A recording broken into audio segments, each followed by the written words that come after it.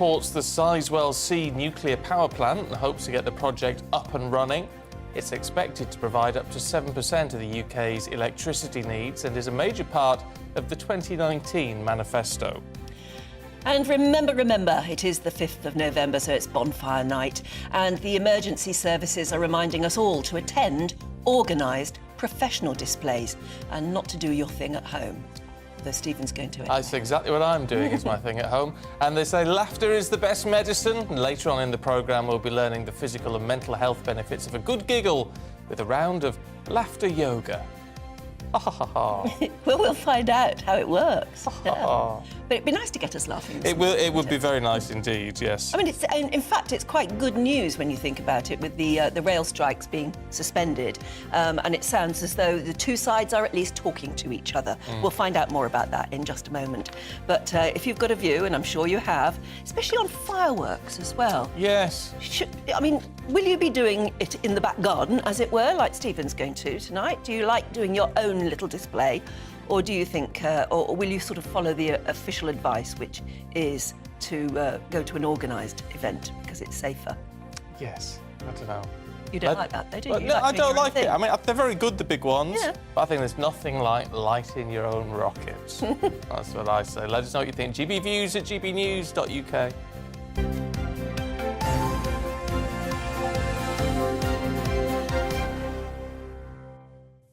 And I know there's a lot of concern over animal welfare. We're going to be talking to the RSPCA a little bit later on.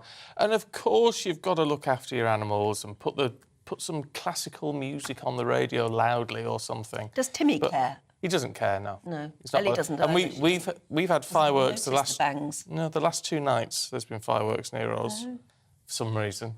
People are rehearsing. Yeah, and he's not bothered about that. Yeah. And I just sort of think, I love animals. And animal welfare is really important to me. However, I love humans as well. Yeah. And I think we're allowed a bit of fun. And you like your rockets. You actually will do rockets. Oh, yeah. They terrify me, lighting those things. Oh, no. So I've got...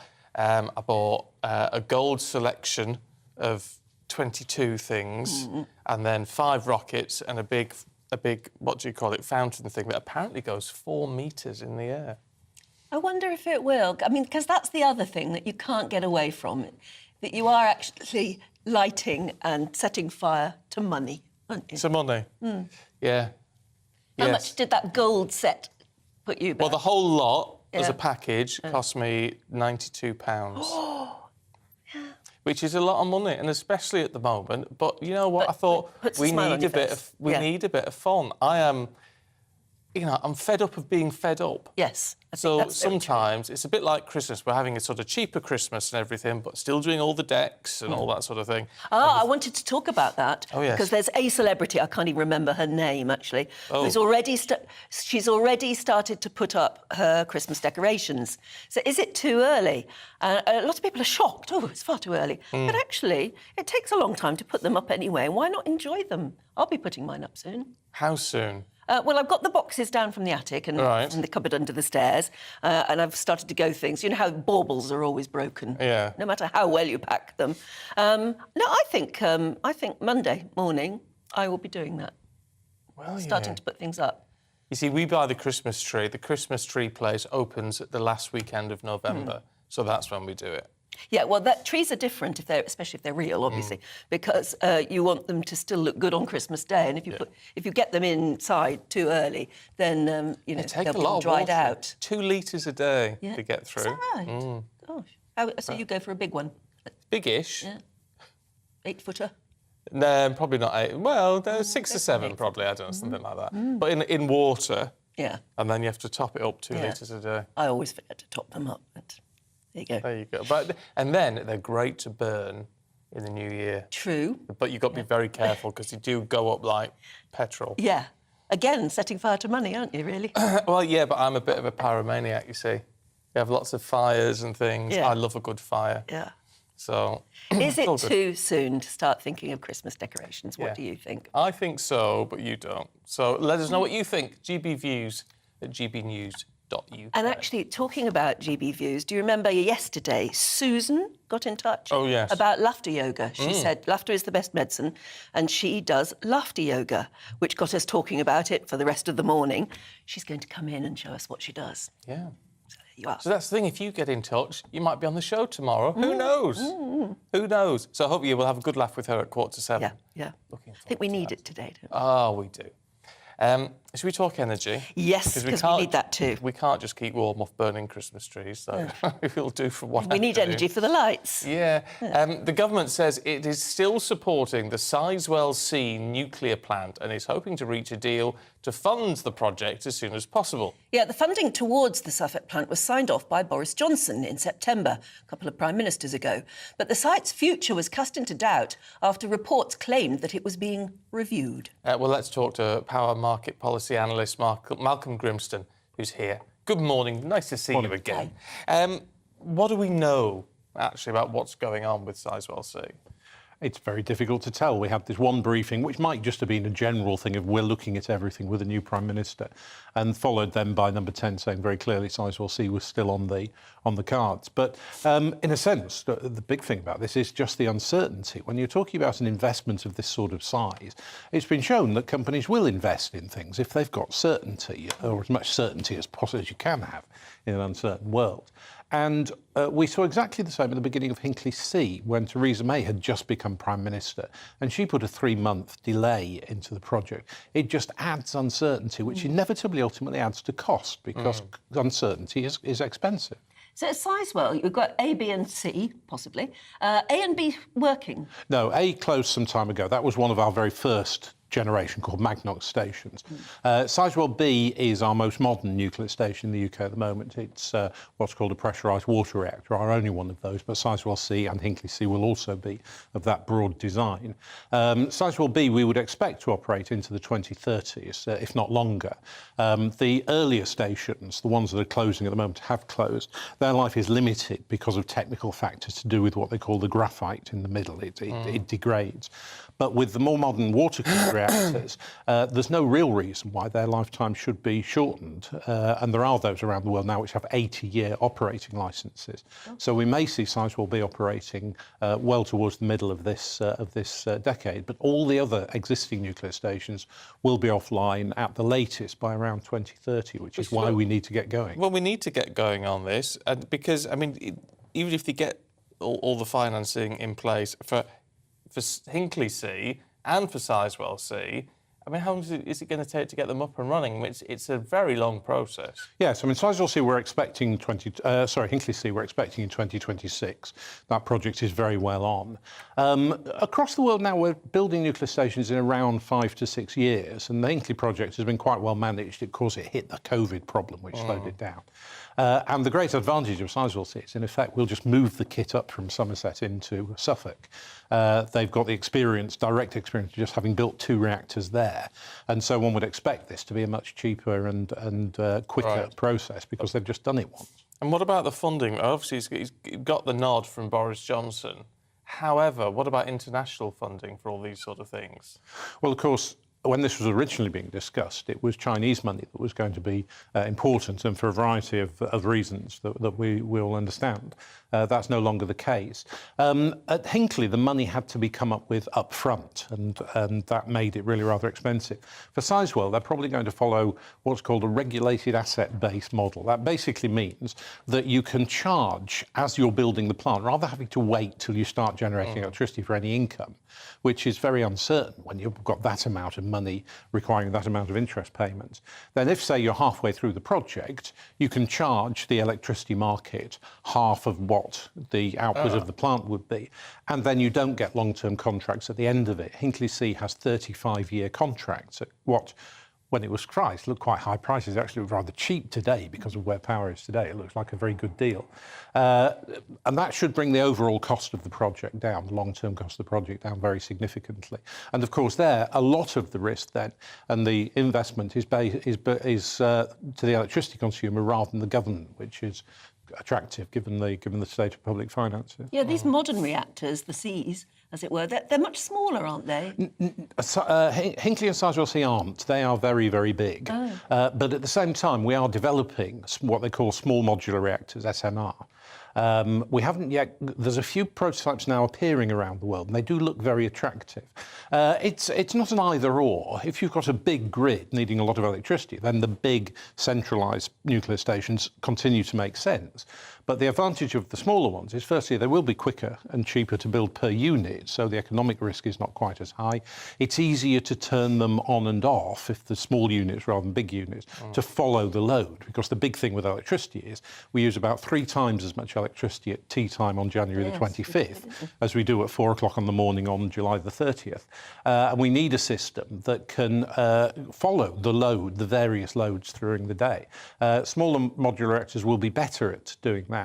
But I think the message coming out of what we've seen recently is that government, I think, probably does need to take a bigger role in planning a rational electricity system with a lot of different sources. If you just leave it to the market, then the market will do what the market thinks is best rather than what's in the long-term interests of the country. Now, sometimes those coincide, but I think energy, we're seeing now, is just so vital to everything we do that I think government does need to have a very central role in making sure that we have the right investment or a range of investments going in that will take us through whatever the future has to offer. OK. Malcolm, good to see you. Thank you very much indeed. See, making sense of something which is very complicated. Absolutely. Why we like you, Malcolm. Honestly, I have to say, I went up to, years ago, because I grew up near Sellafield. And going on a school trip round Sellafield, and when you're sort of walking across the top of the rods and all that sort of thing, is amazing. It's astonishing, isn't it? It's amazing. It's terrifying. You're all wearing your little radiation badges and things. Though if they turn the wrong colour, I don't know what you do. Run. Scary. It's scary, but isn't it interesting as well how the people who were very anti-nuclear, that all seems to have gone very quiet now in the wake of the fact it is clean fuel. Yes, and much safer than they used to be. Or at least we are reassured that way. But also, I think we have become a society that needs energy, and you couldn't feel it more than at the moment, could you? We need energy, and if they can reassure us that it's a safe way to produce energy, then we've got to go for it, haven't we? Yeah. I went round Hinkley Point when I was a reporter, newspaper reporter. So yes, it's an astonishing thing to go around a nuclear power plant. It is quite a thing. If you ever get the chance to do it. I was very anti-nuclear, but it provides jobs and it provides energy. And at the moment, we need both. That's really important, isn't it? Do let us know what you feel about it. Are you somebody who used to hate the idea of nuclear power, but now have come round to it? Get in touch. gbviews@gbnews.uk. Now, rail strikes. Interesting. Haven't we talked about them an awful lot? A series of rail strikes that were due to take place today, as well as 2 days next week, have been called off. The RMT says it will enter a period of intensive negotiations. And that sounds good, doesn't it? However, Network Rail has warned that train services today will be extremely limited anyway because of the very late notice of it all. Well, let's talk to travel expert, our very favourite, Simon Calder, who joins us now. Good to see you, Simon, this morning. Look, with all this, weren't there quite a few contingency plans already in place to provide a pretty good service, certainly on things like the West Coast Main Line? Exactly right, Stephen. Now, first of all, even though, as we heard the news yesterday that, and this came in about 3:30 in the afternoon, way too late for anything much to happen about getting trains reinstated for today. Of course, great joy around the nation that these interminable national rail strikes, which have been making life a misery for rail travellers for the past 5 months or so, are finally appear to be possibly at an end, involving the RMT union as well. Of course, other strikes on other unions are available, and we might be hearing more about those soon. But yes, if you are thinking, great, everything back to normal, it could not be further from the truth. I've had a look, for example, there are no trains today from Aberdeen, no trains from Exeter.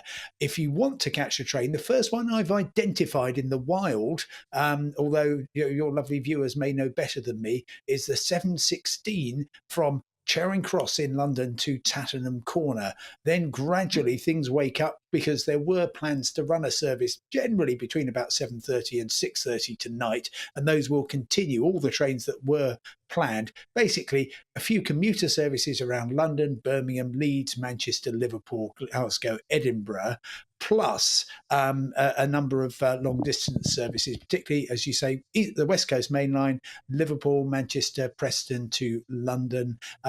Trains every hour on the Great Western Railway from Oxford, from Cardiff and from Bristol to London. And actually, it's a better service for this strike day, which now isn't a strike day, than we've seen before. And I'm just wondering whether actually the number of trains that the rail industry was running kind of slightly alarmed the union, because they realised that their strike wasn't as solid as they would very much like it to be when they vowed to shut down the railways.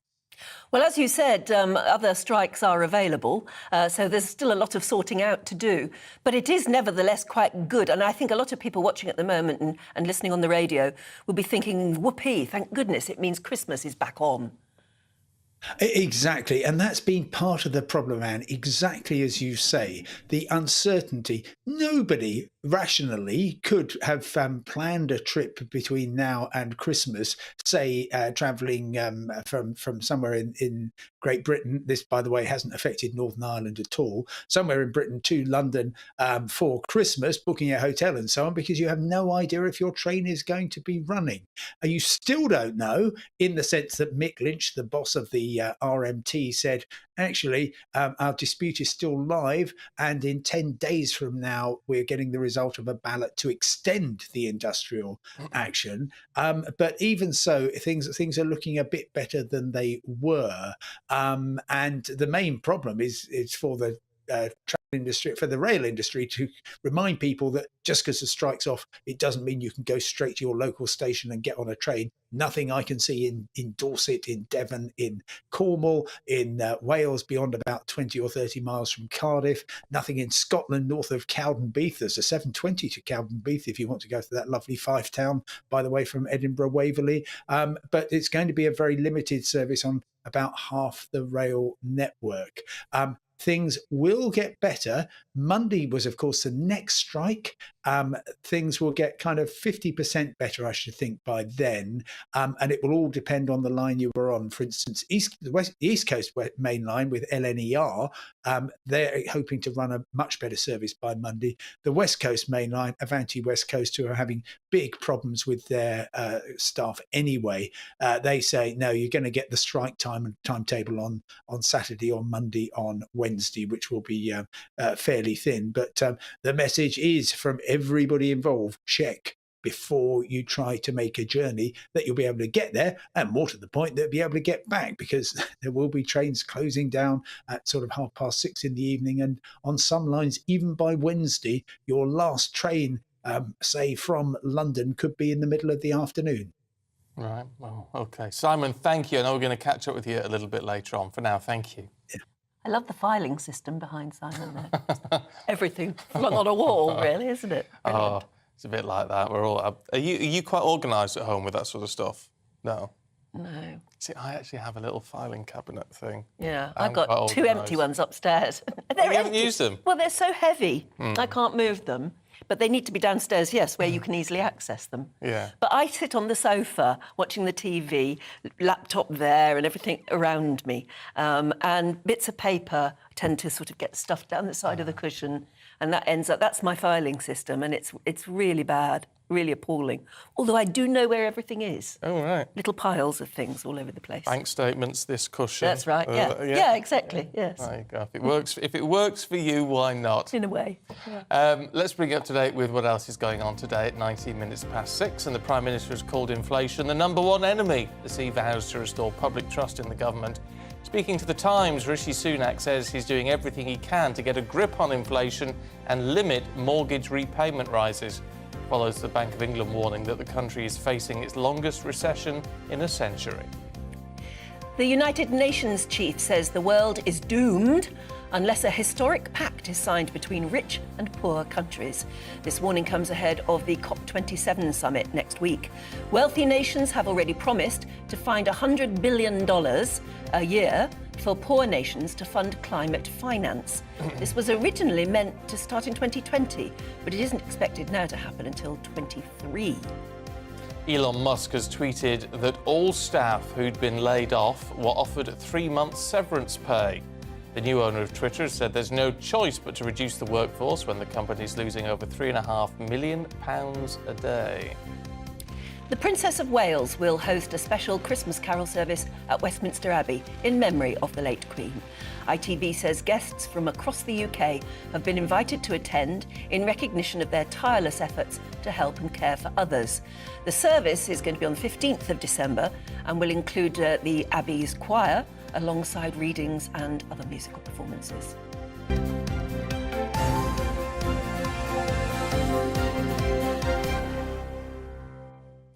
I'm doing a Christmas service. I can't think quite when it is now. Where? At Wellington Barracks. Oh, lovely. Wellington Barracks in December at some point. I'm just looking When at you say you're doing it... Well, I'm doing a reading. Oh, I see. Yeah. I'm doing a reading. I can't see him. Oh, Combat Stress. Here we are, on the 14th. Oh, So it's not going to clash with the Princess of Wales. No. But I quite like those sort of. So you go along and do a reading. Oh, I know, it's great. All that sort of thing. It's quite good, isn't it? Yes. Should get used to it. Tons of those in my time.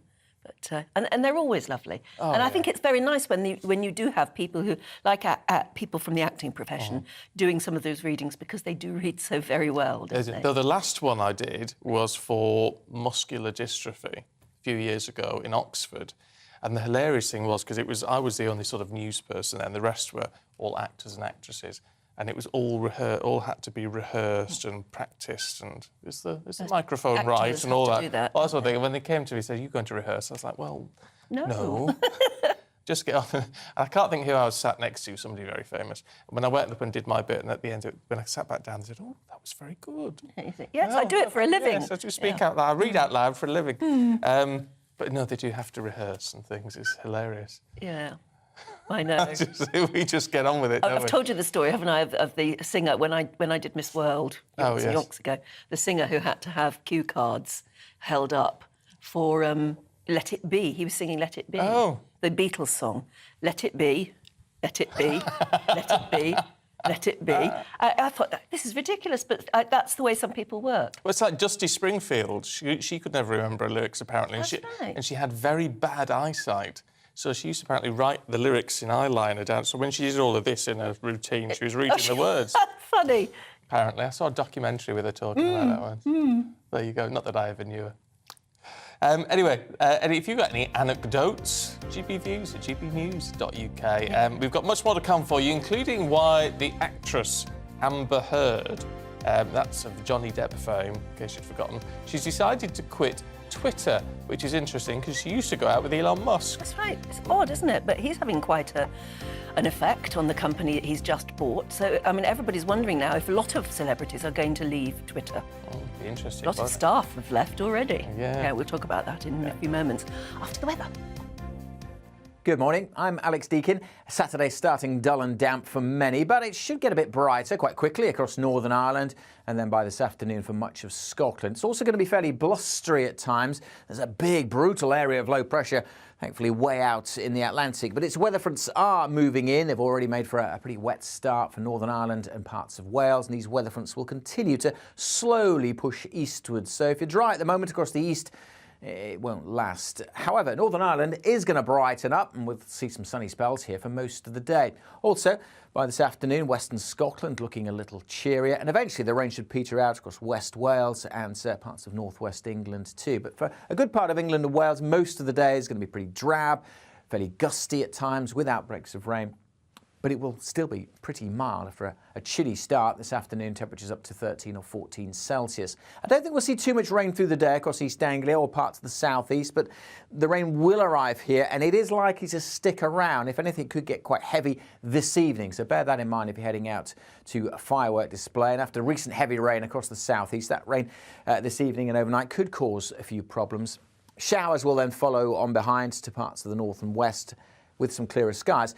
There's always the chance it could turn quite misty with a few fog patches perhaps on Sunday morning. They should clear away and we'll see some brighter spells, but as well as a bit of sunshine, there'll be plenty of showers to come tomorrow. Some quite heavy ones again across the southeast and East Anglia, and then showers developing pretty widely across the Midlands and Wales through the day. Perhaps not too many across parts of northern and eastern Scotland. Turning quite blustery once more, especially across the south. But again, it will be quite mild with temperatures in double figures almost across the board, and in the south once more into the teens. It has been pretty mild recently, and that is likely to continue into next week with further spells of windy weather, but next week should be a little drier.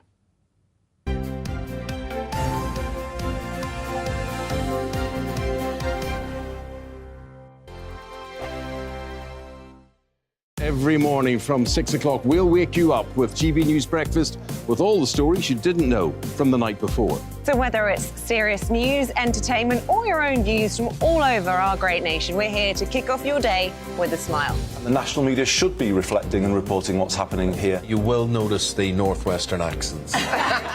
Whether you're with us on TV, radio, or online, every morning, it's breakfast from 6 a.m. Hope you can join us.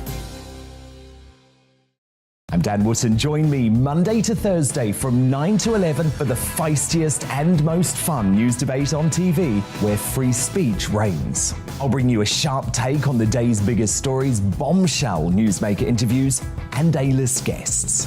And I guarantee you, no spin, no bias, no censorship, and no reason to go to bed. That's Dan Wootton Tonight, Monday to Thursdays from 9 on GB News. Hello, I'm Simon Evans. Join me on GB News for Headliners at 11 p.m, where I'll be joined by two of the country's top comedians as we take a look at tomorrow's newspapers tonight. If it's a big story, we'll be covering it, I guarantee, but we'll also have some fun along the way. That's GB News Headliners at 11 p.m. We won't put you to sleep, unlike some of the other paper review shows out there. So join us, 11 p.m, 7 nights a week.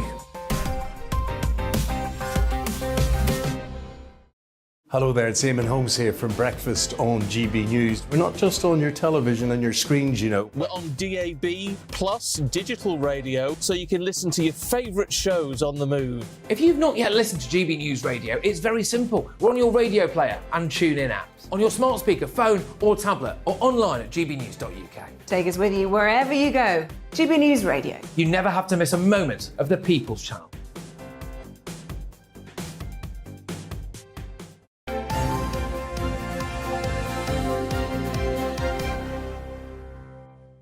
.6:28, morning to you. This is Breakfast with Stephen and Anne. Yes, morning. We're going to be talking about laughter yoga soon, because we were talking about it yesterday. Do you remember Susan, one of our viewers, sort of got in touch and said she was into laughter yoga, which got us talking about it. And now we're going to find out what is, because it sounds as though it's something you should do in the morning to get yourself going. Fun. Anyway, she's coming in. Yes, which is brilliant. So email us one day, you're in the studio the next. How easy is that? Very. I can't. Not that that's a guarantee, by the way. No, true. It's not big enough for all of you. Now, Elon Musk's Twitter takeover has been controversial. Staff layoffs to charging people if you want a blue tick. Now it appears his ex, the actress Amber Heard, has decided to quit the social media site, and she's not the first one to go. Yeah, let's find out what's going on here with Stephanie Tetchy. And a very good morning to you. Good morning, Stephen and Anne. Well, definitely, Elon Musk is definitely ruffling a few Twitter feathers with his $44 billion takeover of the social media network site. He has all these ambitions, these grand ambitions to make it one big happy family where he's actually going to be limiting free speech. If it's too extreme, if you're too extreme left, too extreme right, he says there will be consequences, which is not what Twitter has been made for. Twitter's been where you could just rail off your trail of thoughts without no consequences whatsoever. But he was complaining that people who were expressing views that were too far to the right, Twitter was blocking. Yeah. So... Well, he says that, but I don't think Twitter has actually been doing that because there's been research which has come out that even since his takeover, there's actually been more increase of abuse since his takeover. So I don't think he's actually helping the situation whatsoever. But also with celebrities, social media is always a part of their branding and a place where they can communicate with their fans. And Amber and Elon did go out after she split up with Johnny Depp, but it seems like she's not too happy with Elon being at the helm of Twitter, and she's deleted her profile. She had up to like 5.3 million followers. Why? Well, I wonder why. I mean, what did she...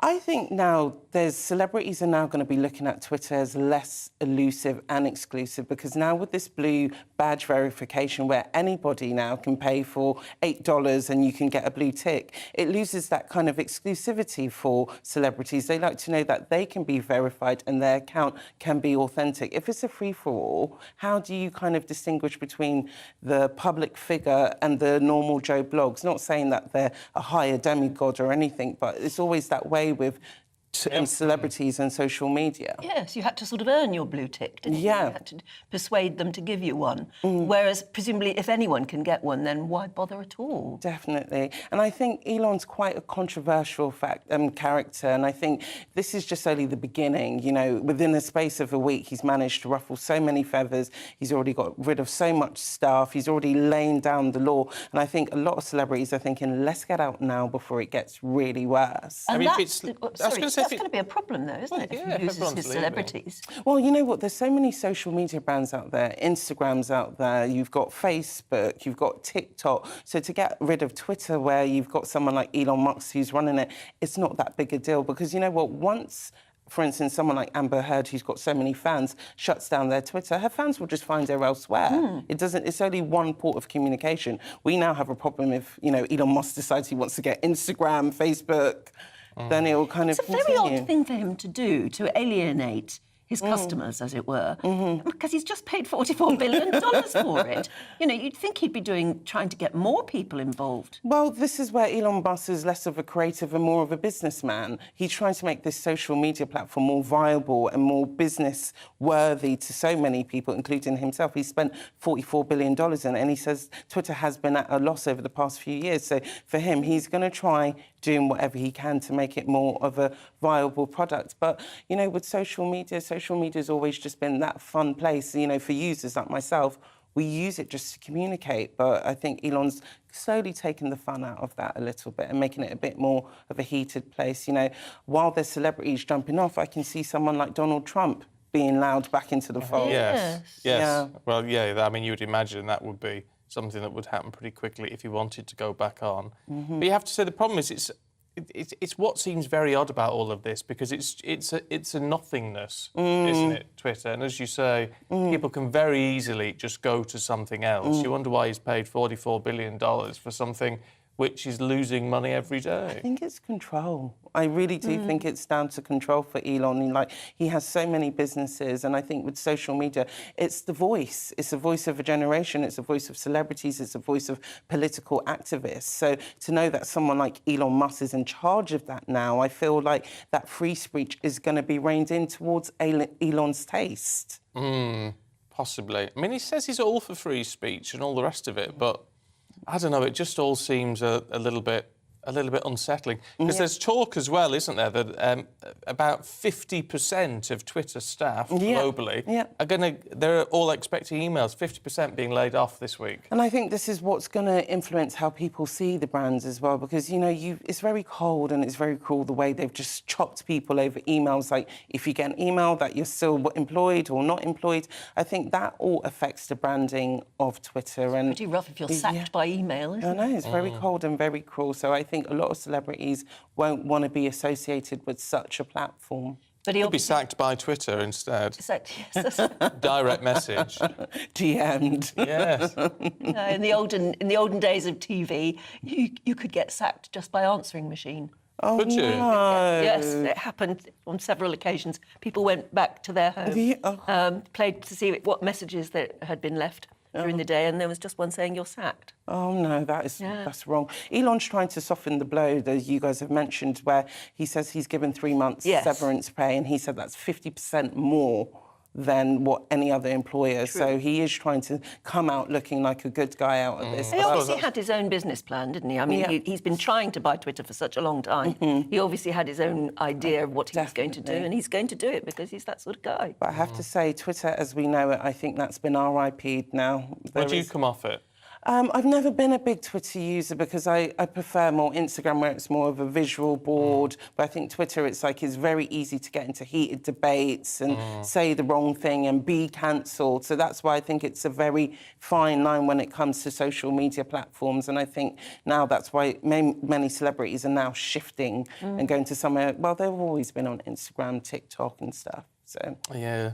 Oh well, we shall see. I came off it for a while. Yeah. And I'd quite happily come off it permanently. Why? Apart from the only thing of it is that, you know, when I get to talk to very nice people. Yeah. But you also get a lot of very unpleasant people. Yes, I mean, I came off it for that reason. Yeah, it is a community. And it was just one thing. It's because I said on it that how proud and pleased I was to have the vaccination, COVID vaccine. And I got such a horrible lot of trolling from America. Mostly. Yeah, so, I mean, it was organised. They obviously had targeted the word vaccine or something. And I got such hateful stuff about the fact that I was proud and pleased to have had the vaccine. I just hate when people are getting penalised on such social media sites. It's like we are all free to have freedom of thought, and social media is just one of those places where we can express that. And the good thing about Twitter is you don't have to put fancy curated pictures like on Instagram. You could just put it off and post a tweet, but the backlash is unhealthy. So we have to see whether Elon will get rid of this toxic culture that is involved with Twitter. It really is, isn't it? It's very well known for that toxicity. Yeah. Would you come off Twitter? GBviews at gbnews.uk. If you're a big Twitter user, would you just quite happily ditch it and either go to something else or just not do social media at all? That's what I decided to do. I know you love your Instagram, but I don't like social media. How do you feel without social media? Do you feel like you're in your own bubble? Yes, and I like being in my own bubble. But I just think the Twitter sphere isn't a real bubble, and it's not real. It's not a real world. And people are and what really upsets me is the people who get their news from social media platforms like Twitter. They're only getting the sort of news they want to hear. It's very curated. Yes, exactly, and that's not healthy. You should be watching GB News for your views. And it's not good for communication as well. I think most people are now communicating through tweets, pictures, where we've lost that art of face-to-face communication. And I hate to think of this dystopian of a future we've got that awaits us. Dystopian futures. I've been watching The Handmaid's Tale. Oh, have you? Is that a dystopian Talk about future? depressing. Totally dystopian society. That America has become. It was a best-selling book. I mean, it's an unbelievably well-made series. Elizabeth Moss stars in it. So she's certainly really, really good. But basically, it's America goes so far to the right that they end up being this sort of Christian fundamentalist state. And it's terrifying. Right. Well, there you go. Don't watch it if you feel depressed, though. As I'm saying, it's just... No, I don't fancy that then. We'll catch up with you a little bit See later you on, aren't we? later, guys. All right, thanks, Stephanie. Much more to come, of course, your views included. But stay tuned, because in a couple of moments, Christopher Biggins will be here and Claire Muldoon. They'll be looking through papers.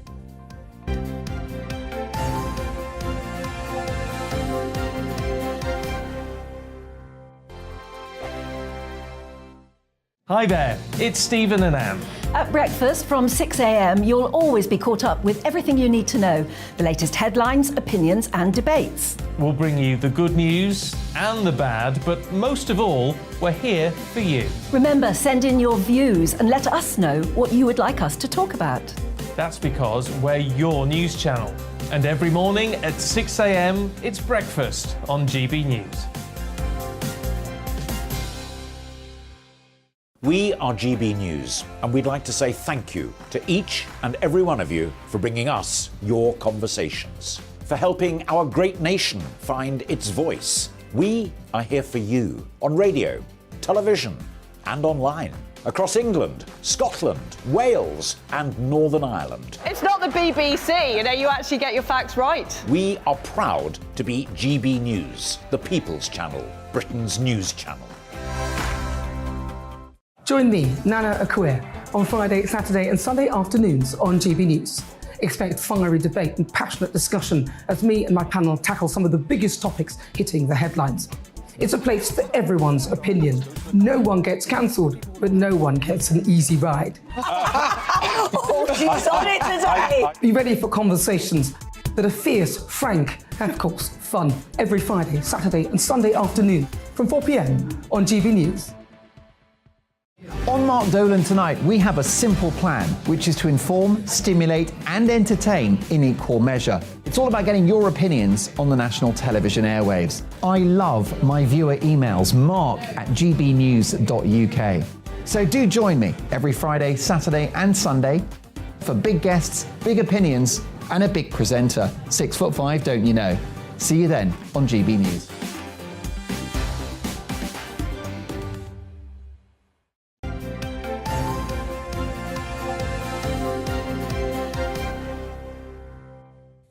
.640, welcome back. You're watching and listening to Breakfast with Stephen and Anne. Oh, Stephen, says Muriel. Oh. Oh, Stephen, how you have disappointed me this morning. I always get this, regarding Muriel. fireworks. You're very lucky your cat isn't affected by them. I'm sure if you saw my poor doggy, you would change your mind. Even with sedatives, her heart is beating out of her chest every year. I dread her having a heart attack. I know it is awful if you've got pets that are that nervous, but I also think I don't see why the rest of us should be penalised. I mean, I get a lot of messages like that, Muriel. I get it, but also, I like fire. Why can't I have something that I like rather than just thinking my cat is spoilt rotten?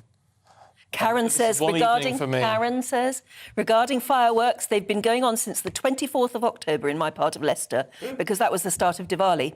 I have a rescue collie and she is terrified. Tonight I'll have to give her vet-prescribed diazepam and make her a bed under the stairs in the dark. Please give a thought to animals such as mine. It's awful to see her trembling. Yeah. Well, yes, it is, but what do you... But Stephen loves his fireworks. Yeah. He's not the only one. I do too. Yeah. You like your fireworks? I do. We're allowed a bit of fun, Yeah, I aren't we? do as well, I'm afraid. They're beautiful. Have you got a bonfire in your garden? Oh, they're going to have a bonfire. Yeah. Oh, you've In got a your big garden? fire pit, Oh, yeah, we're haven't going to... you? Well, it's a big... Yeah. It's a fire pit. Hot dogs? Oh, well, we're doing burgers. All right. Burgers. Yeah. Burgers and buns and What time do you want us round? Well, you come out about 6 o'clock. Only if you bring the fireworks. Oh, no, I've got them in already. Don't you worry. As you can see, Claire Muldoon and Biggins are here to take us through the papers. Let's just run you through the front pages first and foremost. So, the Times looking at the PM's budget. As he says, the state can't fix all your problems.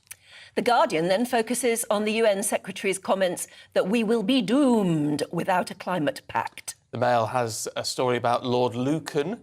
As 3 Cluedo cards were left in the car he abandoned. Extraordinary, that one.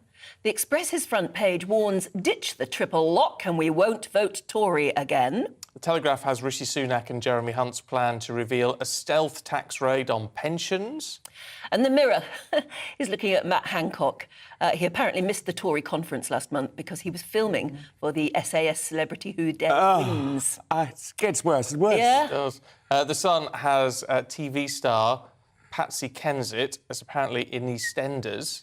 She was the one, when she was a child, she was in Coronation Street. Is that Was she? I think it was. I think she was. Yeah. You're right. Yeah. And we were talking about the fact that you remember the first time you saw me was in pantomime in Richmond with her. Oh. And Simon Callow. Oh, my goodness. Wonderful pantomime, yeah. Stella. Playing Wow. his first villain. Oh. And he was great. Abanazar, he was great. Yeah. Marvellous, wonderful actor. Wow. Oh, I love Simon Callow. You're not doing any panto this year, are you? I am. I'm going to Darlington. Good. Oh. Who are you this year? Mrs. Smee in Peter Pan, and it's the first place, Darlington was the first place that I created my pantomime dame 45 years ago. Wow. So I'm going back, and I'm really excited because the theatre's changed. It's fantastic looking. Not that it wasn't then, but it's a great city. So when would you advise us then to come? When can you get us tickets? Oh, anytime. Well, they're very difficult to get, but I'll put you somewhere. Fabulous.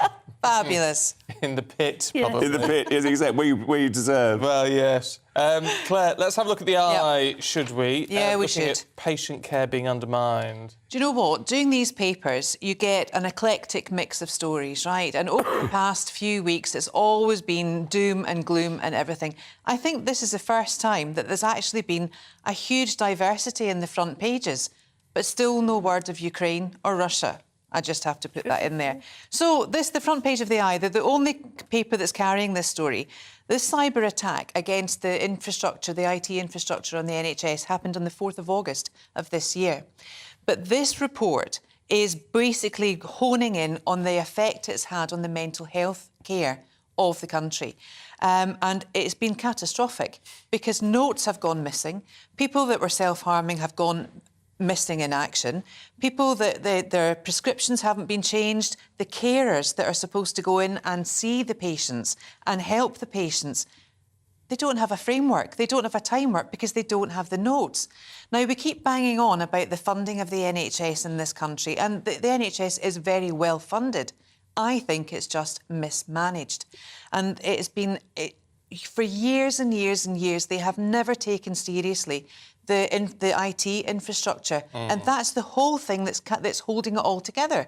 You've got your GP as primary carer. That should be the skeleton of the notes that's then sent with referral to a hospital. And we don't have many tertiary care providers now in the health service. But even then, the notes should be held, you know, in very, very deepest security cyber networks. But they're not. Wow. And it's appalling. Absolutely appalling. And we've got the death of lockdown, we've got the backlog of lockdown for cancer patients particularly, and now this. It's just awful. Where is it going to end? And I'm fed up with politicians like Rishi Sunak saying the state can't fix all your problems. Try starting to fix some of them for a change. Well, we've got a former health secretary who's out in the jungle. Oh, Anne. And didn't go to the Tory party conference. Because he was filming Celebrity SAS. Do you think he's got a bit of an ego? Do you think? I'm not he's a sure. narcissist. I think it could be. It's a bit odd, isn't it? I mean, you've done jungle and all that. Yeah. I'm the king. Jungle. Did you win? Oh, I'm the king. Did you? Oh, there you go. Royalty in this morning. He's actually got his loincloth on underneath the desk. I mean, what would you do? I mean, would you have liked to have been in with a politician or someone like Matt Hancock? Well, I mean, I think that the interesting thing is going to be that the biggest thing about the jungle is the boredom. It is so boring because you only see 1 hour of our 24 hours in there. I think, looking at the list of people who are in there already, they'll all hate him. They'll absolutely have a go at him.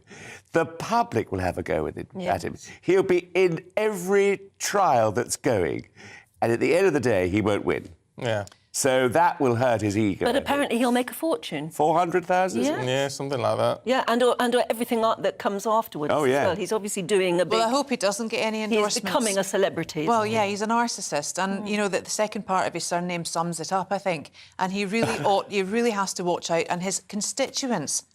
He's getting paid £84,000 as an MP. Exactly. He's completely abdicated his responsibility. His elected responsibility, he has completely abdicated in that. Yeah. Well, lots of MPs do these sort of things. So and you would think he wouldn't want any more issues with secret cameras, would you, after what happened before? And there are all those girls in there. Perhaps he'll have an affair, you see. That's the other thing. Well... I'm sure he's learned his lesson. I'm sure he's learned his lesson on that one. Oh, I don't think... Oh, I don't think so, no. Well, anyway, to the Telegraph, Christopher, looking at the rail strikes. Yeah, I know. In fact, we're going down for a firework party down in Kent, and the trains were cancelled and everything, so we've now hired a car to go down. And we're going to stay with some friends, it'll be very nice. But, of course... It's interesting, the rail unions call off this strike, but with the speculation, the staff could actually double their digit pay rises. Yeah. I mean, it's unbelievable. Yeah, they've been offered 4% now, haven't they? They want 10, don't they? Then a further 2% in the new year. Yeah. Clearly, they are talking business-wise, aren't they? I mean, it's big business now. For them to call off the strike has to be good news for us, though, doesn't it? It has to be good news, and also businesses. I mean, it's very good. And I love the train, I have to say. I really enjoy it. Now we've got these lovely cards, because one's older. You go for a third of the normal price, first class. Now? Yeah. That's good. So it's very good, and it's very efficient. They're lovely, mostly. And certain trains serve you food if you're going first class. It's the fact that you can look out the window and see the countryside. Oh, I've just come back from Edinburgh, and the Edinburgh going up there is just all the sea and it's just beautiful, beautiful. I love it. When they run, there you go. Well, exactly. When they work, they work. We've got to leave it there this time because we're going to have a giggle after we've got rid of you. Yeah. With our laughter yoga. She's very nice. I met her outside. She was lost. Oh. She wasn't laughing at that particular point, but she's such a nice lady. But we fancy a bit of a laugh. Yeah. To get us We need it today. Sort of get us up and going today. But we'll catch with you a little bit later. We'll tell you all about it. Oh, good. Look, it is 6:49. Let's just bring you a couple of headlines today. The Prime Minister's called inflation the number one enemy as he vows to restore public trust in the government. He's been talking to The Times. He says he's doing everything he can to get a grip on inflation and limit mortgage repayment rises. Follows that Bank of England warning that we could be facing our longest recession in a century. Football fans who are convicted of taking or selling Class A drugs at matches could be banned from future games for up to 10 years. The UK's football policing chief says drugs are seen as one of the main drivers of increased disorder. Home Office data shows 2,198 football-related arrests were made last season. That's the highest figure since 2013. The UN chief, Antonio Guterres, says the world is doomed unless a historic pact is signed between rich and poor countries. The warning comes ahead of the COP27 summit next week. Wealthy nations have already promised to find $100 billion a year for poor nations to fund climate finance. It was meant to start in 2020. Won't happen now until at least 2023. And as we were just discussing, a major cyber attack that targeted the NHS is continuing to affect tens of thousands of patients' records. It targeted the system used to refer patients for care, including out-of-hours appointments and emergency prescriptions. The newspaper reports that 3 months since the incident, documents are still missing and medication doses are at risk of being missed.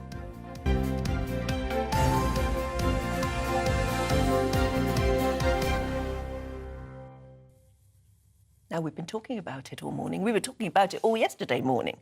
Nothing beats a good giggle. It's very, very good for you, and research shows there are physical and mental health benefits. Now, if you saw us yesterday, you might remember that a GB viewer and listener emailed in response to the chronic pain news story about how laughter yoga is the best tonic. What's laughter yoga, we asked? Well, let's turn now to the same GB viewer, Susan Garcia, who's with us to hopefully get us laughing. Morning. Well, I'll try. It's very early in the morning, but I will try. Yes. Must be a bit weird to email in one day and then be here the next. Very weird. I email quite a lot, actually, and right. you responded. So yes. There you go. So we were just intrigued as to what laughter yoga can possibly be. It's a feel-good factor. Makes you feel good. It releases the endorphins, which is... Yeah, but how do you mix laughing with yoga? What do you do? Breathing. It's Is the that just breathing. breathing? It's the breathing exercises. Don't think I get on the floor on a yoga mat and do laugh. Oh, right. Well, that would make me laugh. You can do. There are some techniques that do that, but I'm afraid I'm a little bit too old to start getting people down on the floor. So go on. Show us what you do. OK, so you breathe. It's very hard to do it like in this environment, but I'll do my best. Okay. And I hope you laugh with me. Yes, yeah, no, Not at me, with me. Yeah. And it's about breathing in for 8, then you breathe out. And you breathe in. And you do it over a count of 8, do you, basically? Yeah. 4, 5, 6, 7, 8. And you breathe out. And what you're doing, you're breathing in all positive thoughts and you breathe out all negativity. But that's too simple. In laughter yoga, what we do, we breathe in for 8 and we breathe out, we go and you're breathing out all negativity. All right. So in with the rail strikes are over, out with Rishi Sunak says he can't solve our problems. But you're not usually sitting down. You're normally standing up to do it. in a group, and we do it. And the more people you have, the more energy you produce in the room. I normally find that people are very, very withdrawn when they come in, very reserved, because they have got a clue what they're coming into. And just with a few laughter exercises, but it's all with the ha, because ha is the hearty laugh. Yeah. Ha. But at what point does it stop becoming forced and become more natural? Do you actually start laughing? Yeah, because it becomes contagious. Laughter is contagious. When you watch it on the television, we're here now. And you see somebody telling a joke, even seeing Biggins, he used to make me laugh when I was younger. And he still does. But not anymore. No, he still does. Still does bring a smile to my face. But you laugh because there's a comedian and they're telling you jokes and it's normal laughter. What I do is false laughter. It's making you laugh when you may not feel like it. You may feel very, very low. Everybody has a story. Everybody has a journey that they take in life, which is not sometimes good, sometimes bad. So what I try and do is raise your feelings, give you your energy back. And with the different exercises that I do, they're just simple, silly exercises. They really are. They're daft. But they mean a lot to the people that come to my group. And do you find that people's mood changes completely? Totally. Yeah. The energy in the room is completely different when I start a group for when I go out. You know, they say to me, I'm so pleased I came. I didn't want to come. But it's great. And there's another one. There's a ho-ho, which is for the diaphragm. Oh, God. Which is so. Normally, what I would do, I would stand up, and it's like a kind of dance because you go, ha ha ha, ho ho ho, ha ha ha, ho ho ho, ha ha ha, ho ho ho. Are you doing this at home? Yes, you must do it at home. If you're driving the car. Ha ha ha, ho ho ho, ha ha ha, ho ho ho. We're out of time, so we're going to keep practicing. Susan, thank you so much. It's really good to see you. Brilliant. It's a pleasure. It's lovely to see your smiling face. Your jumper. Well, I'm called Mrs. Orange. That's what they call me. Brilliant. So there you go. You practice that at home. We're going to keep doing it now, and we're back in a couple of minutes. Good morning, I'm Alex Deakin. Saturday starting dull and damp for many, but it should get a bit brighter quite quickly across Northern Ireland and then by this afternoon for much of Scotland. It's also going to be fairly blustery at times. There's a big, brutal area of low pressure, thankfully way out in the Atlantic. But its weather fronts are moving in. They've already made for a pretty wet start for Northern Ireland and parts of Wales, and these weather fronts will continue to slowly push eastwards. So if you're dry at the moment across the east, it won't last. However, Northern Ireland is going to brighten up and we'll see some sunny spells here for most of the day. Also, by this afternoon, Western Scotland looking a little cheerier, and eventually the rain should peter out across West Wales and parts of northwest England too. But for a good part of England and Wales, most of the day is going to be pretty drab, fairly gusty at times with outbreaks of rain. But it will still be pretty mild after a chilly start this afternoon, temperatures up to 13 or 14 Celsius. I don't think we'll see too much rain through the day across East Anglia or parts of the southeast, but the rain will arrive here and it is likely to stick around. If anything, it could get quite heavy this evening, so bear that in mind if you're heading out to a firework display. And after recent heavy rain across the southeast, that rain this evening and overnight could cause a few problems. Showers will then follow on behind to parts of the north and west with some clearer skies. There's always the chance it could turn quite misty with a few fog patches perhaps on Sunday morning. They should clear away and we'll see some brighter spells, but as well as a bit of sunshine, there'll be plenty of showers to come tomorrow. Some quite heavy ones again across the southeast and East Anglia, and then showers developing pretty widely across the Midlands and Wales through the day. Perhaps not too many across parts of northern and eastern Scotland. Turning quite blustery once more, especially across the south. But again, it will be quite mild with temperatures in double figures almost across the board, and in the south once more into the teens. It has been pretty mild recently, and that is likely to continue into next week with further spells of windy weather, but next week should be a little drier.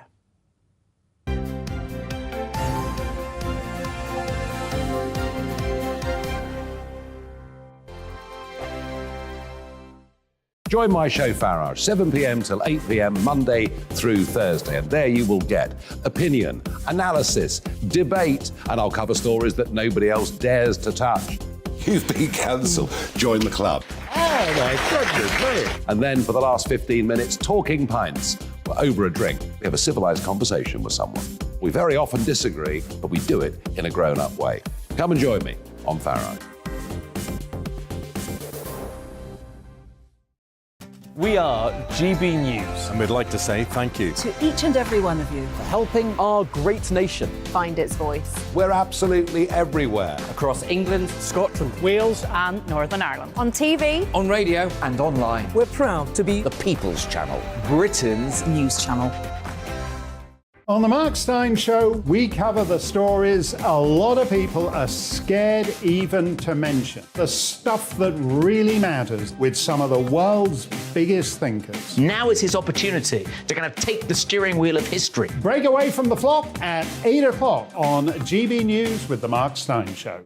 Every Saturday at 2 o'clock, join me, Darren Grimes, for Real Britain. I'm not afraid to give you a platform and say it how it is. Come on, make the case. Something like this is very, very important to people. And we're always up for a laugh on this show. God, honestly, you'd think there were no problems in the world. Real Britain, every Saturday on GB News. Hello, I'm Michelle Dewberry and you can join me every weekday 6 till 7 on Jubes and Kerr. Me and my panel will get stuck right into the day's events and I can tell you, in fact, I can warn you, expect some robust debate, some strong opinions and perspectives from both sides of the fence. It's about you at home as well. I love to read out all of your comments, or at least as many as I can. So join me, Michelle Dewberry, Monday to Friday, 6 till 7 on Jubes and Kerr.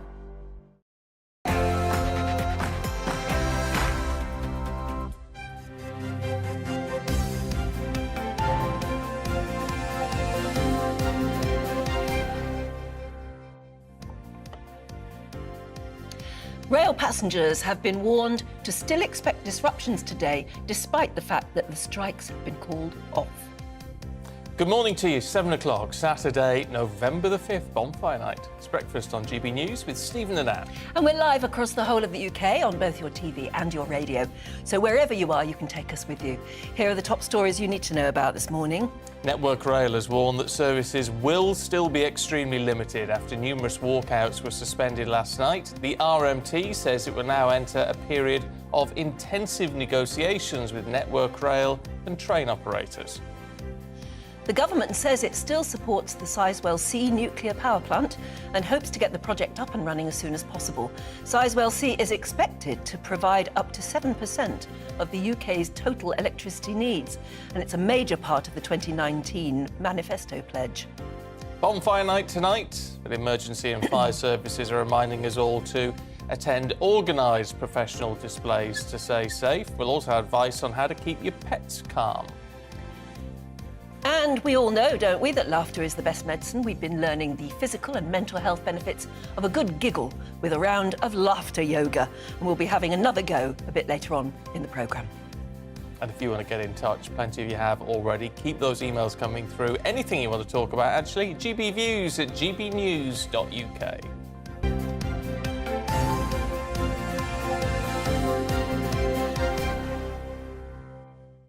Yeah, perhaps get in touch and tell us what you're doing to celebrate Bonfire Night tonight. Will you be doing your own little display in your garden, or will you go to a great big organised affair?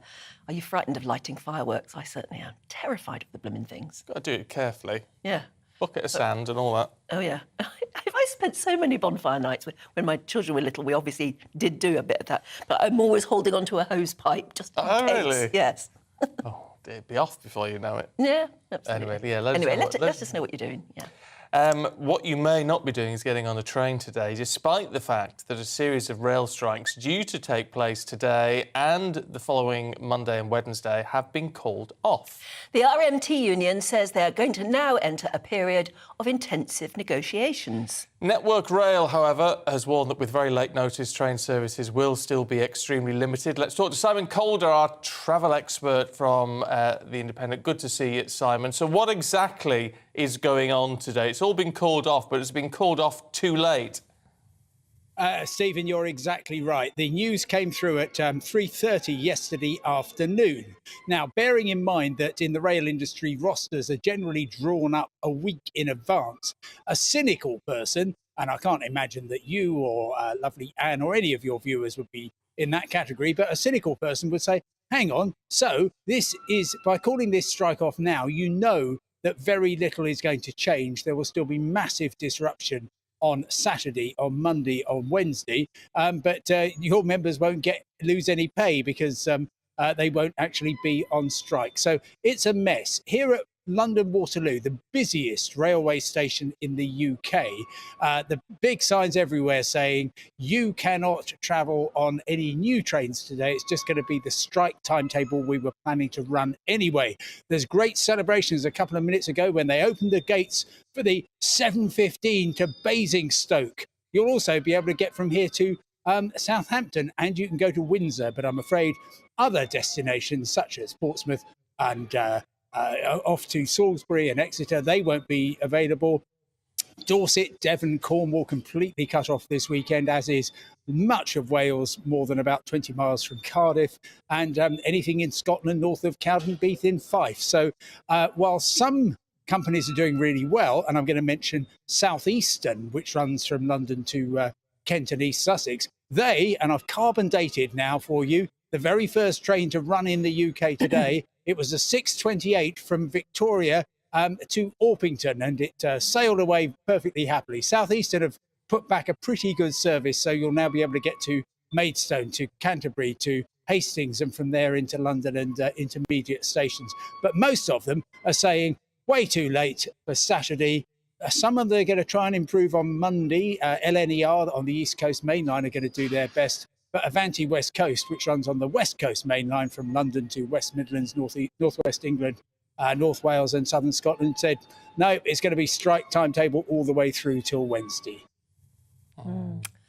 Simon, thanks very much indeed. That's Simon Calder there at Waterloo Station, which should be the busiest in the UK, but doesn't look very busy today. Yeah. And earlier he was saying that the best advice he could possibly give you is if you do want to go anywhere by train, check that you can get back, because in most places it will be the strike service rather, even though nobody's on strike at the moment. I mean, that's frustrating, isn't it? It's sort of breathe a sigh of relief that the strikes have been called off, and yet it's not going to make any difference till at least Thursday. Pretty much. It's odd as well, isn't it, the RMT union saying they're now entering a period of intensive negotiation.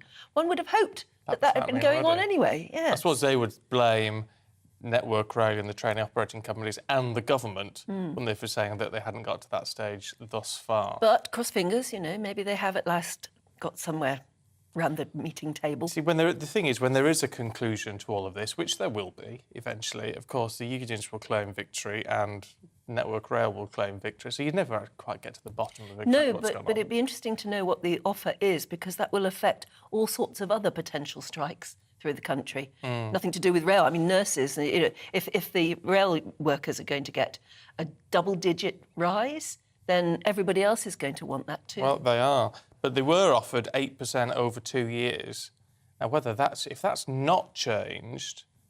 What has? Something's changed. Yeah, it's going to be interesting, isn't it?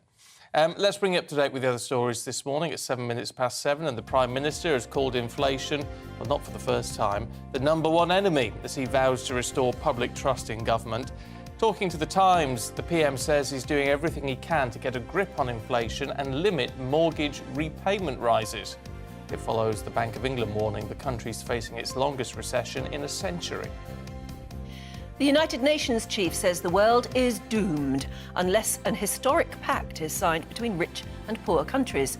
This warning comes ahead, of course, of the COP27 summit, which is next week in Egypt.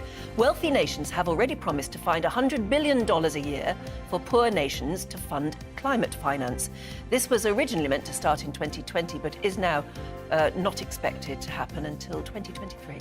Elon Musk has tweeted that all staff who've been laid off so far, and we're expecting actually a whole load more to be laid off by Monday, have been offered 3 months severance pay. He said there's no choice but to reduce the workforce when the company's losing £3.5 million a day. Wow.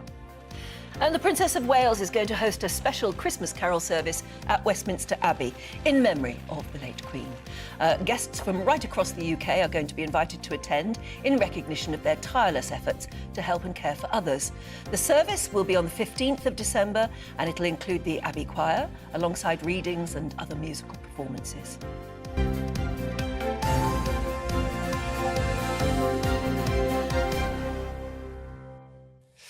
Now, to a community who celebrate Bonfire Night in their own special way. It's the small town of Edenbridge in Kent. They've had a long tradition of burning effigies of public figures. Sounds a bit grim, doesn't it? It does feel a bit grim, because this year's 11-metre-high figure will probably come to no surprise for many, as our national reporter Theo Chikomba has been finding out. Just look at this.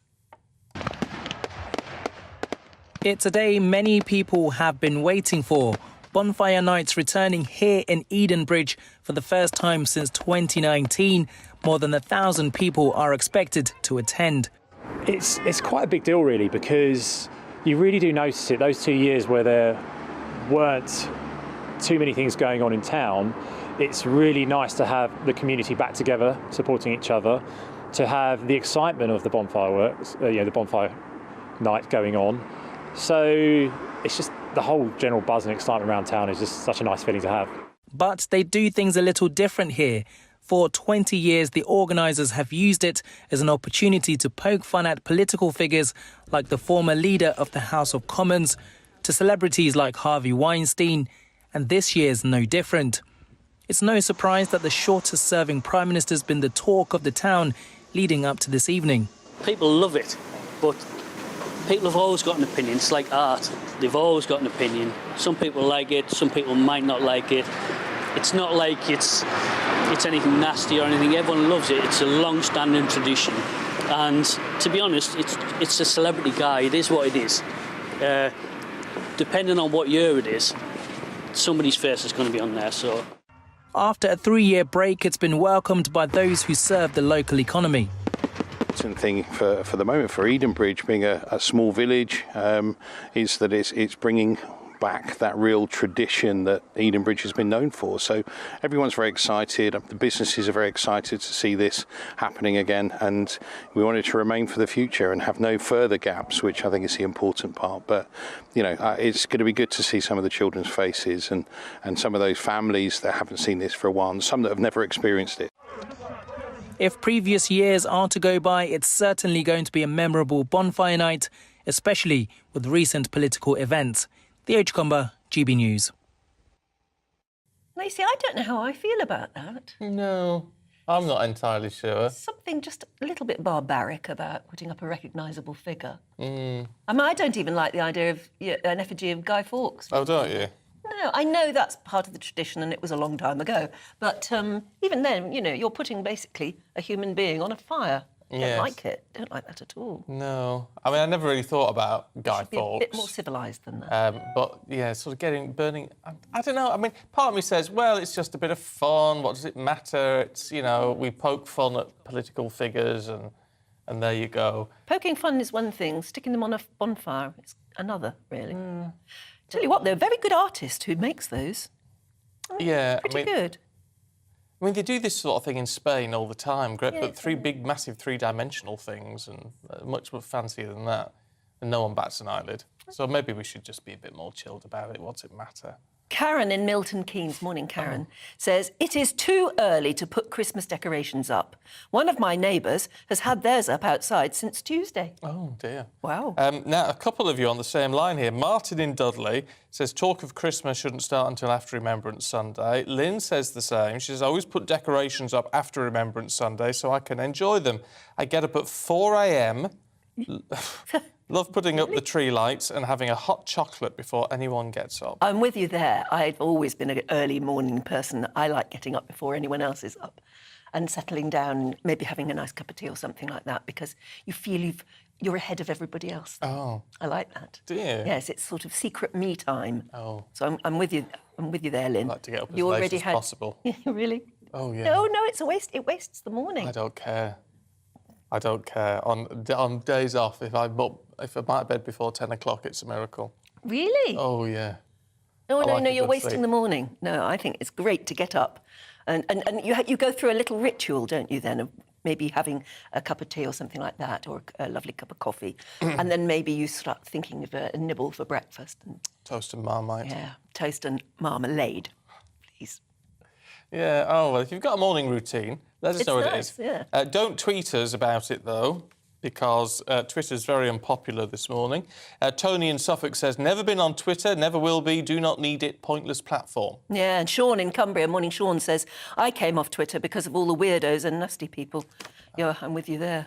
There is a lot of... I tell you what irritates me, and you find it working here, is that you get a lot of nasty tweets from people who claim to be, the soft liberal, we love everyone.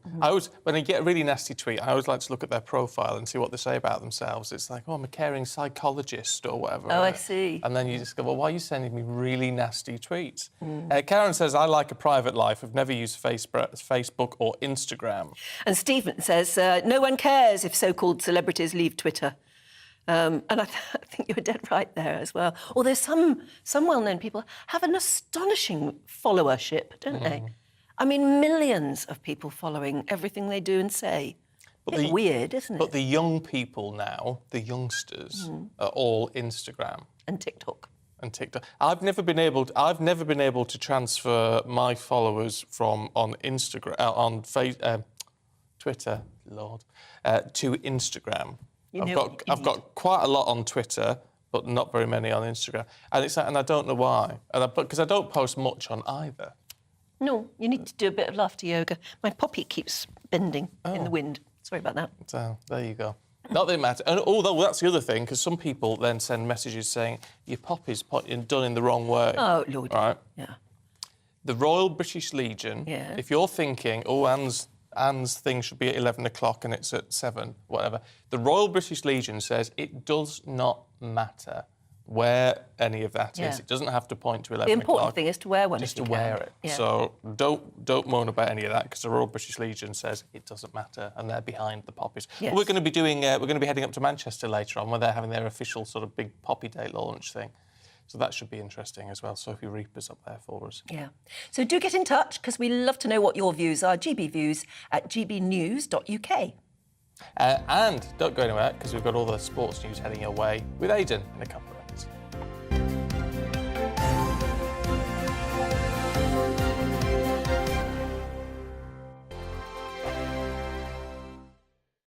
We are GB News. And we'd like to say thank you to each and every one of you for helping our great nation find its voice. We're absolutely everywhere. Across England, Scotland, Wales and Northern Ireland. On TV, on radio and online. We're proud to be The People's Channel. Britain's news channel.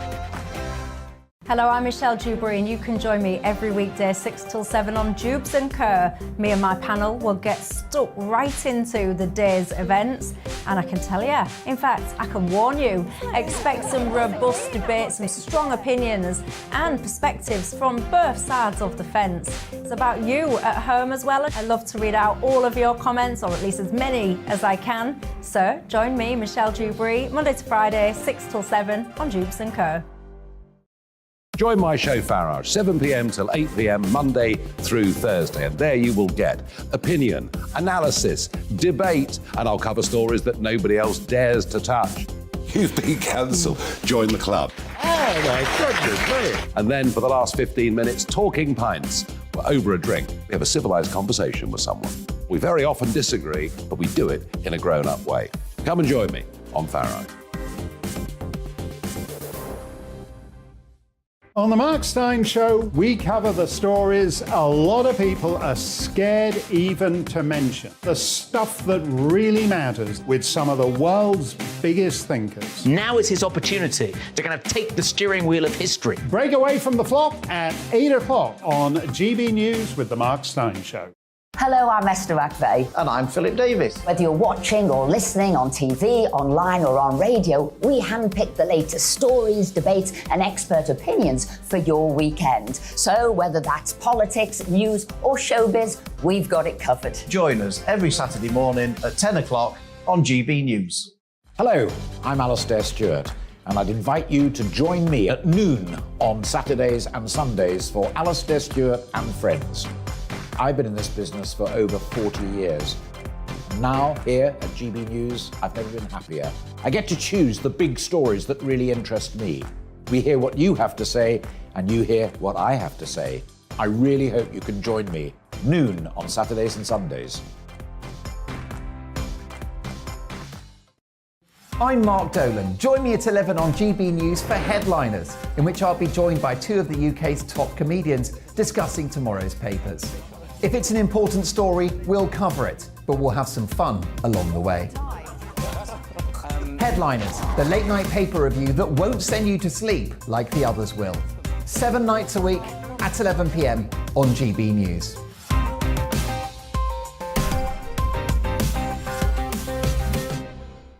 Hi there, it's Stephen and Anne. At breakfast from 6 a.m, you'll always be caught up with everything you need to know, the latest headlines, opinions and debates. We'll bring you the good news and the bad, but most of all, we're here for you. Remember, send in your views and let us know what you would like us to talk about. That's because we're your news channel. And every morning at 6 a.m, it's breakfast on GB News.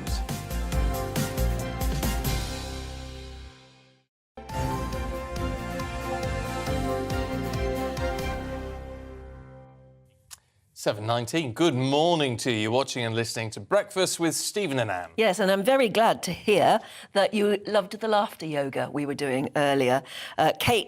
Kath in Plymouth says, "What a lovely lady you had on. What better way to start the day? I'm standing in my dressing gown, laughing with you all. Brilliant, just what the world needs." And Dan says, "Seeing Anne and Stephen doing that laughter yoga made me roar out laughing. Made my morning." Should we get Aidan McGee to have a go at it as well? Did you see the laughter yoga? I did, yeah, I did. I could hear. Well, I could certainly hear it. I could see it as well, but I think that the feed that I was watching was slightly behind. So it was a little bit out of sync. Weird. Yeah, no, I wouldn't say that. We were doing laughter yoga out of sync. Yeah, a little bit. Yeah, a little bit. But it was all right. It's okay. Yeah. I could see you were getting something out of it anyway. Well, yeah, it's deep breathing, but it's also breathing. using those muscles to go ha ha ha. Yeah. I've done Bikram yoga before. Oh, that's the hot yoga. Yeah. I couldn't stand it. Hot. They do it in like a sauna sort of thing. Yeah, hot it's not yoga. quite sauna conditions. It's not far off it though. But if you're type 1 diabetic like me, it actually underestimated how much it can bring your sugar levels down quite quickly. I had to run outside and get some Rolos or something and then come back in. And yeah, I know. Why would it have that effect? It does, yeah. I mean, when we talk, someone mentioned studio lights the other day. I think it might have been us on here. Probably us, yeah. Yeah, it was TV, of course. But I remember when I was in my previous job over at Sky, you underestimate the heat coming from the lights, and that can. I used to notice that when I went on set, I used to experience just a drop in energy levels because of the light. You don't really consider it, but it does. I mean, it's going to have it's not the same as Bikram yoga. It's not that kind of intensity of heat, but that kind of thing all those things can feed into how your sugar level is up and down, energy levels, etc. So it's something you have to consider. Oh, we're a complex bunch, aren't we? We are indeed, yeah. I know. Eclectic, I think that's the word. Yeah. Let's talk Rugby World Cup, should we? Yeah, we should. Some good information reaching us in the last, good outcome overnight, actually. It was England against Canada, 26-19. It means England's women are through to the Rugby Union World Cup final on November the 12th. Now, we should state that Canada are not professional, so England were the overwhelming favourites going into it, but it all comes down to the fact that Abby Dow got a try, Emily Scarrett got 3 penalties. Canada made a really good fist of it, did really well. But later today, ongoing, I think as things stand, France are leading New Zealand in the other semi-final, so that will determine who England play on November the 12th, but it could be a first title since 2014. They're going to have their work cut out because they're away from home. If New Zealand were to get through, and they're staging a real fight back at the moment in the early stages against France, if they were to get through, they're going to be against the home nation. So it's going to be very difficult for them. But if they do it, it'll be the first title since 2014. Yeah, the women are doing very well in the rugby and the football. Yeah. Yes, they are indeed. Well, it just shows there's been a little bit more investment, a little bit more interest, and I think when the sport grows, you get a higher calibre the representation out on the pitch. It's as simple as that. That's the problem with the men's game. England were winning the World Cup back in 1966 when fewer nations were playing, and the same in cricket as well. We taught the game to all these countries, and they got good at it and started beating us. Yeah, that's going to be the problem for the women's teams as well, because it's going to get more competitive as the decades pass, and they're going to find it more difficult to win honours. But don't worry, we'll take what we've got for now. Yeah, fair enough. Now. Very serious. Yes, can we talk cocaine? Yeah, we can. Football. Yeah, I mean, so look, you've mentioned it in your links earlier on today. 2,198 arrests in football matches in England and Wales last season. There has to be a reason for the spike in that trend, because it's the highest it's been since 2013-14, and even then it was on a downward trajectory. So cocaine, other drug use has been pinpointed as a reason or a factor as to why we've seen a rise in arrests and disorderly behaviour. And so convicted drug users are now to be banned from attending football matches. Now, we discussed it off air just briefly, didn't we, about the effectiveness of banning orders. Now, I don't doubt that it would make it more difficult for you to buy a ticket. Obviously, when you went online, the club and other ticket agencies could maybe monitor or screen who can buy tickets and who not. But banning orders are one of those things, it's a catch-all phrase that kind of makes people who have a passing interest in this think that something's being done about a very serious matter. I've covered these cases at court, and when you actually get down and work out what a banning order actually means, I don't think there's a whole lot, and it's not discussed very often either. And you go to a game. I'm going to QPR later today. I could buy a ticket on the day from the office. They're not going to check my background. They're not going to do a CRB check on me. No, unless they or get a recognise friend me. to buy a ticket online for you. Exactly.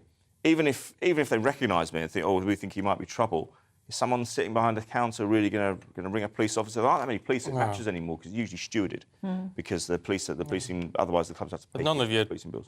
18-year-old stewards at the turnstile are going to do anything. If they're 18, some of them are 15, 16. So no, they're not going to do anything. I mean, even back in the day, I remember it happening. It was violence was the big thing. Obviously, there were different factors back then. It was more of a cultural thing. But unless they've got, even if you've got like an ID parade, of mug shots inside the booth, you'd have to have one in every single booth inside and the ground. it would take so much time. Of course it would. Yeah, I mean, even the game I'm going to this afternoon is going to have 16,000 people there.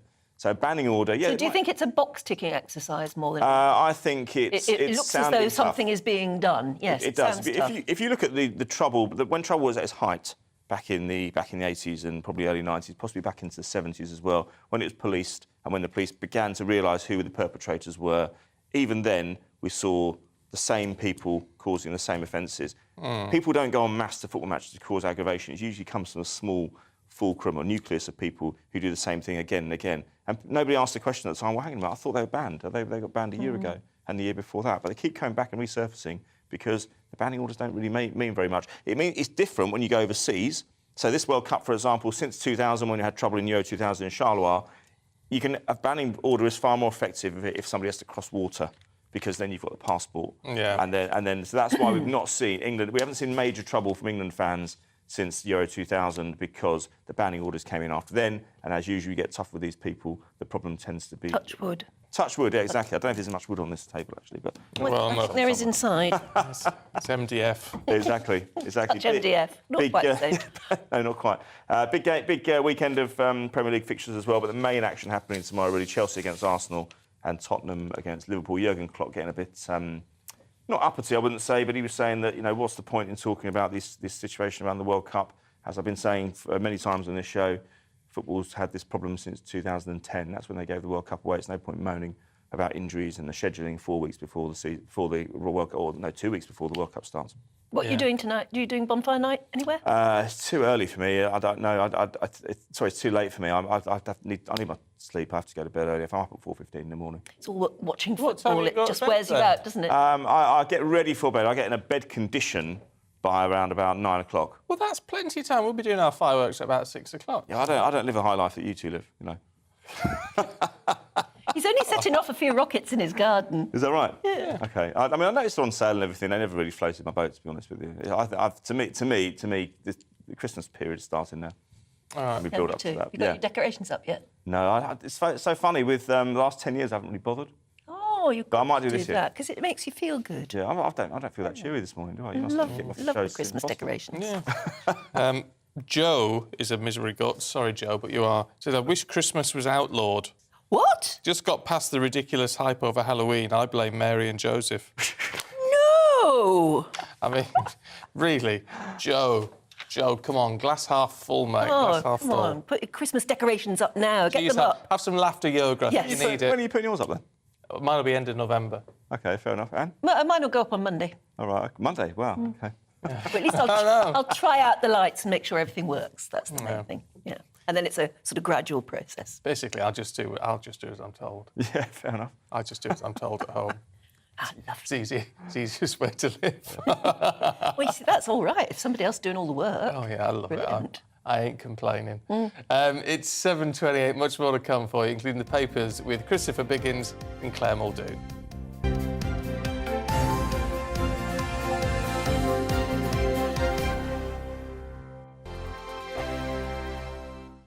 We are GB News, and we'd like to say thank you to each and every one of you for bringing us your conversations, for helping our great nation find its voice. We are here for you on radio, television, and online, across England, Scotland, Wales, and Northern Ireland. It's not the BBC, you actually get your facts right. We are proud to be GB News, the People's Channel, Britain's news channel. I'm Dan Wootton. Join me Monday to Thursday from 9 to 11 for the feistiest and most fun news debate on TV, where free speech reigns. I'll bring you a sharp take on the day's biggest stories, bombshell newsmaker interviews, and A-list guests. And I guarantee you, no spin, no bias, no censorship, and no reason to go to bed. That's Dan Wootton Tonight, Monday to Thursdays from 9 on GB News.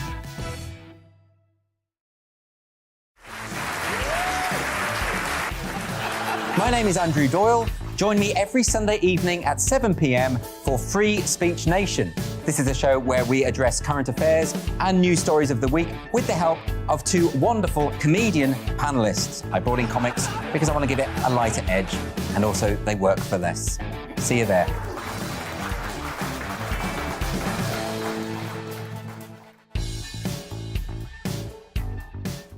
My name's Tom Harwood, and join me 9:30 a.m. every weekday for The Briefing, your one-stop shop for everything you need to know about what's going on in politics today. I wonder if this is a deal that might need to be like the biscuits in this factory, twice baked. Is there not an opportunity here to win out against the extremes? Tom Harwood, GB News. What are you going to do about it?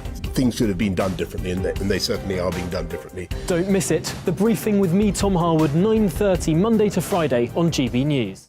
On Mark Dolan Tonight, we have a simple plan, which is to inform, stimulate and entertain in equal measure. It's all about getting your opinions on the national television airwaves. I love my viewer emails, mark@gbnews.uk. So do join me every Friday, Saturday and Sunday for big guests, big opinions and a big presenter. 6'5", don't you know? See you then on GB News.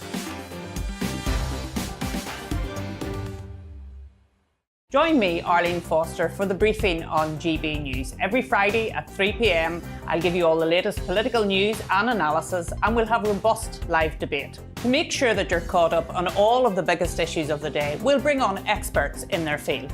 I'll ask the questions that you'd like to ask. We're not afraid to tackle discussions from all perspectives, including yours. Don't forget, The Briefing with me, Arlene Foster, every Friday at 3 p.m. on GB News. We are GB News, right across the nation. You can get us on television, on radio, on digital. We're absolutely everywhere. Amazing! You see, amazing! You remind me of me in the European Parliament. But here's the most important bit. We are not part of the mainstream establishment. We think and speak just like you do. We are the People's Channel. Magnificent. That's really, really thoughtful. Come and join us on GB News, the People's News Channel.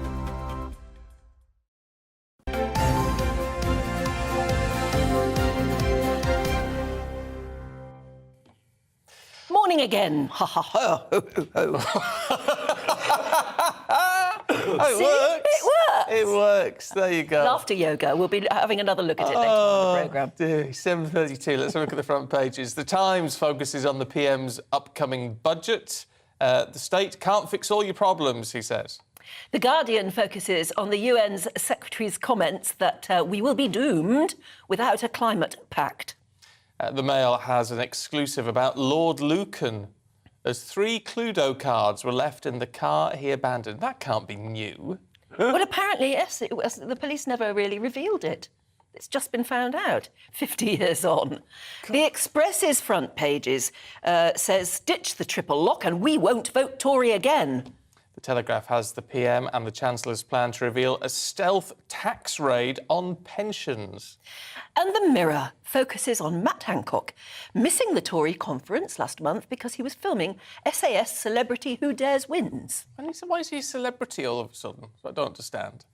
The Sun has Patsy Kensit joining EastEnders. So that really is a mix of front pages, actually. It really is, isn't it?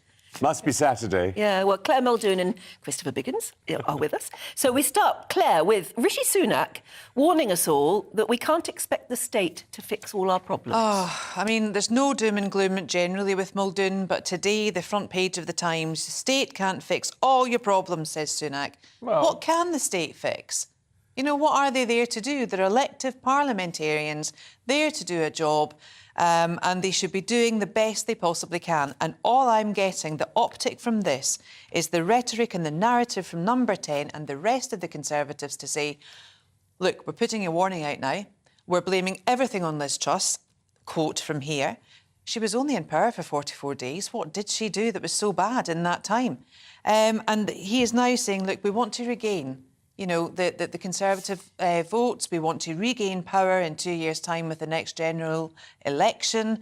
Well, I'm sorry, mate, but you've got one of the ex-cabinet ministers, not your ex-cabinet minister, OK, going away into the jungle, doing celebrity dishes. You've got, you know, an extremely amount of PR that has to be done here to rectify, to put even more than a Band-Aid over what's happened, because it has been catastrophic. But you were talking about the rhetoric, and that's what seems to... Everything that comes out of Rishi Sunak's mouth at the moment, or a statement from Number 10, is doom and gloom. It's all so low and... But that's what we're in. We're in a global mess. America's in a mess. It's expectation management, isn't it? Because otherwise... That's exactly what it is. But also, don't forget, Conservatives He's supposed to be a leader, Stephen. Yeah, but they want a smaller state. That's the whole point of Conservative. Lower taxes, smaller state, people being more self-sufficient. That's Conservative. That's the heart of Conservative. I've said on this programme before, and it seems to be so natural, I can't believe that it's not being taken up. But we're in a terrible, terrible situation in this country. I mean, it's awful. The winter is going to be more than discontent. Why don't the parties get together? Because I'm fed up with people shouting across the Houses of Parliament at each other. It's a personal thing, it's an ego thing. Whereas they should be actually doing something, both parties, all the parties. Are good. Exactly. Yeah, but they're not. They're not. And, you know... and It's a bit like a wartime government, you know, a coalition. Well, that's what should have happened during the pandemic. There should have been a cross-party global response to everything that was happening. Yeah. People run this country down constantly and they blame everything on certain things that have happened, certain ways people have voted. We've done it. We are the electorate. We have done this. But they fail to realise that America are going through economic crashes at the moment, runaway inflation. We've got stagflation here. The rest of Europe have actually got a higher inflation than we have. They're at 10.7. I think we're at 10.2. So it's not just us. We can't be myopic in this and think it is just us. But I don't think, as a leader, as a statesman, it's helpful for the leader to come out and say, you know, well, the state can't fix all of it. They seem to not be able to fix anything. They can't satisfy the immigration policy that is set in law. They can't enforce the police don't seem to be enforcing the public order bill that can remove the climate activists from disrupting the roads, disrupting the work, disrupting the country. They don't seem to be doing anything. But are we being a bit unfair? He's only been in power a couple of weeks. Well, don't come out and say that. I mean, I agree with completely what you've said in that it is management of expectations. But comments like this, and then in the interview in the inside pages, I mean, he just goes on and on and on with, we can't do this, we can't do that, we can't do this. Well, what can you do? Instead of telling us what you can't do, please forge a plan and tell us what you can. And I'm not... I suppose the argument would be from them is, well, that's what we're going to get on November the 17th in the autumn statement, isn't it? Then they're going to tell us what they can do and how they're going to do it. Well, I hope so, because at least that would be positive news, wouldn't it? It's going to hurt. Will it? It's going to hurt. It'd be nice to hear some Yes, I agree. You're right. Can we move on to The Crown? Yes. Because it's fascinating, Yes, isn't it, Christopher, that Tony Blair and John Major have come out and said what is being fictionalised now is fiction and it's not fact. I mean, it's hurtful. What they're saying in the Daily Telegraph front page is that there's a scene with the two prime ministers with the king, King Charles, who's then Prince Charles, of course, involving them in a plot against his mother. Well, this is actually disgraceful. And they're saying this is absolutely not true. And yet Netflix is producing this in their show. And we were talking earlier, we all loved the first two series. you know, Claire Foy being wonderful as the Queen, and it was fantastic. Now I think it's becoming a sort of a Walt Disney fantasy film. Or a soap opera. Or a soap opera. It is looking like a soap opera. Patsy Kensit will be in the next one. Yeah. Yeah. And Wasn't it a soap opera before? We just didn't realise how No, well, I think we were all caught up in the fact that it was lovely, the royal family, and how nice they were, and how wonderful our Queen, which we all know how wonderful she was. You know, and it was all fantastic. But now it's getting down to the nitty-gritty. I mean, what's going to happen when Diana dies in the series? I mean, you know, that's going to be fascinating. Well, they've been filming at the Alma Tunnel in Paris. Yeah, they have. Yep. So, and I just think it's more uncomfortable now because they're now portraying characters that we know. Yeah. And we've had more access to than the public had access to the Queen during the during the wartime times. And it does seem to be very hurtful, the way that they are playing with those characters. Yes, and I think it's very hurtful for the remaining royals, like the King. Yeah. You know, he's going to come out to include in the script a scene where Prince Charles is asking the Prime Minister, who is apparently, I think, John Major, to do something about to remove the Queen so that he can become king. Yeah. If John Major says that absolutely did not happen, it's appalling, isn't it, that it's being... Well, you know, it's all hype and pomp and ceremony, isn't it, really? I mean, it is a soap opera now. And Netflix don't want to put a disclaimer. I find this quite interesting. They don't want to put a disclaimer in to say it's based on fact and fiction. Do you remember when Michael Jackson released his Thriller video at the end? And apparently this was always the case in any event. Any likeness to any living, real people, you know, is completely unfounded or whatever. And it was full of zombies and monsters. Of course, normal people don't look like that, or people don't look like that at all. But for them then to not put out the disclaimer, I think, well, you know, they're cheesing this. They are really pushing this, and they're wanting as many hits as they can possibly get. Wow. And I for one, will give them one, because I, for one, will watch it. Yes, I'll watch it. I'll watch it too. No, I won't. But I do think... Well, I've never seen it. I've never seen any of them. No, but the first two seasons are brilliant. No, they were wonderful. Absolutely Doesn't float my boat. Done. What dragons and Game of Thrones do? No, I've never seen. I've never seen Game of Thrones either. No.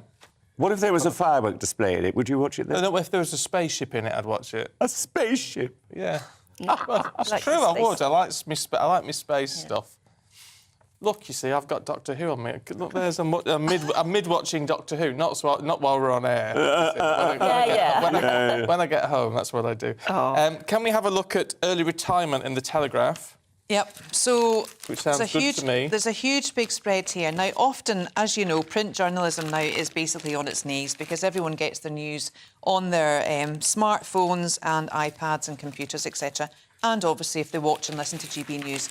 So often, we turn to newspapers for comment. And Ben Wright has got a double-page spread here in the News Focus of the UK. And the headline is, Work Shy and Resigning. Why early retirement is killing Britain's productivity. Now, there's two angles to this. One has been the lockdown, and it's predominantly focusing on over 50s. And it's said that lockdown has given them the opportunity to save more because they've not been able to travel, they've not been able to go to the theatre or eat out or whatever. And I know this is dealing with a particular demographic. I'm only reporting on what's on the news. It's not a comment. And then the second thing is actually COVID itself, because people have reassessed the work-life balance. And he's spoken to quite a few people. He's spoken to a midwife, he's spoken to a chap who was going to retire but didn't, but then ended up retiring because his wife had battled a 4-year cancer battle and then came through the other side. So now he's saying, well, actually, I can. And the benefits now of pensions as such has changed that you can be a bit more fluid with them and you can be a bit more inventive with them in terms of gaining income. So this is what people are doing. But it's leaving a gap in the market of talent, of reliability, of security and of workforce. That's everyone else move up the chain, doesn't it? Well, that's what you would think, and this is what I am getting from this, and I hope that this is actually what's going to happen. So low wages and high taxes have graduates asking what's the point. So you're talking about the low level now that are going to come up through the ranks, who are riddled with student debt plus interest rates, unless you were lucky enough to be in Europe or study in Scotland where it's free, then you know, the whole ballpark figure is changing now. And social mobility, I think, is the greatest curse still in this country today. Never mind diversity, for me it's social mobility and kids still living in poverty, and the only way out of poverty, I think, is education. Yes. Not about diversity, it's social mobility and education. Oh, well, a young person can have my job before too long, because I want to retire. Yeah. So it won't be for a while yet. I was going to retire and sort of never have quite. No. Let's look at COP27. King Charles, who was apparently persuaded not to go to Egypt. Well, yeah, but he's sort of doing his own thing in Buckingham Palace. He is. He had this big reception the other night, and in the Mail there's a lovely picture, which Stella McCartney, who obviously is a great friend of the King, they embraced. And there's Rishi looking on. I think he wants a relationship with Charles. He looks so adoringly at him. But anyway, so Charles did have this summit, which I think was terrific. And, of course, Rishi now has decided to go, I think. Yes, he's done a U-turn. Already. I think I'm not so sure what I think about... Sorry? I think it's appalling that he's going. I think it's appalling he's going. Because, I mean, you know, all those aeroplanes, you know, what happened when they were over here having things, and those huge jets running it was around. in Glasgow last year. There's no need for it to happen again this year. And Zoom is excellent. Yeah. Yes, they But also, I mean, if the argument was, well, I can't go because I've got too much to focus on at home, what's changed? What's changed? No, he's still got that focus. Yeah. I tell you what's changed, it's that Boris was going. That's it. That's the only reason why he's I decided think it to must go. be, don't you? Yeah, I think you're Well, right. he didn't want the spotlight to land on Boris. Absolutely, and Boris knew that too. That's why he was going. Ego. Ego. Well, it's politicians for you. It is. Talking of egos, Gary Lineker. Yes. Right, so this is a full-page spread in The Star. The BBC has named its World Cup pundit squad, and I think, you know, I've got a huge issue with the human rights and in Qatar, and I really do not think the World Cup should be held in that country. Here. And I think it's absolutely appalling. So next to, I'll come on to this in a minute, but next to the Gary Lineker thing, who's regaling here in his next attire, England fans planning to fly to Qatar for the Three Lions First World Cup have faced travel hell because there's strikes at the airports as well. Baggage handlers, nothing seems to be going right for this World Cup.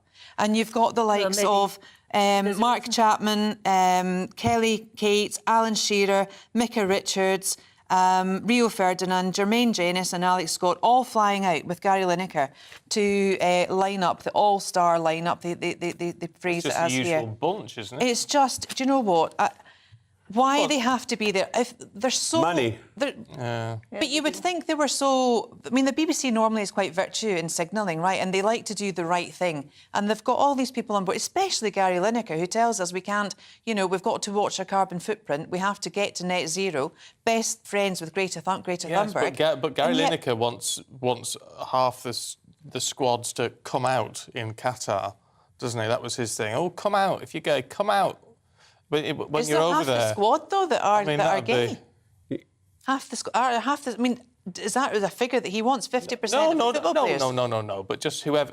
He just wants people to come out during the World Cup. It's hardly a safe environment for them to... Exactly. Unbelievable environment. It is. I mean, there'd be a massacre. So hostile. I know. And so wrong on so many levels. But there are the real problem is the amount of money they're throwing at it. And when I say throwing, they really are throwing. I mean, I'm not going to mention certain people who I admire tremendously are going and supporting it because they're being paid a fortune. Yeah. And it's wrong. It is wrong. It's morally corrupt. Morally bankrupt. corrupt. Yeah. And also very uncomfortable out there because the heat is going to be a real problem. There'll be. I mean, I can't wait to see who falls first. I just don't know what's wrong with the UEFA. And the FA this weekend have signalled a weekend of, you know, genteel clapping by the sidelines for the under-7s to the under-18s football. So if you're a parent watching someone, your son or your daughter play football, you've not to shout at them. You've not to, you know, shout. You've just to stand and clap. No. Yes. Control, isn't it? It's all control and it's all very odd. Talking of control, I'm taking it now. Are you? You two have got to stop. It's been fun, but we're out of time. But we will see you in the next hour. We will. Go off and do some laughter yoga. Really good. It's Bonfire night tonight, did you know? No. Oh, yes. It's a tradition that's been followed ever since Guy Fawkes tried and failed to blow up Parliament back in 1605. You keep smiling, Christopher, because they're staying on you for this, but they can't cut the camera for some reason. So you keep smiling down. All right, I will. There you go. odd. But fire and emergency services across the country are telling us all to attend professional displays rather than use fireworks at home in order to stay safe. Yes, and of course a lot of people have already been getting in touch saying that they've got real concerns for their pets. We've had stories, haven't we, really distressing stories about dogs that just, their heart rate goes up, they start shivering with fright. Let's speak to RSPCA campaigner Carrie Stones for her advice. Hello Carrie, good morning. Hi, good morning. What can we do? I remember my mum always used to put our dog in I think it was in the bathroom because it was the only room that didn't have a sort of big window in it, and put the radio on. I don't know whether it really did much good. I mean, could you give us some advice for people who have very, very scared pets? I certainly can, yeah. I mean, there are plenty of things that you can do for animals, and we have lots of information on our RSPCA website. But what we would suggest is if you have dogs and cats, please make sure that you close any windows, close the curtains to muffle the sounds that are going on outside. If you have a dog or a cat, try and give them an area where they can hide or settle down within the house, because they do generally hide when they are scared. You may find that they like to have their treats or they have a favourite toy. Just make sure they've got familiar things around them that can make them feel happy. Classical music works really, really well for animals, just to, again, deaden out that sound a little bit. And then also as well, you obviously have other pets to think about. So if you have any small furries, make sure that their cages are partially covered, but so they can still see out a little bit. Make sure they've got extra bedding, because they do like to burrow in if they get a little bit scared.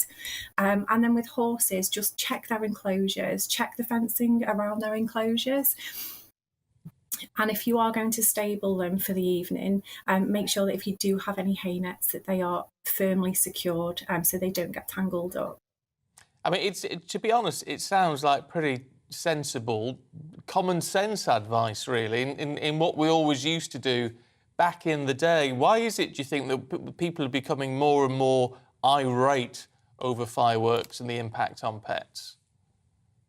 I think one of the issues is fireworks are available at every store now.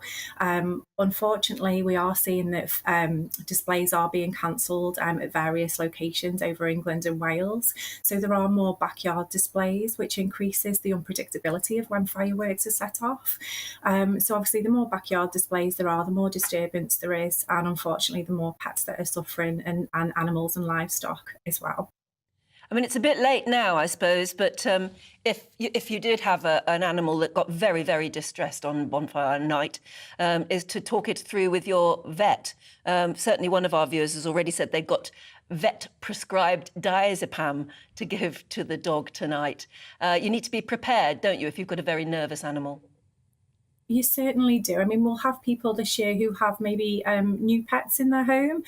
So we would advise that they stay with them this year just to observe them, see how they respond. And if they do respond badly, yes, certainly seek vet's advice. If the behaviour or the concern doesn't relieve, then look for a behaviourist as well.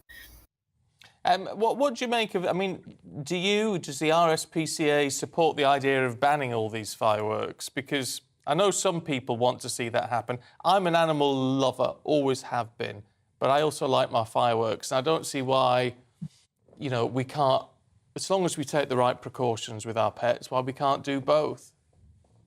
We have been campaigning for over 20 years on the usage of fireworks, but we don't want to see a ban. At the end of the day, we recognise that it does have a place in our history, and people do enjoy fireworks displays.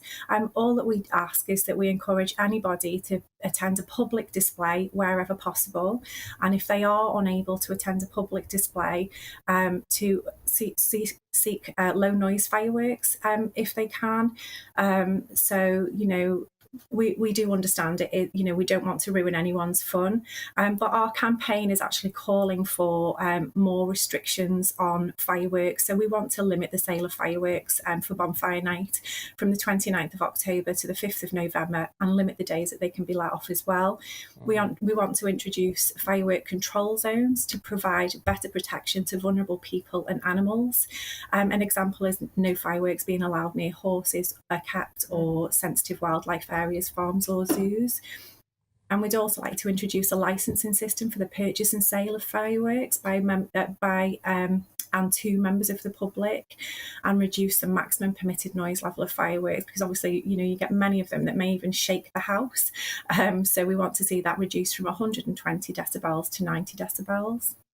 See, that's all sensible stuff. Yeah. Yeah. That is all sensible. So, look, Carrie, really good to talk to you this morning. Thanks you. very much indeed. Didn't we have a GB view from somebody who said that you can get silent fireworks, which they use in some country or other. Which you weren't terribly impressed with that? No, not with silent fireworks. But some of them are horrible, aren't they? Some of them are far too loud, the big bangers, but also they're the ones that scream at you. Oh, the as well. screechers. Oh, I hate those, and I can understand any self-respecting dog or cat would hate those. Yeah. Well, let us know what you think. GBviews at gbnews.uk. Much more to come for you, including the latest on the rail strike negotiations. That's all coming up. Good morning, I'm Alex Deakin. Saturday starting dull and damp for many, but it should get a bit brighter quite quickly across Northern Ireland, and then by this afternoon for much of Scotland. It's also going to be fairly blustery at times. There's a big, brutal area of low pressure, thankfully way out in the Atlantic, but its weather fronts are moving in. They've already made for a pretty wet start for Northern Ireland and parts of Wales, and these weather fronts will continue to slowly push eastwards. So if you're dry at the moment across the east, it won't last. However, Northern Ireland is going to brighten up, and we'll see some sunny spells here for most of the day. Also, by this afternoon, Western Scotland looking a little cheerier, and eventually the rain should peter out across West Wales and parts of northwest England too. But for a good part of England and Wales, most of the day is going to be pretty drab, fairly gusty at times with outbreaks of rain. But it will still be pretty mild after a chilly start this afternoon, temperatures up to 13 or 14 Celsius. I don't think we'll see too much rain through the day across East Anglia or parts of the southeast, but the rain will arrive here and it is likely to stick around. If anything, it could get quite heavy this evening, so bear that in mind if you're heading out to a firework display. And after recent heavy rain across the southeast, that rain this evening and overnight could cause a few problems. Showers will then follow on behind to parts of the north and west with some clearer skies. There's always the chance it could turn quite misty with a few fog patches perhaps on Sunday morning. They should clear away and we'll see some brighter spells, but as well as a bit of sunshine, there'll be plenty of showers to come tomorrow. Some quite heavy ones again across the southeast and East Anglia, and then showers developing pretty widely across the Midlands and Wales through the day. Perhaps not too many across parts of northern and eastern Scotland. Turning quite blustery once more, especially across the south. But again, it will be quite mild with temperatures in double figures almost across the board, and in the south once more into the teens. It has been pretty mild recently, and that is likely to continue into next week with further spells of windy weather, but next week should be a little drier.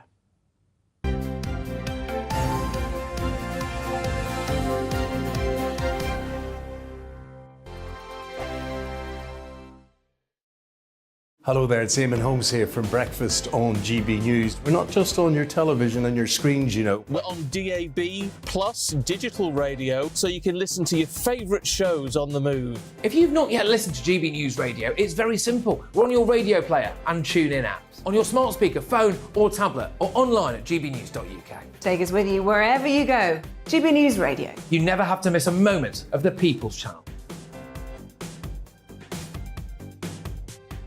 Hello, I'm Simon Evans. Join me on GB News for Headliners at 11 p.m, where I'll be joined by two of the country's top comedians as we take a look at tomorrow's newspapers tonight. If it's a big story, we'll be covering it, I guarantee, but we'll also have some fun along the way. That's GB News Headliners at 11 p.m. We won't put you to sleep, unlike some of the other paper review shows out there. So join us, 11 p.m, 7 nights a week. I'm Mark White. As GB News Home and Security Editor, I cover those key issues that are so important to you. Our authorities, our communities doing all they can to combat violent crime. With the public services under unbearable strain, why are we still failing to control our borders? Defence, the first priority of any government, has been continually hollowed out. Can we trust our politicians to protect the armed forces? Join me, Mark White, on GB News. Join me, Nana Akua, on Friday, Saturday and Sunday afternoons on GB News. Expect fiery debate and passionate discussion as me and my panel tackle some of the biggest topics hitting the headlines. It's a place for everyone's opinion. No one gets cancelled, but no one gets an easy ride. Oh, she's on it today! Be ready for conversations that are fierce, frank, and of course, fun. Every Friday, Saturday and Sunday afternoon from 4 p.m. on GB News. Every morning from 6 o'clock, we'll wake you up with GB News Breakfast with all the stories you didn't know from the night before. So whether it's serious news, entertainment, or your own views from all over our great nation, we're here to kick off your day with a smile. The national media should be reflecting and reporting what's happening here. You will notice the northwestern accents. Whether you're with us on TV, radio, or online, every morning, it's breakfast from 6 a.m. Hope you can join us.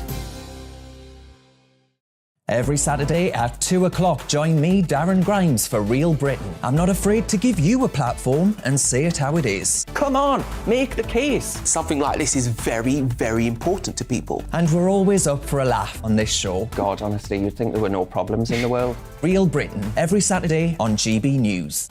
On the Mark Steyn Show, we cover the stories a lot of people are scared even to mention. The stuff that really matters with some of the world's biggest thinkers. Now is his opportunity to kind of take the steering wheel of history. Break away from the flock at 8 o'clock on GB News with the Mark Steyn Show.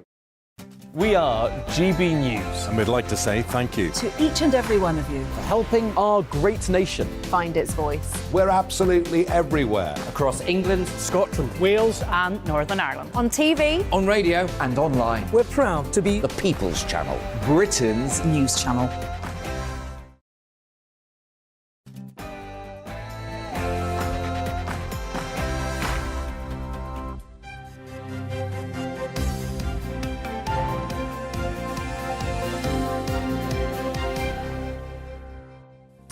Rail passengers have been warned to still expect disruptions despite the suspension of strike action.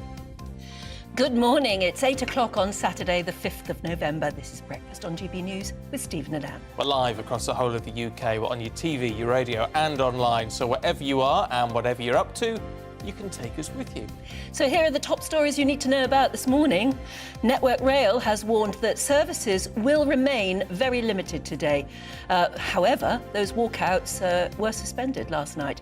The RMT union says it will now enter a period of intensive negotiations with Network Rail and train operators. Households with smart meters could save £100 on bills if they reduce peak time use during the winter. It comes after the National Grid warned we could experience up to 3-hour blackouts in a worst-case scenario. And it's Bonfire night tonight. Emergency and fire services are reminding the public to attend organised professional displays, and that's the safest way, they say. Laughter is the best medicine. We know that, don't we? We, this morning, have been learning the physical and mental health benefits of a good giggle with a round of laughter yoga. We're having another go later in the programme. And as ever, you can join in any of our discussions by emailing us, gbviews@gbnews.uk.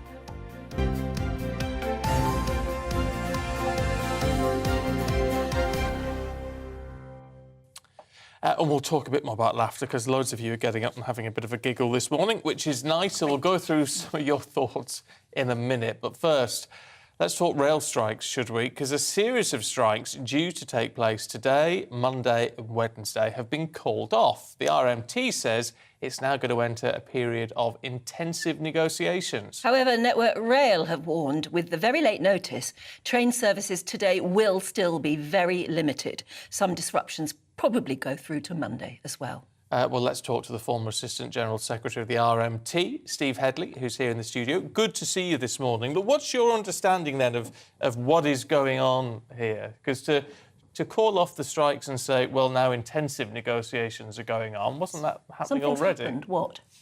Well, I mean, like a lot of the members out there who are absolutely furious about this decision, I want to know. I mean... You don't know? I don't know. Oh. I mean, the explanation that has been given by the RMT leadership is that they're going into a period of intense negotiations with Network Rail, and they're being made an offer by the train operating companies. Now, we don't know what that offer is. The members have been given no say on whether they want to call off the strikes or not. No reps meetings were called. No branch meetings were called. And people are absolutely furious with the leadership. They see this as a lack of a strategy. People have been complaining that 2 or 3 days a month isn't going to actually resolve this. There needs to be a period of intense industrial action to resolve this dispute.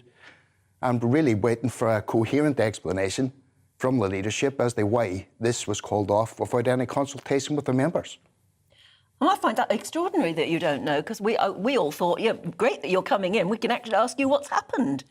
Somebody must have put a phone call in or asked for an explanation by now, surely. Well, let's hope so. You know, we've got people out there portraying themselves as working-class heroes, but the absolute minimum that people should do if they're going to call off a dispute, especially at the very last minute, is to consult with their membership. Now, this can be done very easily today over Zoom, over emails, to get a consensus. It doesn't need to be a physical meeting, but nothing like that was done. People found out that the strike had been called off over social media, and these are people who have lost 25% over a decade in their real terms earning. They're out there trying to fight a dispute. By the way, the people who called off this dispute are guaranteed their pay rise. They've not lost any money by going on strike. So we're in a situation where the strike's been called off and the members don't know why.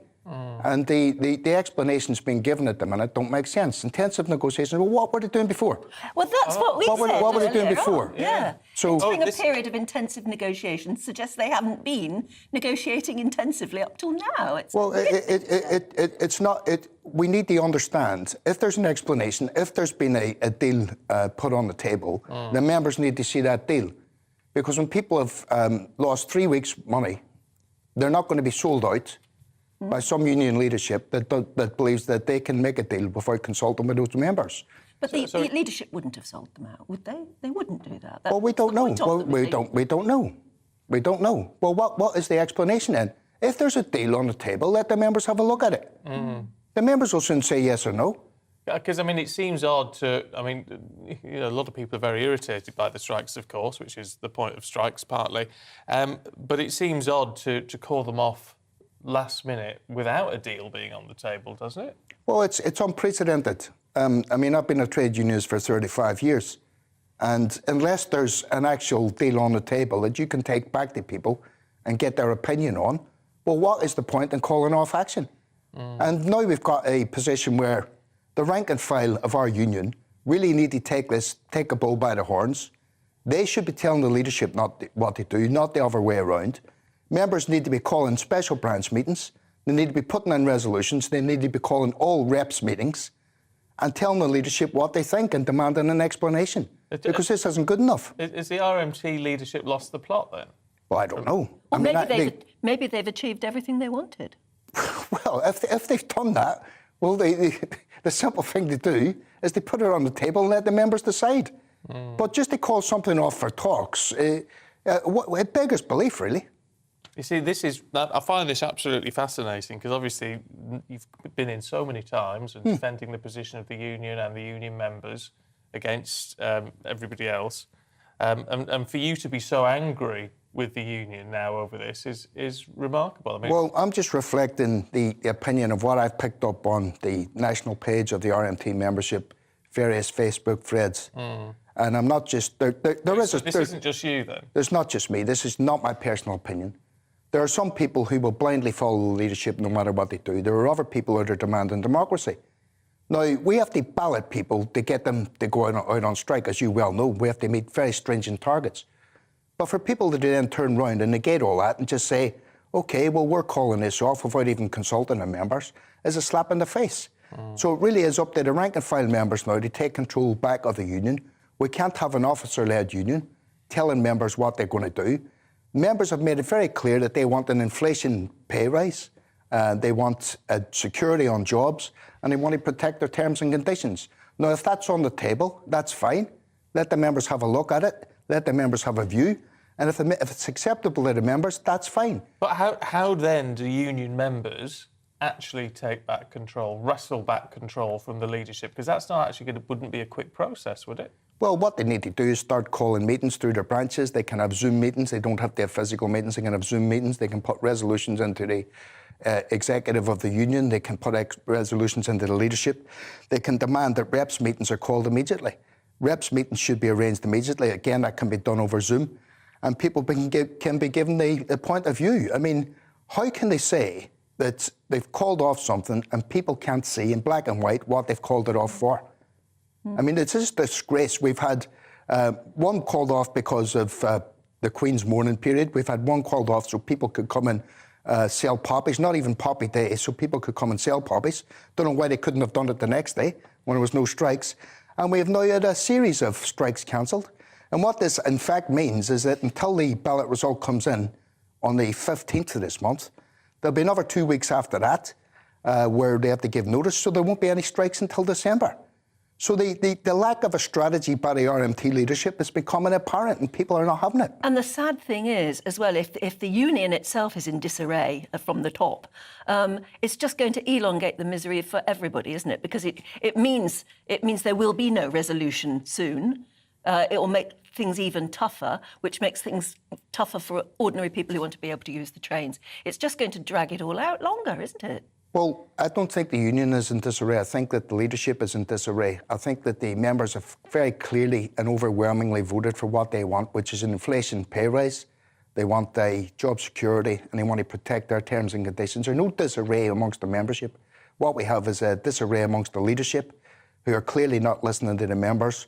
If the social media that I've read is any true reflection, and I think it is, there are some people that go along with the leadership, but most of the people are absolutely baffled by this decision. I mean, as a former Assistant General Secretary, are you not in communication with them? Will they not listen to your thoughts on this? Well, I don't think that they will listen to my thoughts. I broke with the RMT leadership over a number of issues. The lack of democracy, it was one of them. I think that members, especially members that have taken strike action, who have invested weeks of money, to be treated like this, to have this strike called off without even being consulted is an absolute disgrace. Well, look, Steve, really good, really fascinating to talk to you actually on this morning. And quite shocking, actually. Yeah. We're shocked that you're so angry, and we thought you'd know.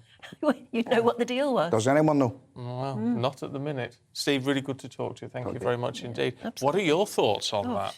I mean, we're gobsmacked, frankly. Yeah, absolutely. Because they say intensive negotiations doesn't mean a great deal, does it? We've got no more meat on the bones. No. As to that. I think we all need to know what's going on, don't we? If you're a member of the RMT and you're watching this morning, you may well be, then get in touch. Love to hear your thoughts. gbviews@gbnews.uk. Shall we bring you up to date then with the latest headlines? And the Prime Minister has called inflation the #1 enemy as he has vowed to restore public trust in the government. Speaking to The Times, Rishi Sunak says he's doing everything he can to get a grip on inflation and limit mortgage repayment rises. It follows a Bank of England warning that the country is facing the longest recession in a century. The UN chief, Antonio Guterres, says the world is doomed unless a historic pact is signed between rich and poor countries. It comes ahead of COP27 next week. Wealthy nations have already promised to find $100 billion a year for poor nations to fund climate finance. This was all meant to start a couple of years ago, but it's now not going to start until at least 2023. And football fans who are convicted of taking or selling Class A drugs at matches could be banned from future games for up to 10 years. The UK's football policing chief says drugs are seen as one of the main drivers of increased disorder. Home Office data shows 2,198 football-related arrests were made last season, the highest figure since 2013. And the Princess of Wales will host a special Christmas carol service at Westminster Abbey in memory of the late Queen. Guests from across the UK have been invited to attend in recognition of their tireless efforts to help and care for others. It's going to be on December the 15th and will include the Abbey Choir alongside readings and other musical performances.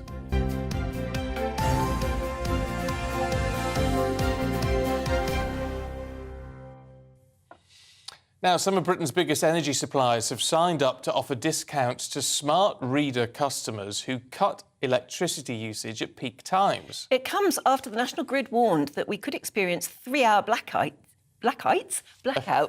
in the worst-case scenario. Well, let's talk to our West Midlands reporter, Jack Carson, who's across this for us this morning. Jack, so what's all this about? We don't use electricity, then they'll pay us to keep everything turned off.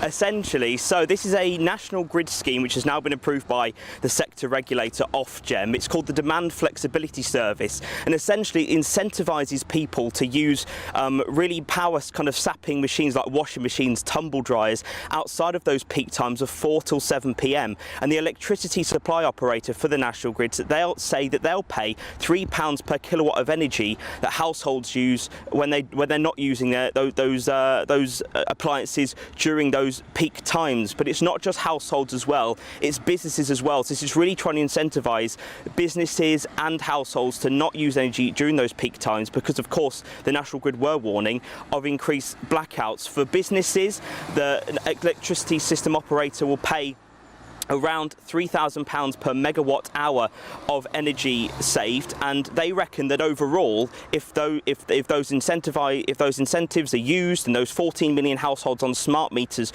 use this scheme, that they could save around 2 gigawatts of electricity, which reckon they could power around 1 million homes with. Of course, that warning of the worst case scenario that we could have 3-hour blackouts means that these incentives are going to be coming from the National Grid and other energy companies as well. OVO Energy are another scheme which are coming up with their own scheme to incentivise people to use off-peak times. Now, in terms of actually what the energy companies are saying themselves, of course, E.ON are sending letters out to customers to join this trial.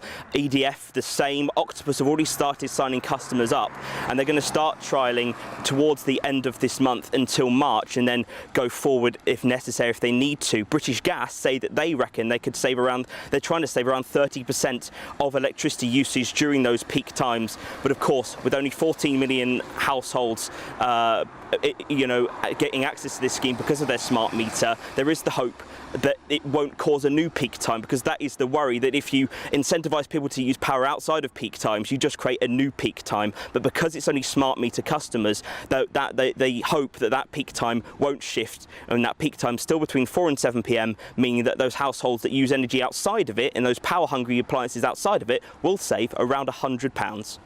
OK. Jack, thank you very much indeed. Well, that's comparatively easy to do, I would have thought. I mean, you've got a smart meter. Yes, but I haven't got the inside bit that tells you what you're using, because the smart meter is the actual meter bit, isn't it? Ah, I see. Because I don't know whether I've got a smart meter or not. Oh. I wouldn't know. Do they have to? Do they come and check your reading? Yes. Oh well, you haven't got one then. Ah. Okay. It's basically plugged into the mobile network. Yes, and it sends signals all the time. Sends constant signals. I see. That's why it would work. Yeah. So if you're not, I mean, you don't put your washing machine or dishwasher or dryer or anything like power intensive on between 4 and 7, and they're going to pay you for it. Weird. What's not to like about well, that? exactly. Yeah. It's easy enough to put it on later, isn't it? Have a smile this morning. Like Lorraine, who says, love the show, always make me smile and chuckle. It's a good start to the day. Thank you, Lorraine. Yeah, lots of people getting in touch to say that they too, like me, are early risers. Love it. Lindsay in Derbyshire says, I'm an early bird too. My husband doesn't like me getting up early, but I do. I put GB News on, scan the newspaper online, prepare breakfast, and now practice laughter yoga. Thank you for a great show. The laughter yoga has gone down very well with people. Very well, yeah. Fred, I like this, Fred, because I'm from a farming background as well. It says, coming from a farming background, I could only repeat my grandfather's mantra, 1 hour before lunch is worth 2 after. Yeah. Yeah, you're right. Like Anne, I usually get up about 5 a.m. Yeah, and that's what Julia says too. I'm a very early riser, up at 5:30 in the morning, best part of the day, even in winter. Let the dogs out, put the kettle on, make myself a cup of tea and wait for your show to come on. At around 7 in the morning, I think about what to have for breakfast. It's not terribly exciting, but it sets me up for the day. Marion in Folkestone says, at weekends I enjoy watching Stephen and Anne in the bedroom with a large cup of lemon tea followed by breakfast in bed. I'm definitely with Team Stephen, liking a relaxing start. Oh, I don't get breakfast in bed on my days off, but that'd be nice. It would be, that would be very nice. I haven't had breakfast in bed for so many years. That would be a treat. Yeah. At the Laughter Yoga, Dan says you should get that lady, that's Susan, who was our viewer. She was a viewer yesterday. Wow. Today she was on the programme. He says you should get her to do a segment every Monday morning with everybody. Make everyone laugh. Yeah, and Pauline says... so this is interesting. She said, I've just watched the Laughter Yoga and it really lifted me. My husband is seriously ill, so I'm full of tension and nerves. Never heard of it before, but I had a go and feel ready for the day ahead. Yeah. Oh, Pauline, Things like that get sending going, lots of love don't to you, Pauline. They really do. And thank you so much for telling us all about your pets as well. So many people very worried that they are, they've got very, very nervous animals and they are dreading tonight with all the banging fireworks going off. So thank you very much. In fact, I think we've got a picture of one, haven't we? We've got Jez in Somerset who says, oh, look, not all dogs are scared of fireworks. This is Max, our 3-year-old cockapoo. Enjoying the firework display. I mean, I think that's I can understand if you've got a nervous pet that you are going to get very protective. I mean, John in Stoke says, I'll be comforting my terrified, shaking, wide-eyed cat as my neighbours create deafening explosions and flashing lights in their garden. Selfish and primitive springs to mind. I know what you mean. Diana says, I agree. It's been a nightmare for my dogs since Diwali. My Shetland sheepdog won't eat his evening meal because he is so upset by the noises, which I can't actually hear myself. And sometime after 9:30 or 10:30, he might manage by then to take the odd piece of food. He is only back to normal in the morning. In my view, all fireworks should be banned, except for those used in official events. They're dangerous, noisy and a menace to all pet owners every year for months on end. I disagree. I think reducing the sale and when you can let them off to a much shorter period of time, I think is sensible. But for John to say selfish and primitive, well, actually, John, we're allowed to have a good time, aren't we? And I'm a huge animal lover. But it's a bit like, it's a bit like when I feel terribly guilty when you go away and you have to put the pets in the cattery or whatever, or in the kennels or whatever it may be. I feel tremendously guilty, but you think, well, actually, you're pampered 50 weeks a year. I'm allowed a little break, and you've just got to you're going to have to suck it up. And I feel a bit like that with fireworks. I agree that they go on far too long and too many nights and all the rest of it. I do agree with that. But I think for one night a year, why can't we, you've got to look after your pets, keep them in, and all that. But I will be letting off fireworks tonight. Play the classical music, do the distraction games, that's what Kelly says. Yeah. But if you've got a nervous animal, yes, you've got a tense night ahead. Yeah, which is not nice, but it doesn't mean that everyone who does it is an awful person. Oh, no, but I don't think anyone was saying that. Well, primitive and selfish. Selfish is a bit strong. Primitive, it is primitive. Bunging a guy on a bonfire and setting fire to him. That's primitive, isn't it? That's pretty primitive. Well, I haven't got a Guy Fawkes tonight. Good. I might do an Anne Diamond effigy. Thank you. What a great idea. Horrible, I didn't mean it like that. Anyway, look, much more to come before I get into too much trouble. We'll be talking to the Shadow Food, Farming and Fisheries Minister in a couple of minutes.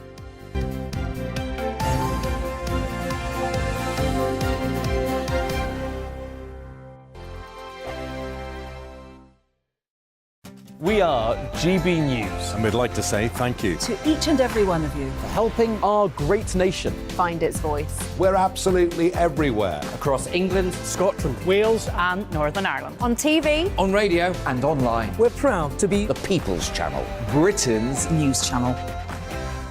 Hello, I'm Michelle Dewberry and you can join me every weekday 6 till 7 on Jubes & Kerr. Me and my panel will get stuck right into the day's events and I can tell you, in fact, I can warn you, expect some robust debates, some strong opinions and perspectives from both sides of the fence. It's about you at home as well. I love to read out all of your comments, or at least as many as I can. So join me, Michelle Dewberry, Monday to Friday, 6 till 7 on Jubes & Kerr. Join my show Farage, 7 p.m. till 8 p.m. Monday through Thursday, and there you will get opinion, analysis, debate, and I'll cover stories that nobody else dares to touch. You've been cancelled. Join the club. Oh my goodness me! And then for the last 15 minutes, talking pints. We're over a drink. We have a civilised conversation with someone. We very often disagree, but we do it in a grown-up way. Come and join me on Farage. On the Mark Steyn Show, we cover the stories a lot of people are scared even to mention. The stuff that really matters with some of the world's biggest thinkers. Now is his opportunity to kind of take the steering wheel of history. Break away from the flock at 8 o'clock on GB News with the Mark Steyn Show. Hello, I'm Esther McVeigh. And I'm Philip Davis. Whether you're watching or listening on TV, online or on radio, we handpick the latest stories, debates and expert opinions for your weekend. So whether that's politics, news or showbiz, we've got it covered. Join us every Saturday morning at 10 o'clock on GB News. Hello, I'm Alastair Stewart. And I'd invite you to join me at noon on Saturdays and Sundays for Alastair Stewart and Friends. I've been in this business for over 40 years. Now, here at GB News, I've never been happier. I get to choose the big stories that really interest me. We hear what you have to say, and you hear what I have to say. I really hope you can join me, noon on Saturdays and Sundays. I'm Mark Dolan. Join me at 11 on GB News for Headliners, in which I'll be joined by two of the UK's top comedians discussing tomorrow's papers. If it's an important story, we'll cover it, but we'll have some fun along the way. Headliners, the late night paper review that won't send you to sleep like the others will. 7 nights a week at 11 p.m. on GB News.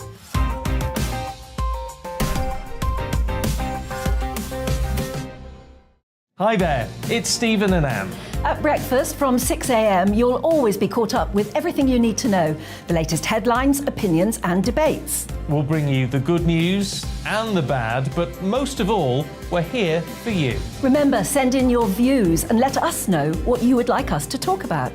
That's because we're your news channel. And every morning at 6 a.m, it's breakfast on GB News.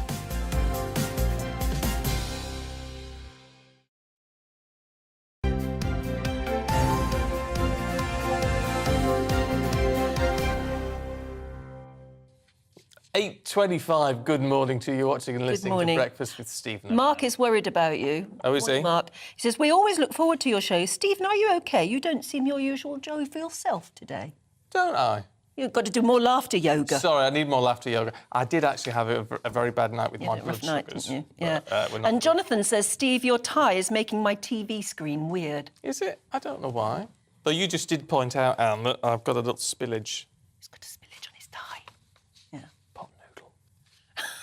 Which I should have wiped Crazy, which you shouldn't have eaten in the first place. Ooh, it's my special... nothing particularly good in It's my special treat, though. OK. It's my special treat. It's a pot noodle. If you're going to eat pot noodles, take your tie off. Yeah, well, that's the lesson. That's the lesson. Yes, but no, I'm all right, thank you, Mark. I'm all right. Yeah, no, he's fine. He's fine. Just need more tea. Keep an eye on him. That's all I need, more tea. Demand more tea.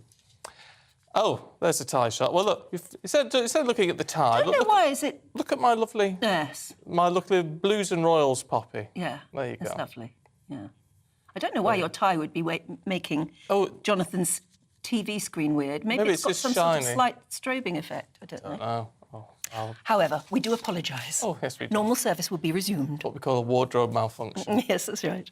Now, the Environment Secretary, Theresa Coffey, has been accused of making Britain's sewage crisis worse after overseeing a massive budget cut. Yes, her record is being criticised by the Labour Party because apparently she didn't back a plan that would have stopped water companies polluting our waterways during heavy rainfall. Well, let's talk to the Shadow Minister for Food, Farming and Fisheries, Daniel Zeichner. Good morning to you. Put this into some sort of context for us then. What do you claim she's done or not done? Well, good morning to both of you. Look, I think we were all horrified over the summer at those scenes of sewage outflows into the rivers, into the sea, and it's a horrible situation, and it goes back a number of years. And of course, Dr. Coffey has just been appointed as the new Environment Secretary, having been the Deputy Prime Minister, of course, in Liz Truss's disastrous period. But she was also in the Environment Department a few years ago, and when we looked back, we found that during her time, the amount of money going to the Environment Agency for checking this kind of thing had been halved. And at the same time, the number of spills went up by about 50%. So we think she's got some questions to answer. Obviously, what we want to do is make sure that there are improvements in future.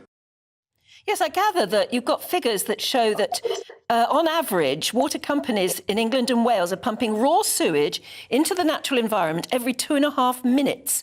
That's beaches and playing fields and places where people like to swim. It's an appalling business, isn't it? Shocking. It's awful. I'm afraid it's a complicated situation. I'm afraid it's partly because of we still rely on so much of the Victorian systems for so much of our infrastructure. That's a pretty horrible picture we're seeing there. The water companies are not supposed to do this unless there's very heavy rain.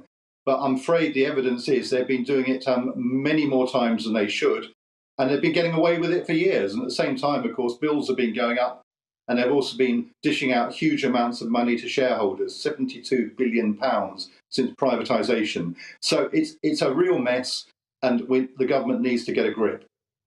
Look, forgive me, I'm not saying it's not important, because, I mean, it clearly is important. However, I can imagine quite a lot of people watching and listening right now saying, haven't you got something better to focus on than looking at Therese Coffey's voting record several years ago? Well, look, she's in charge at the Environment Department now. As I said, she was in charge during that mad 44 days when essentially the government crashed the economy within hours of our pension funds collapsing. So it's pretty important that when she's been given a new job like this, I'm pretty surprised she's been given a new job, given that record, but she's now in charge of our environment, and I don't think it's unreasonable to look back and see what her record was before. I mean, if the polls are to be believed, and they certainly all seem to agree that at the moment Labour's doing very, very well, and if there were a general election soon, you'd get in, which would make you Environment Minister, something like that. What would you do, given that we've got no money, what would you do that would actually cure the sewage scandal problem? Well, I wouldn't say there's no money in the country. There is money. The question is who has it. But we laid out a series of plans. At the moment, those pipes, those horrible pipes you're seeing in the clips, most of them have monitoring devices on. Not all. And the kind of thing we would do is we'd insist the water companies are fined if they're not monitoring them properly. We're aiming to get this 90% of this stopped by 2030. There'll be automatic fines when there are these unnecessary discharges. And we're also determined to make sure that the directors of these companies take some responsibility. So there's a number of things we can do, and we'd urge the government to get on and do it as soon as possible. OK, we've got to leave it there. Daniel Zeichner, thank you very much indeed. I mean, it's... Those pictures are enough to put you off your breakfast, aren't they? It's not pleasant, you have to say. But if it's happening during excess rainfall, when is that what else do you do to the sewage treatment plants? Presumably can't cope at that stage. It's things like that. It's infrastructure which does need to be updated and things. But I mean, at what cost? And it needs to be done. Well, the water companies need to be doing that. That's their job, isn't it, to maintain infrastructure? Well, yes, that's true. That's true, and they are making a lot of profit. But you see, I do find it interesting that Mr. Zeichner there is saying, well, they've made £72 billion worth of profit since privatisation. Well, how long ago were they privatised? 30 years? More than? So it's not an overly helpful figure in that sense, because it's an awful lot of money, but it's over a very long period of time. Yes, I know, but we discuss this, don't we? Because we lose so much water through leaky pipes. Oh, leakage. The infrastructure is a big problem, and it is the water company's job to maintain the infrastructure. And if they're not doing it, and clearly they're not doing it as well as they should, then they do need to be brought to heel, surely. Oh, would that be an easy fix for the government to sort out? Just make the water companies do more. Yes. You just wonder if that would put our bills up. Well, no, there would have to be a way that it isn't passed on to us. It comes out of profits, surely. Lawrence in Hollingworth says, my dog Missy, who is an Australian Kelpie, loves fireworks. She is mesmerised by rockets and never flinches at loud bangs, and I've never trained her to do this. Ian joins in, says, surely the debate surrounding pets and fireworks has gotten out of hand. The noise and special effects coming out of a television set during a movie on a nightly basis must exceed the flashes and bangs from a firework display. Different noise, though, isn't it, I think? Jean says, you see, I'm with you this, Jean. Jean's got some common sense. If fireworks were on one day, you could cope. The trouble is, idiots let them off any day, any time, all year. And I think that's the point, Jean, isn't it? You've got to say Diwali, I think. You've got to recognise that. Fireworks, very important part of Diwali. So I think you've got to recognise that. And Bonfire night, and then leave it at that. The November the 5th is on a Saturday today, this year rather, but it's not always, is it? And that's where a lot of you get a lot of displays on a Saturday and then also on whatever day the 5th of November is. So it does last over a period, doesn't it? Edith says, I've always loved Bonfire night because it's my birthday. As a little girl in the 1950s, I always thought the fireworks were just for me. I'm going to a small family party tonight and we will be having potato pie and black peas. Ooh, Are you a northerner, Edith? I think you must be. You must be a northerner having black peas. What do you put in a potato pie? Potato. Well, is that all? Potato. I haven't had a potato pie for years. Lashings of butter Mashed and things. No, sliced. Sliced. And then maybe with cheese or something over the top. Yeah. Oh, interesting. Send some this way, Edith. Sounds very nice. Lovely. Have a lovely birthday. Yes, happy birthday. More to come, including the papers with Chris Biggins and Claire Muldoon.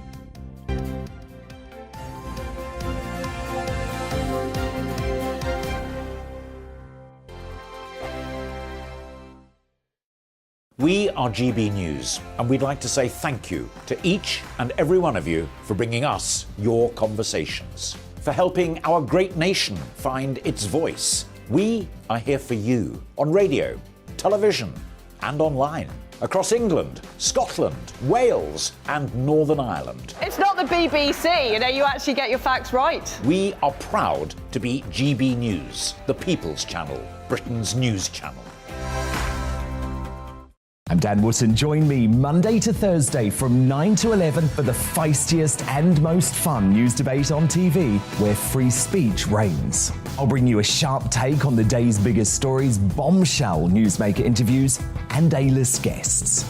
And I guarantee you, no spin, no bias, no censorship, and no reason to go to bed. That's Dan Wootton Tonight, Monday to Thursdays from 9 on GB News.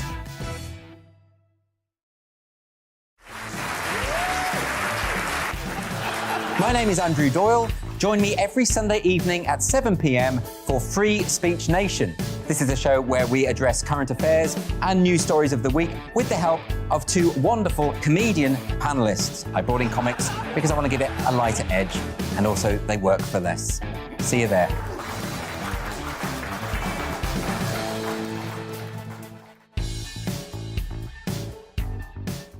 My name's Tom Harwood, and join me 9:30 a.m. every weekday for The Briefing, your one-stop shop for everything you need to know about what's going on in politics today. I wonder if this is a deal that might need to be like the biscuits in this factory, twice baked. Is there not an opportunity here to win out against the extremes? Tom Harwood, GB News. What are you going to do about it? Things should have been done differently, and they certainly are being done differently. Don't miss it. The Briefing with me, Tom Harwood, 9:30 Monday to Friday on GB News. On Mark Dolan tonight, we have a simple plan, which is to inform, stimulate and entertain in equal measure. It's all about getting your opinions on the national television airwaves. I love my viewer emails, mark@gbnews.uk. So do join me every Friday, Saturday and Sunday for big guests, big opinions and a big presenter. 6'5", don't you know? See you then on GB News. Join me, Arlene Foster, for the briefing on GB News. Every Friday at 3 p.m, I'll give you all the latest political news and analysis, and we'll have robust live debate. To make sure that you're caught up on all of the biggest issues of the day, we'll bring on experts in their field. I'll ask the questions that you'd like to ask. We're not afraid to tackle discussions from all perspectives, including yours. Don't forget, the briefing with me, Arlene Foster, every Friday at 3 p.m. on GB News. We are GB News, right across the nation. You can get us on television, on radio, on digital. We're absolutely everywhere. Amazing! You see, amazing! You remind me of me in the European Parliament. But here's the most important bit. We are not part of the mainstream establishment. We think and speak just like you do. We are the People's Channel. Magnificent. That's really, really thoughtful. Come and join us on GB News, the People's News Channel.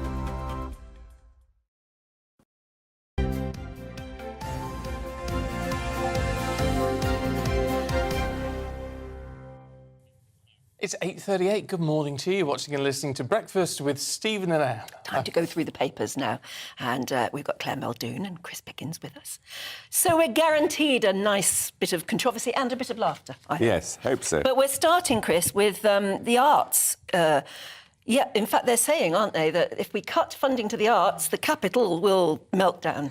Well, I'm thinking of leaving London anyway, because our mayor has ruined it, as far as I'm concerned. So, well, you know, driving around London is a nightmare now with all the cycle lanes and just everything. You know, I live in Hackney, Islington, where the people, you can't go down certain roads. You can't drive. I mean, taxis have gone up enormously in price. Anyway, there's even more reason to leave now, because they want the arts have cut, and they want everything to go to Manchester or other cities. So I won't be going to Manchester, I can tell you that. But I mean, what is awful about this is that the organisation that funds the arts has decided that they're going to cut the E&O, for instance. Their grant is being cut, and they may have to. In fact, they're going to leave them enough money to really seriously think about going to Manchester to have the E&O there. And then there'll be the Opera House, then there's the Donmar Warehouse. I mean, interesting enough, Oscar winner Sir Sam Mendes claimed the new funding programme would hit the arts as a whole. The founding artistic director of the Donmar said, cutting its funding is short-sighted decision that will wreak long-lasting damage on the wider industry. And I think he's right. I think he's right as well, and I think it's really, really, really damning, because the arts are there for everybody. Yeah. You know? And if you go to the National Portrait Museum now after 5 o'clock on a Friday evening, you can pay up to £1 or more for an exhibition of the Lucian Freud, without making this London-centric, right? But historically, Soho was the bastion of creativity, of you know, wonderful, wonderful scenes of art, both within themselves and, you know, on the outer going forward. But a lot of people at the moment will say, you know, we've got a cost of living crisis. We can't afford for posh people to go to the opera. But it's not about posh people going to the opera. The arts is more than that. It's deeper than that. You don't have to be an academic to appreciate art. You don't have to be an academic in order to be an artist. You know, the Soho in itself and, you know, the Talgarth Road going out to Hammersmith and the M4, there was loads of artist studios then. There is nothing now.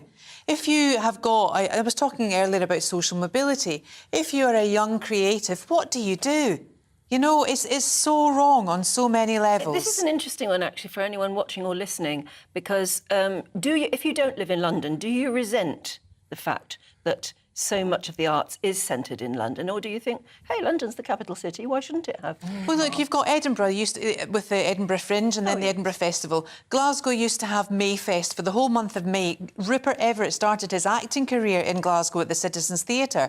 Such a wealth of talent, you know, that can be explored. But the fact is everyone wants to come to London because that is where the big pool is for actors. Am I right, am I wrong? Absolutely right. And that encourages people to come to this wonderful city of ours. And the other thing, which I think is a problem, what are we going to do with these buildings? What are we going to do with the Colosseum? Yeah. The Colosseum, if they take that away, is going to be empty because it's not a commercial theatre because it's too big. So that will go and they'll probably make it into flats. You know, I mean, it's a terrifying. There are terrifying things that could happen if this goes through. Is this just a debate at the moment? Because every so often, it's a chestnut. This one, it comes round every so often, doesn't it? It does, but I think this is for real. I mean, everybody is very, very worried about the situation. Well, the theatre was crippled during the lockdown, and we're only just getting back. Yeah, absolutely. You know, and there's lots of tickets you can pick up for £10. Everyone loves to come to London on a tourist trip. Go to the theatre, support the arts. Yeah. They're there to be appreciated and loved and devoured. Absolutely, and that's when it should be done. And Darlington this Christmas at Panto. Yeah, absolutely. Panto I like. The rest of it... What, don't you like the theatre? Well, when I go, I enjoy it, but I have no desire to go. Really? No. No, and I do just think, I think for an awful lot of people in this country, it just never crosses their mind. And I'm not saying that's necessarily a good thing, but I don't... You know, I don't know. I'm just not driven that way. Where do you like to find your entertainment? I don't know. I'm a home bird. Yeah. Higgins. That's the thing. I like to get home. I'm a nester. So do you have a group of people come round and entertain you in your drawing room? Court jester.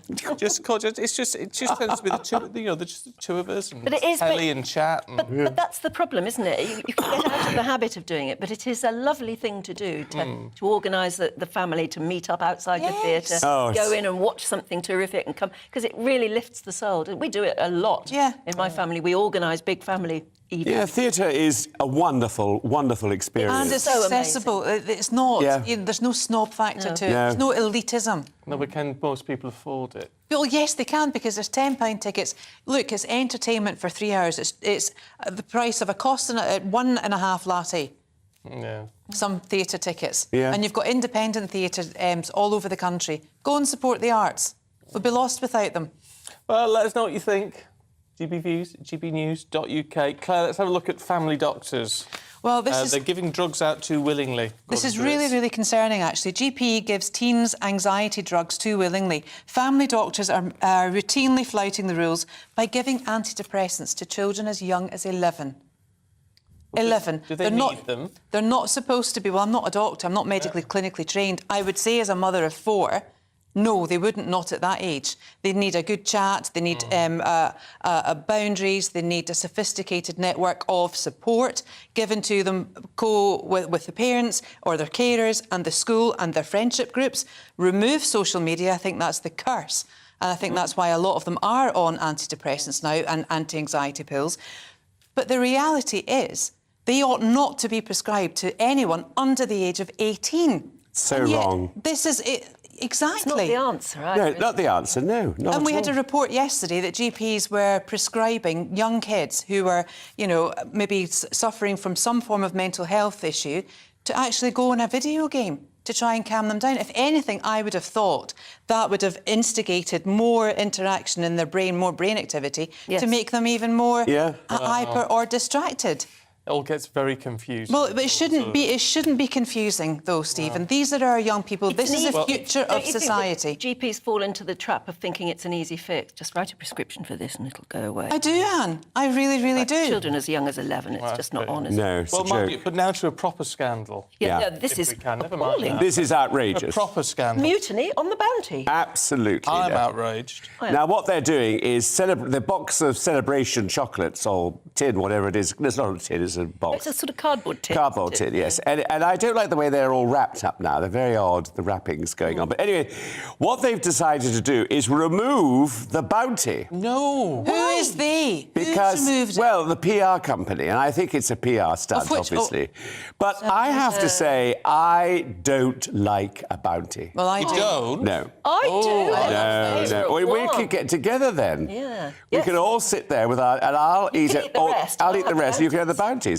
I mean, I think it's too sickly for me, the bounty. Yeah, but there's little ones that come in the multi-packs, you see. They're just little in them. But what's the reason for removing the bounty? Because they say that people don't like it. A huge percentage of people don't like the bounty. Do they poll for this? You obviously weren't polled then. No, clearly three of us weren't. No, I was, yes. You were, clearly. This 1 is in a 4. publicity stunt, isn't it? Of course it is. Of course it is. publicity. Christmas is coming. They want to sell the boxes. Remind us. Yeah. You know, and it'll be a big bounty makes a return. Exactly. Yeah. The bounty By hunter public is demand. here. Yeah. Remember those old adverts for Turkish Delight? You'd have that beautiful girl living at lying in a sand dune, and then you'd have the bounty hunter. Yeah. We've got nothing like that now, and they're removing the bounties from the box of chocolates. Oh, yes. Bah humbug. He used his great big, what do you call it? Machete almost. Yes. What are you talking Cut about? down the palm trees. Sword. No, Goodness only knows what they're talking about at that slice the Turkish Delight in half. Do you remember? Oh, yes, it was a sabre. I love Turkish Delight. Sabre. Yeah, and then it had that. Oh, yeah. Very Can you get Turkish Delight still? Yes. You can? Oh, interesting. And you're wrapped in chocolate. Yes. It's horrible stuff. Yes. Do you like it? Oh, I love Turkish Delight. Oh, it's on my mother's favourite Turkish. Fries. But I do like the bounty. Peppermint cream. Oh, that's nice. Yeah, they are nice. This is not the sort of thing you should be talking to a diabetic about, but No. there you go. Yourself. Lovely. Comes with Christmas, though, doesn't it? Yeah, it does. Great stuff, you two. Claire, Christopher. Thank you very much. I never know whether to call you Christopher, Chris, or just Biggins. Di, whatever you like, I'll answer. Oh, excellent. There you go. There's an offer. Thank you both very much indeed. Thank you. Good to see you. Now, never mind the scandal about the bounty. What about this one? This is an ongoing sort of scandal, isn't it? Prince Harry and Meghan's exit from the royal family has caused mixed opinions internationally. And now the publishing date for the Duke of Sussex's autobiography, the book, has been set for the 10th of January next year. It was going to be out before Christmas. Yeah, it's questionable whether Harry might change sections of the book after the death of the Queen. But according to a friend of Meghan Markle's, the manuscript of Spare will stay the same. Well, so it is called. Let's talk to the former royal correspondent for The Sun, Charles Ray. Hello, Charles. Very good morning to you. Hello. Yeah, Good we don't really know what's going to be in this book, and we don't really know if Harry has been able to make any alterations, do we? Well, I was always of the view that Harry was not going to make any changes whatsoever, because I could never find the source of the argument that said he was going to make changes after the Queen's death. So I'm not surprised that that we now are being told by Meghan and Harry's cheerleader, Omid Scobie, that he has not changed one word, and the only thing he's going to add is a tribute to Her late Majesty. It's going to be very odd, don't you think, Charles, if there's a tribute to Queen Elizabeth in there, whilst he absolutely rubbishes the rest of the family and her legacy? Well, it will be. And as Anne said right at the start, we don't exactly know what's in this book. I mean, we have to assume that he's being paid an awful lot of money for a few exclusives in there about the family. Now, if he starts to rubbish his father, who is now king, and his stepmother, who is now queen, then I think all hell will let loose. I think that it's about time that that Harry and Meghan lost their titles. They're trading in their royal links to make their own money, and I have never had any objections to them making money. It's entirely up to them. But to use their royal links is for me is wrong. And I think it's about time that we lost the titles, Duke and Duchess of Sussex. You can't take away his prince title because he was born a prince, but they want to make their own lives and everything else. That's absolutely fine. And the other thing I'd like to say is that we've got The Crown coming out, and I haven't heard one peep out of Harry, who gets paid an awful lot of money from Netflix, about the characterization of his late mother, who he's defending all the time. He's not said one word. No, it's all very odd, isn't it? And as you were saying there, we just don't know until the book comes out. But it's really putting his father, King Charles, in the most appalling position, isn't it? Because if Harry, his beloved son, rubbishes members of the family, and Charles has to make this awful decision about almost disowning his own son. It's a terrible position for him, isn't it? It is a terrible position, especially as we're now told that he has not consulted his father. He's not consulted any other member of the royal family. And let's not forget as well, presumably he's going to be discussing the rift with his brother as well. We know there has been a rift that's been well documented, but he's supposed to be going into quite a bit of detail on the rift and everything else. And you're absolutely right. King Charles is going to have a terrible decision to make if, in fact, Harry pulls the trigger on members of the family and rubbishes them in a way. And if he does it to Camilla, it would have been bad enough when she was just Duchess of Cornwall, but now she's Queen. It's not going to go down well at all. And let's not also forget, this book, you're going to have to pay £28 for a copy of this 400, I think it's 460 pages. So it'll be very, very interesting. January the 10th. Bad timing as well, Anne, because it's the day after the Princess of Wales's birthday. Oh. That's a nice birthday present. Isn't it? It's Isn't a it horrible just? one. Would he be doing this if it wasn't for Meghan, do you think? Probably not. I think that everything he's been doing so far has been with Meghan. I mean, I read the other day that you remember she was going to take the citizenship test when she came over here, and she found it too difficult to answer some of the questions, and she turned to Harry and said, what's the answer to this one? Harry didn't know. I mean, it's a ridiculous way of living. No, I think, Stephen, that clearly Meghan is a major, major influence in this lad's life. There's no question about that. And the sad thing that, frankly, he could say what the heck he likes in this book, and a lot of people would automatically assume that he's telling the truth. It may just be his truth. Well, we go on this. There is only one truth, Anne. Clearly, there is only one truth. And as the Queen has said, recollections may vary. But there is only one truth. And we saw the truth that came out in the Oprah Winfrey. And that's the furthest thing from the truth that I remember, to be perfectly honest. Okay. Charles, good to talk to you this morning, even though it's not something we're looking forward to in January, I have to be honest. Not in any way at all. And I think people who like gossip will still be upset by this, because this really strikes Britain at its heart, doesn't it? And what he comes out with. And for King Charles to have to take that decision about how to discipline his son, maybe by stripping him of his title, it's heartbreaking. Yeah, it is. Anyway, no doubt we will be covering it every step of the way, because we've got to. It's just the way of it. Anyway, don't go anywhere. All the top stories heading your way after a look at the weather.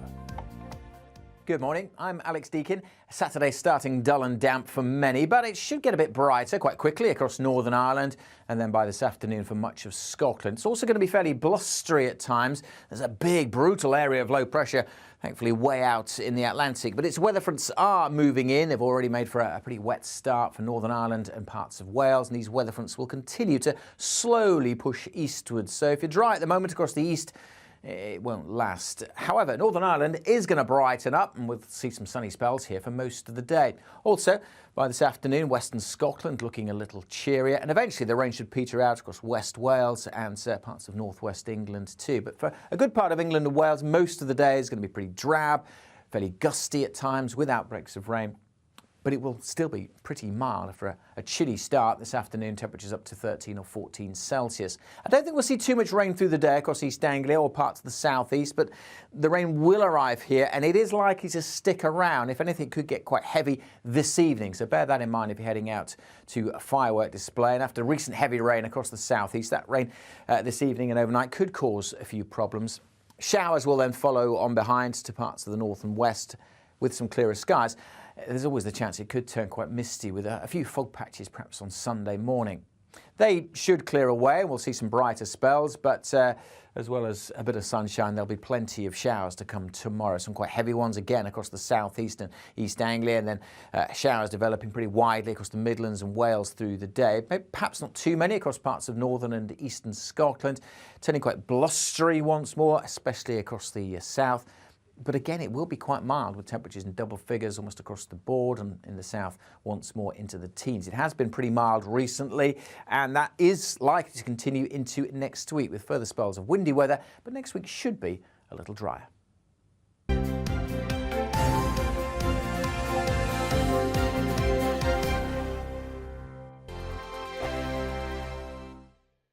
Hello there, it's Eamon Holmes here from Breakfast on GB News. We're not just on your television and your screens, you know. We're on DAB plus digital radio, so you can listen to your favourite shows on the move. If you've not yet listened to GB News Radio, it's very simple. We're on your radio player and TuneIn apps, on your smart speaker, phone or tablet, or online at gbnews.uk. Take us with you wherever you go. GB News Radio. You never have to miss a moment of the People's Channel. Hello, I'm Simon Evans. Join me on GB News for Headliners at 11 p.m, where I'll be joined by two of the country's top comedians as we take a look at tomorrow's newspapers tonight.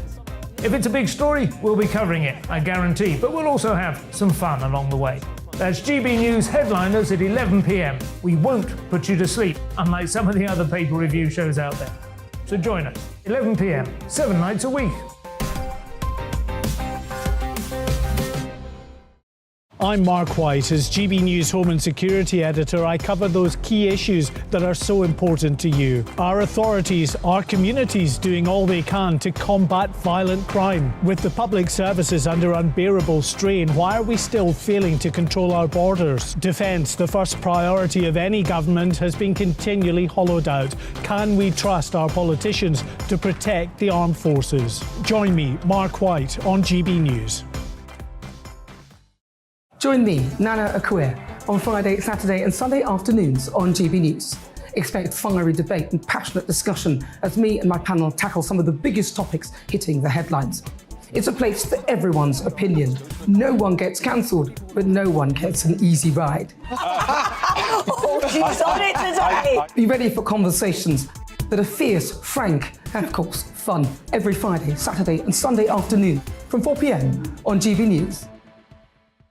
Every morning from 6 o'clock, we'll wake you up with GB News Breakfast with all the stories you didn't know from the night before. So whether it's serious news, entertainment, or your own views from all over our great nation, we're here to kick off your day with a smile. And the national media should be reflecting and reporting what's happening here. You will notice the northwestern accents. Whether you're with us on TV, radio, or online, every morning, it's breakfast from 6 a.m. Hope you can join us. Every Saturday at 2 o'clock, join me, Darren Grimes, for Real Britain. I'm not afraid to give you a platform and say it how it is. Come on, make the case. Something like this is very, very important to people. And we're always up for a laugh on this show. God, honestly, you'd think there were no problems in the world. Real Britain, every Saturday on GB News. On the Mark Steyn Show, we cover the stories a lot of people are scared even to mention. The stuff that really matters with some of the world's biggest thinkers. Now is his opportunity to kind of take the steering wheel of history. Break away from the flop at 8 o'clock on GB News with the Mark Steyn Show. We are GB News. And we'd like to say thank you To each and every one of you. For helping our great nation Find its voice. We're absolutely everywhere. Across England, Scotland, Wales, And Northern Ireland. On TV. on radio and online. we're proud to be The People's Channel. Britain's News Channel.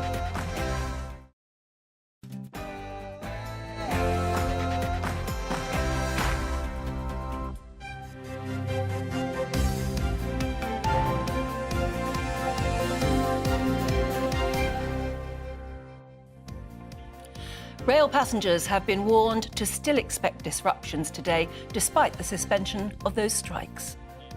Good morning to you. It's 9 o'clock, Saturday, the 5th of November. It's breakfast on GB News with Stephen and Anne. We're live across the whole of the UK on both your TV and your radio. Wherever you are, you can take us with you. Here are the top stories you need to know about. Well, Network Rail has warned that services will remain extremely limited after numerous walkouts were suspended last night. The RMT says it will now enter a period of intensive negotiations with Network Rail and train operators. Households with smart meters could save up to £100 on bills if they reduce peak time use during the winter. It comes after the National Grid warned we could experience up to 3-hour blackouts in a worst-case scenario. Now it's Bonfire night tonight. Emergency and fire services reminding us to attend organised professional displays, they say, to stay safe.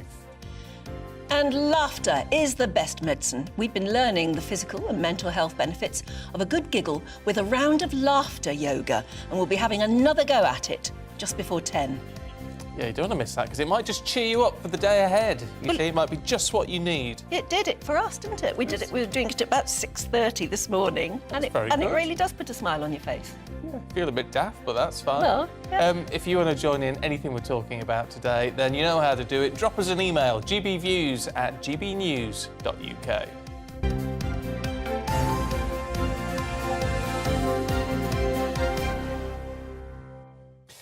Now, there was some interesting developments yesterday because the rail strikes that we're expecting today, Monday and Wednesday, have been called off.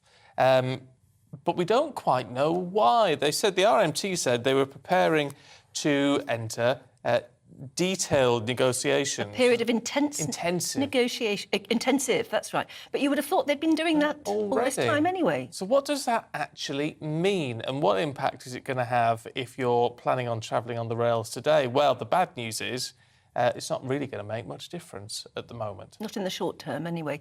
Earlier on, we spoke to travel correspondent Simon Calder for his advice on travelling this weekend.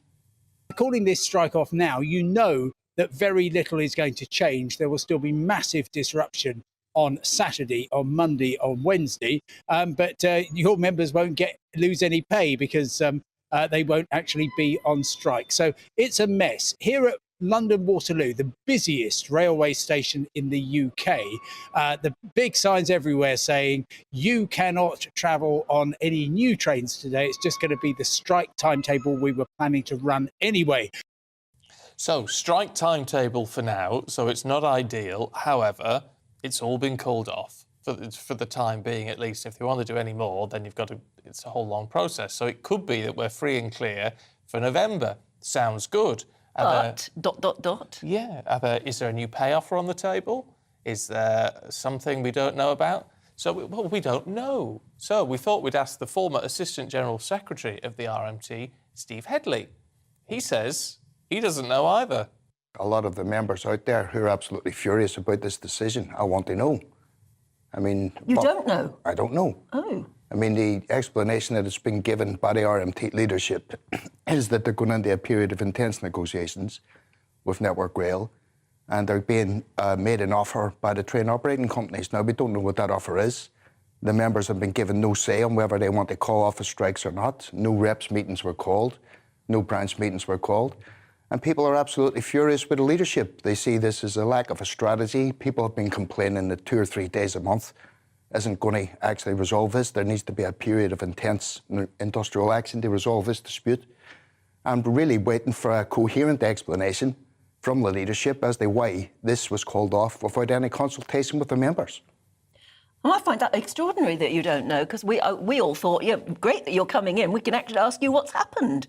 Somebody must have put a phone call in or asked for an explanation by now, surely. Well, let's hope so. You know, we've got people out there portraying themselves as working class heroes, but the absolute minimum that people should do if they're going to call off a dispute, especially at the very last minute, is to consult with their membership. Now, this can be done very easily today over Zoom, over emails, to get a consensus. It doesn't need to be a physical meeting, but nothing like that was done. People found out that the strike had been called off over social media. And these are people who have lost 25% over a decade in their real terms earning. They're out there trying to fight a dispute. By the way, the people who called off this dispute are guaranteed their pay rise. They've not lost any money by going on strike. So we're in a situation where the strike's been called off and the members don't know why. And the explanations being given at the minute don't make sense. Intensive negotiations, well, what were they doing before? Well, that's what we said. What were they doing before? Yeah. So entering a period of intensive negotiations suggests they haven't been negotiating intensively up till now. It's not. We need to understand, if there's an explanation, if there's been a deal put on the table, the members need to see that deal. Because when people have lost 3 weeks' money, they're not going to be sold out by some union leadership that believes that they can make a deal without consulting with those members. But the leadership wouldn't have sold them out, would they? They wouldn't do that. Well, we don't know. We don't know. We don't know. Well, what is the explanation then? If there's a deal on the table, let the members have a look at it. The members will soon say yes or no. Because, I mean, it seems odd to... I mean, you know, a lot of people are very irritated by the strikes, of course, which is the point of strikes, partly. But it seems odd to call them off last minute without a deal being on the table, doesn't it? Well, it's unprecedented. I mean, I've been a trade unionist for 35 years. And unless there's an actual deal on the table that you can take back to people and get their opinion on, well, what is the point in calling off action? And now we've got a position where the rank and file of our union really need to take a bull by the horns. They should be telling the leadership what to do, not the other way around. Members need to be calling special branch meetings.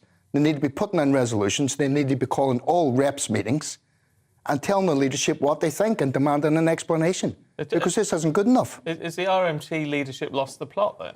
Well, I don't know. Or maybe they've achieved everything they wanted. Well, if they've done that, well, the simple thing to do is they put it on the table and let the members decide.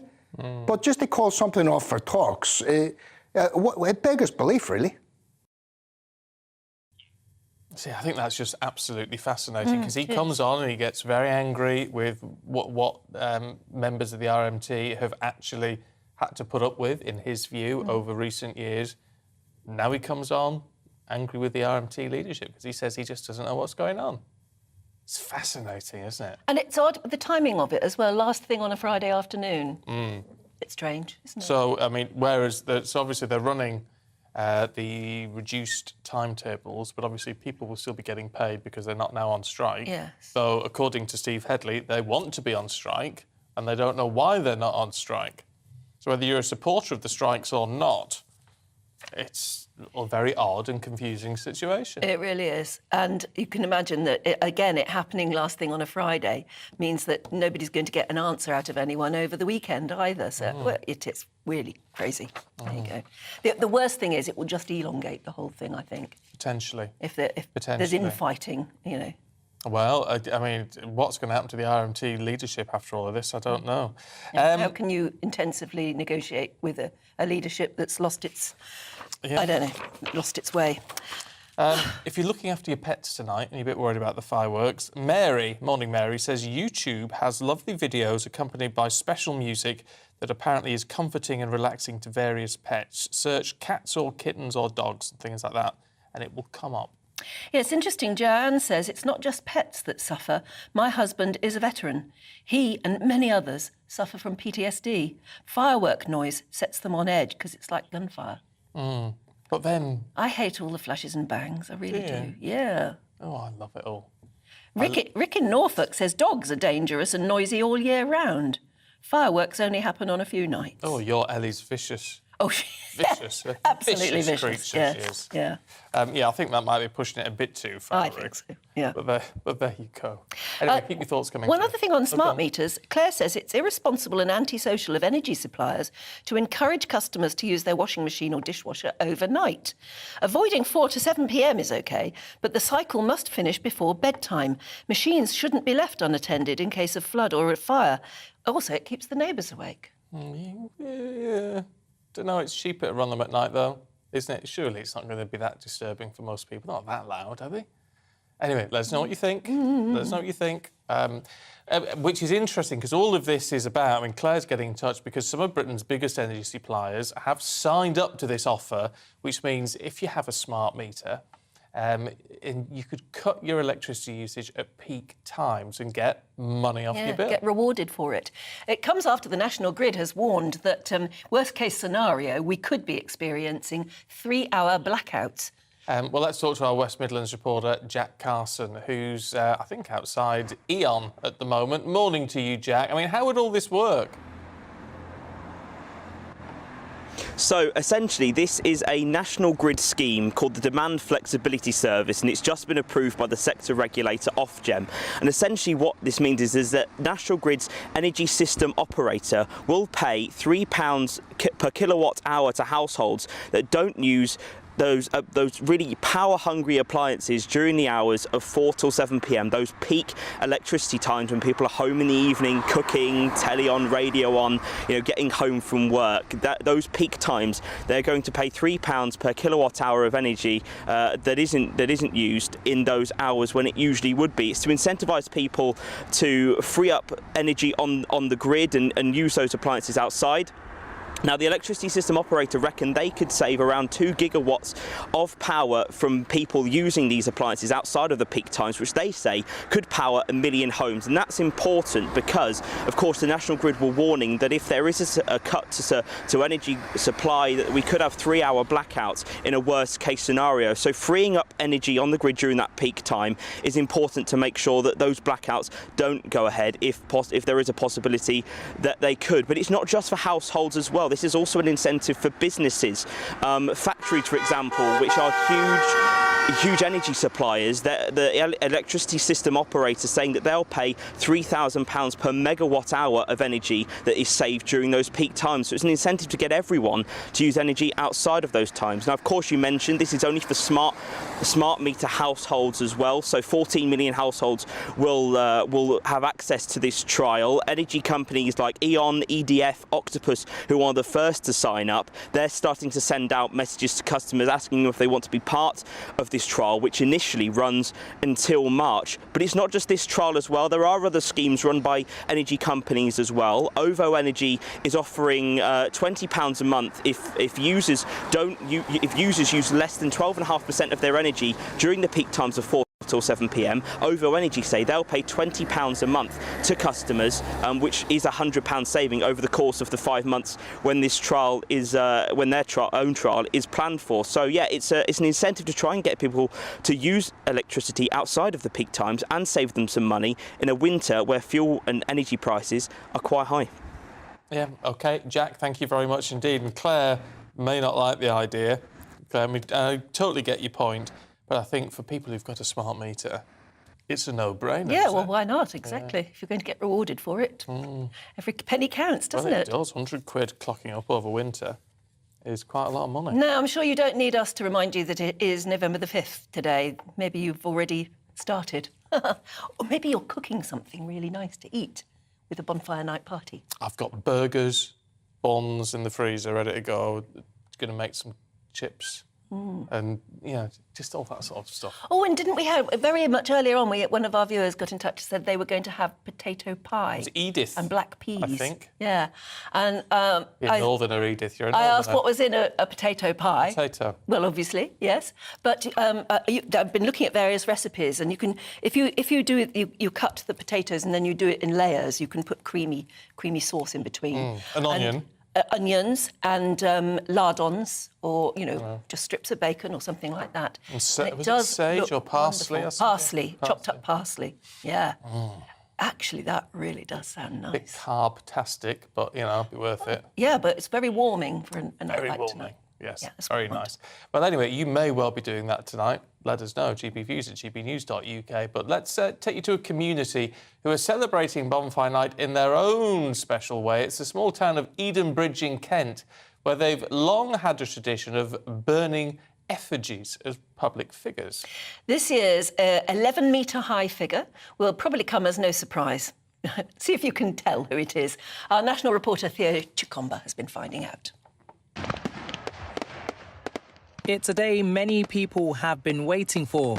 Bonfire Nights returning here in Edenbridge for the first time since 2019. More than 1,000 people are expected to attend. It's quite a big deal, really, because you really do notice it. Those 2 years where there weren't too many things going on in town, it's really nice to have the community back together, supporting each other, to have the excitement of the bonfire works, the bonfire night going on. So it's just the whole general buzz and excitement around town is just such a nice feeling to have. But they do things a little different here. For 20 years, the organisers have used it as an opportunity to poke fun at political figures like the former leader of the House of Commons, to celebrities like Harvey Weinstein, and this year's no different. It's no surprise that the shortest-serving Prime Minister's been the talk of the town leading up to this evening. People love it, but People have always got an opinion. It's like art. They've always got an opinion. Some people like it, some people might not like it. It's not like it's anything nasty or anything. Everyone loves it. It's a long-standing tradition. And to be honest, it's a celebrity guy. It is what it is. Depending on what year it is, somebody's face is going to be on there. So, after a 3-year break, it's been welcomed by those who serve the local economy. Thing for the moment for Edenbridge being a small village is that it's bringing back that real tradition that Edenbridge has been known for. So everyone's very excited. The businesses are very excited to see this happening again, and we want it to remain for the future and have no further gaps, which I think is the important part. But you know, it's going to be good to see some of the children's faces and some of those families that haven't seen this for a while, and some that have never experienced it. If previous years are to go by, it's certainly going to be a memorable bonfire night, especially with recent political events. The Comber, GB News. I think the sad thing for the artist who makes them at Edenbridge is that a lot of people might actually look at that of Liz Truss and say, who's she? Yes. Don't you think? Certainly a lot of children will be thinking, who's she? Yeah. Because, well, she didn't exactly stay around very long, did she? Didn't make much of an impact. No.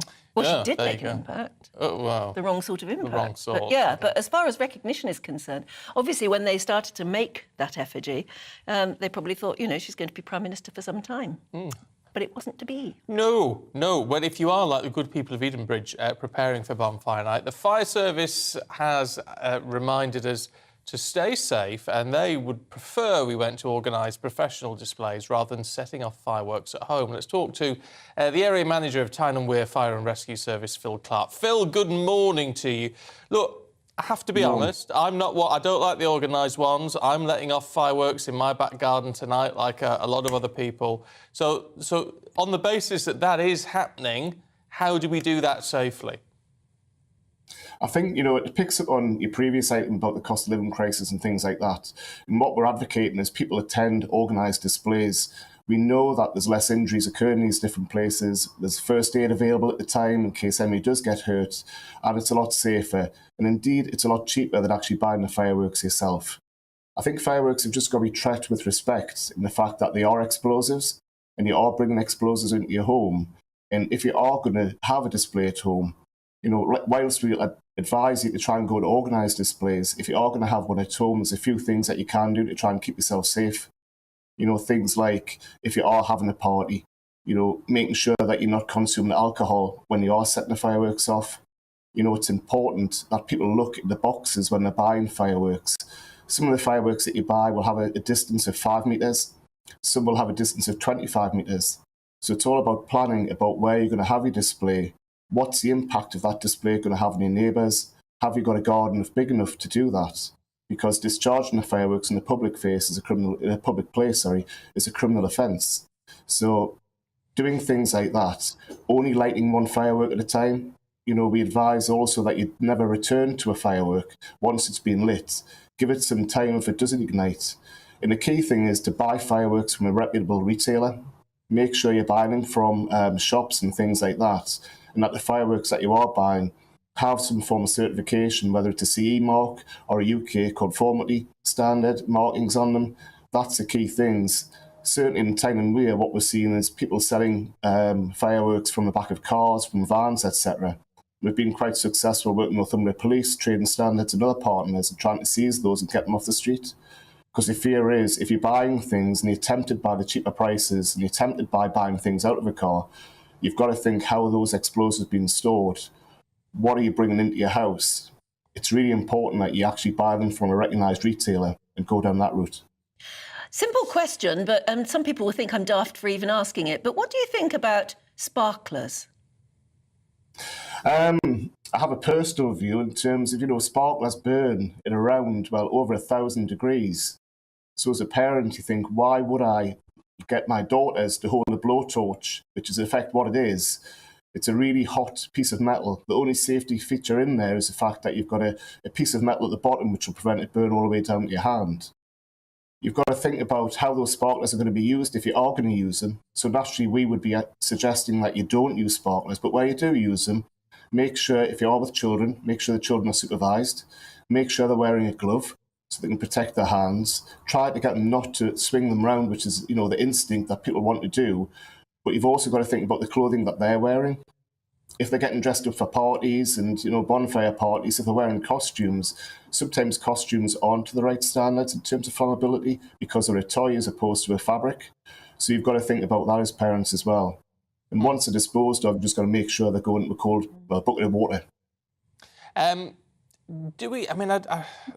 I'm slightly... What concerns me, Phil, in all of that? I mean, you come up with, very good, very sensible tips, right? But there does seem to... Is there an element of killjoy about what people generally say nowadays? Because we've been doing this for decades and decades and decades. Well, I have.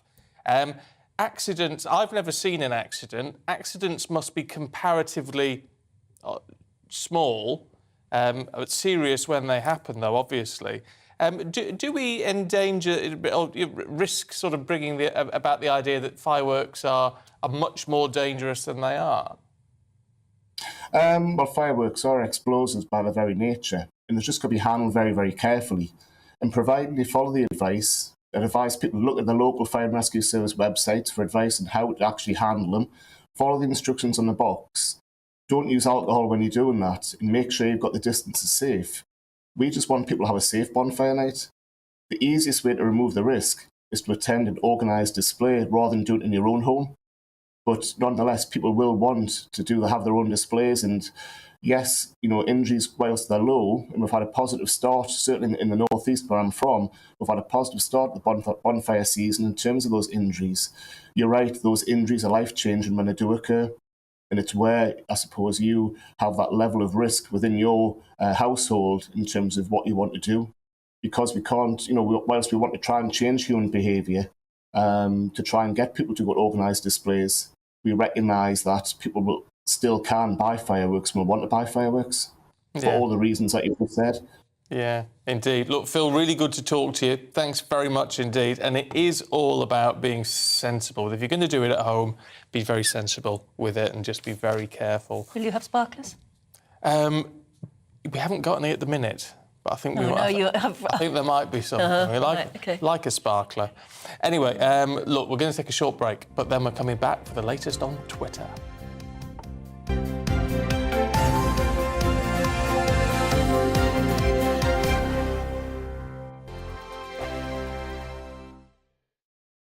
We are GB News. And we'd like to say thank you To each and every one of you. For helping our great nation Find its voice. We're absolutely everywhere. across England, Scotland, Wales, And Northern Ireland. On TV. on radio. and online. We're proud to be The People's Channel, Britain's News channel. Hello, I'm Michelle Dewberry, and you can join me every weekday 6 till 7 on Jubes and Kerr. Me and my panel will get stuck right into the day's events, and I can tell you, in fact, I can warn you, expect some robust debate, some strong opinions and perspectives from both sides of the fence. It's about you at home as well. I love to read out all of your comments, or at least as many as I can. So join me, Michelle Dewberry, Monday to Friday, 6 till 7 on Jubes and Kerr. Join my show Farage, 7 p.m. till 8 p.m. Monday through Thursday, and there you will get opinion, analysis, debate, and I'll cover stories that nobody else dares to touch. You've been cancelled. Join the club. Oh my goodness me! And then for the last 15 minutes, talking pints. We're over a drink. We have a civilised conversation with someone. We very often disagree, but we do it in a grown-up way. Come and join me on Farage. On the Mark Steyn Show, we cover the stories a lot of people are scared even to mention. The stuff that really matters with some of the world's biggest thinkers. Now is his opportunity to kind of take the steering wheel of history. Break away from the flock at 8 o'clock on GB News with the Mark Steyn Show. Hello, I'm Esther McVeigh. And I'm Philip Davis. Whether you're watching or listening on TV, online or on radio, we handpick the latest stories, debates and expert opinions for your weekend. So whether that's politics, news or showbiz, we've got it covered. Join us every Saturday morning at 10 o'clock on GB News. Hello, I'm Alastair Stewart, and I'd invite you to join me at noon on Saturdays and Sundays for Alastair Stewart and Friends. I've been in this business for over 40 years, Now, here at GB News, I've never been happier. I get to choose the big stories that really interest me. We hear what you have to say, and you hear what I have to say. I really hope you can join me, noon on Saturdays and Sundays. I'm Mark Dolan. Join me at 11 on GB News for Headliners, in which I'll be joined by two of the UK's top comedians discussing tomorrow's papers. If it's an important story, we'll cover it, but we'll have some fun along the way. Headliners, the late night paper review that won't send you to sleep like the others will. 7 nights a week at 11 p.m. on GB News.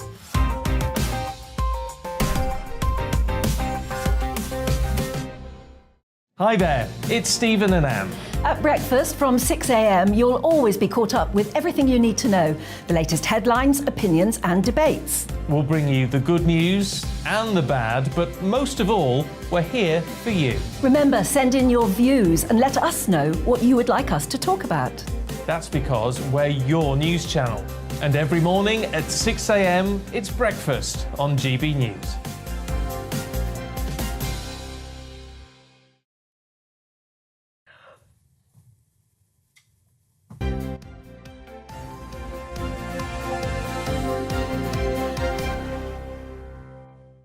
Oh, I think you got a glimpse of us early. We were poised, waiting, ready, weren't we? Oh dear, was I yawning? Oh, probably. Oh no. Oh.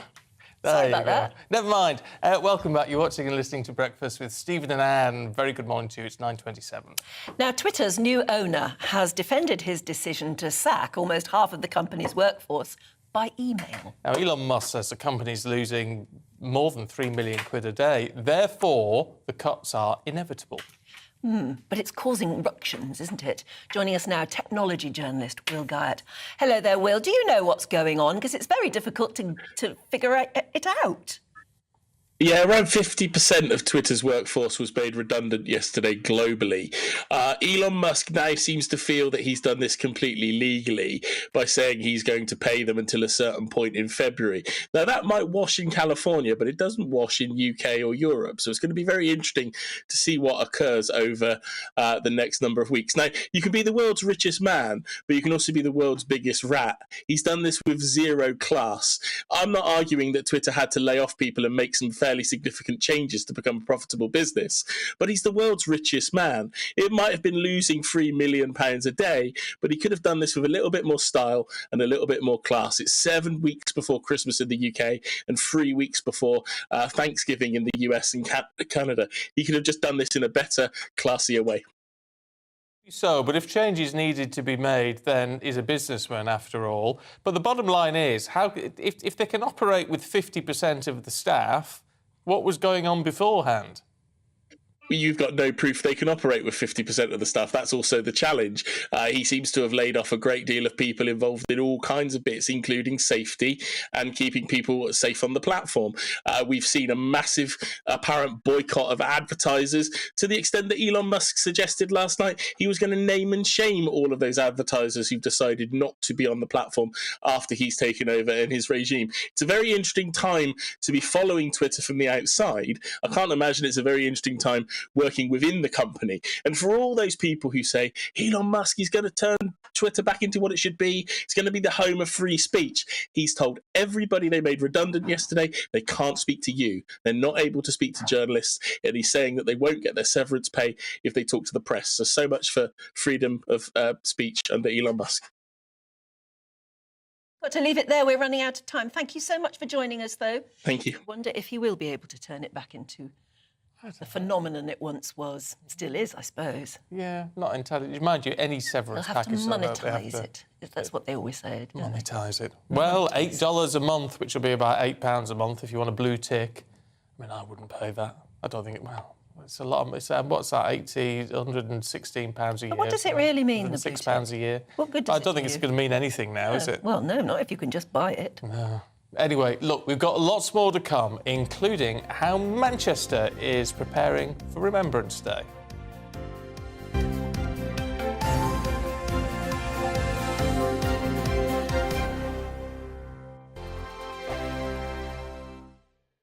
We are GB News, and we'd like to say thank you to each and every one of you for bringing us your conversations. for helping our great nation find its voice. We are here for you on radio, television, and online.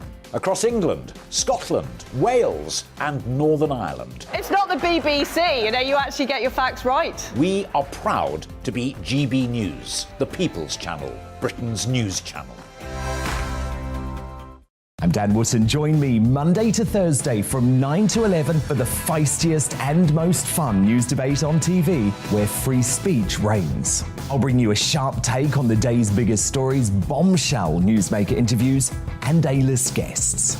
And I guarantee you, no spin, no bias, no censorship, and no reason to go to bed. That's Dan Wootton Tonight, Monday to Thursdays from 9 on GB News.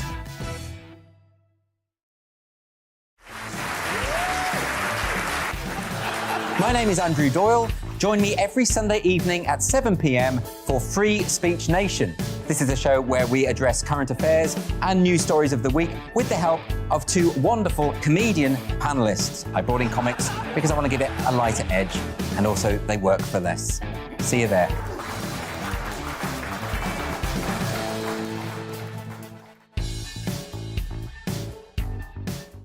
My name's Tom Harwood, and join me 9:30 a.m. every weekday for The Briefing, your one-stop shop for everything you need to know about what's going on in politics today. I wonder if this is a deal that might need to be like the biscuits in this factory, twice baked. Is there not an opportunity here to win out against the extremes? Tom Harwood, GB News. What are you going to do about it?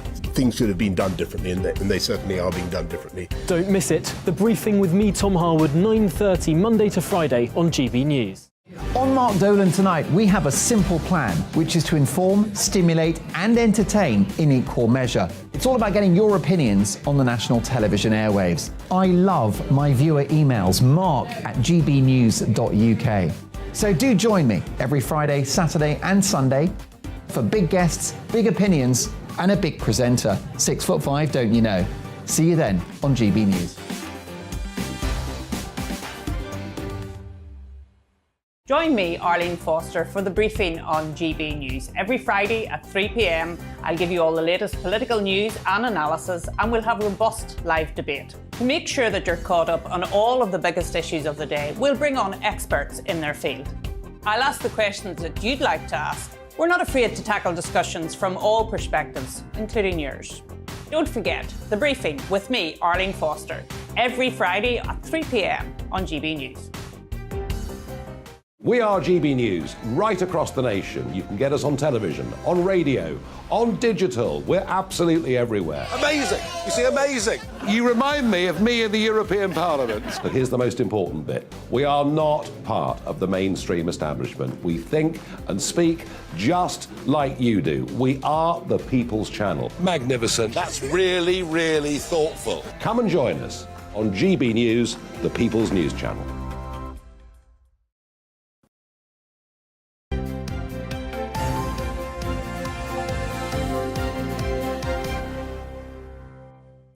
(9:34) morning to you, watching and listening to Breakfast with Stephen and Anne. Now, there's just 2 weeks to go until the World Cup, taking place in Qatar, as you know. And the governing body, FIFA, have sent a letter to everyone competing, all the nations, asking fans to focus on the football and forget the politics. Liverpool manager Jurgen Klopp has said it's wrong for players to take a stand against issues like homophobia and racism, but what about the fans? What do you think they should do? Well, former England striker John Fashanu has urged supporters to take the knee in Qatar in a joint stand on racism and homophobia. And he's here with us now. And it's lovely to see you. Thank you very much. Yeah. Thank you. But you're getting a bit political here, aren't you? Well, I'm trying not to, but unfortunately, football and politics do go together. Always have. Why do you think it's important, then, to take a stand on these issues when it comes to Qatar? You know, because I think that, number one, LGBT are part of it. And I think that it will educate so many people.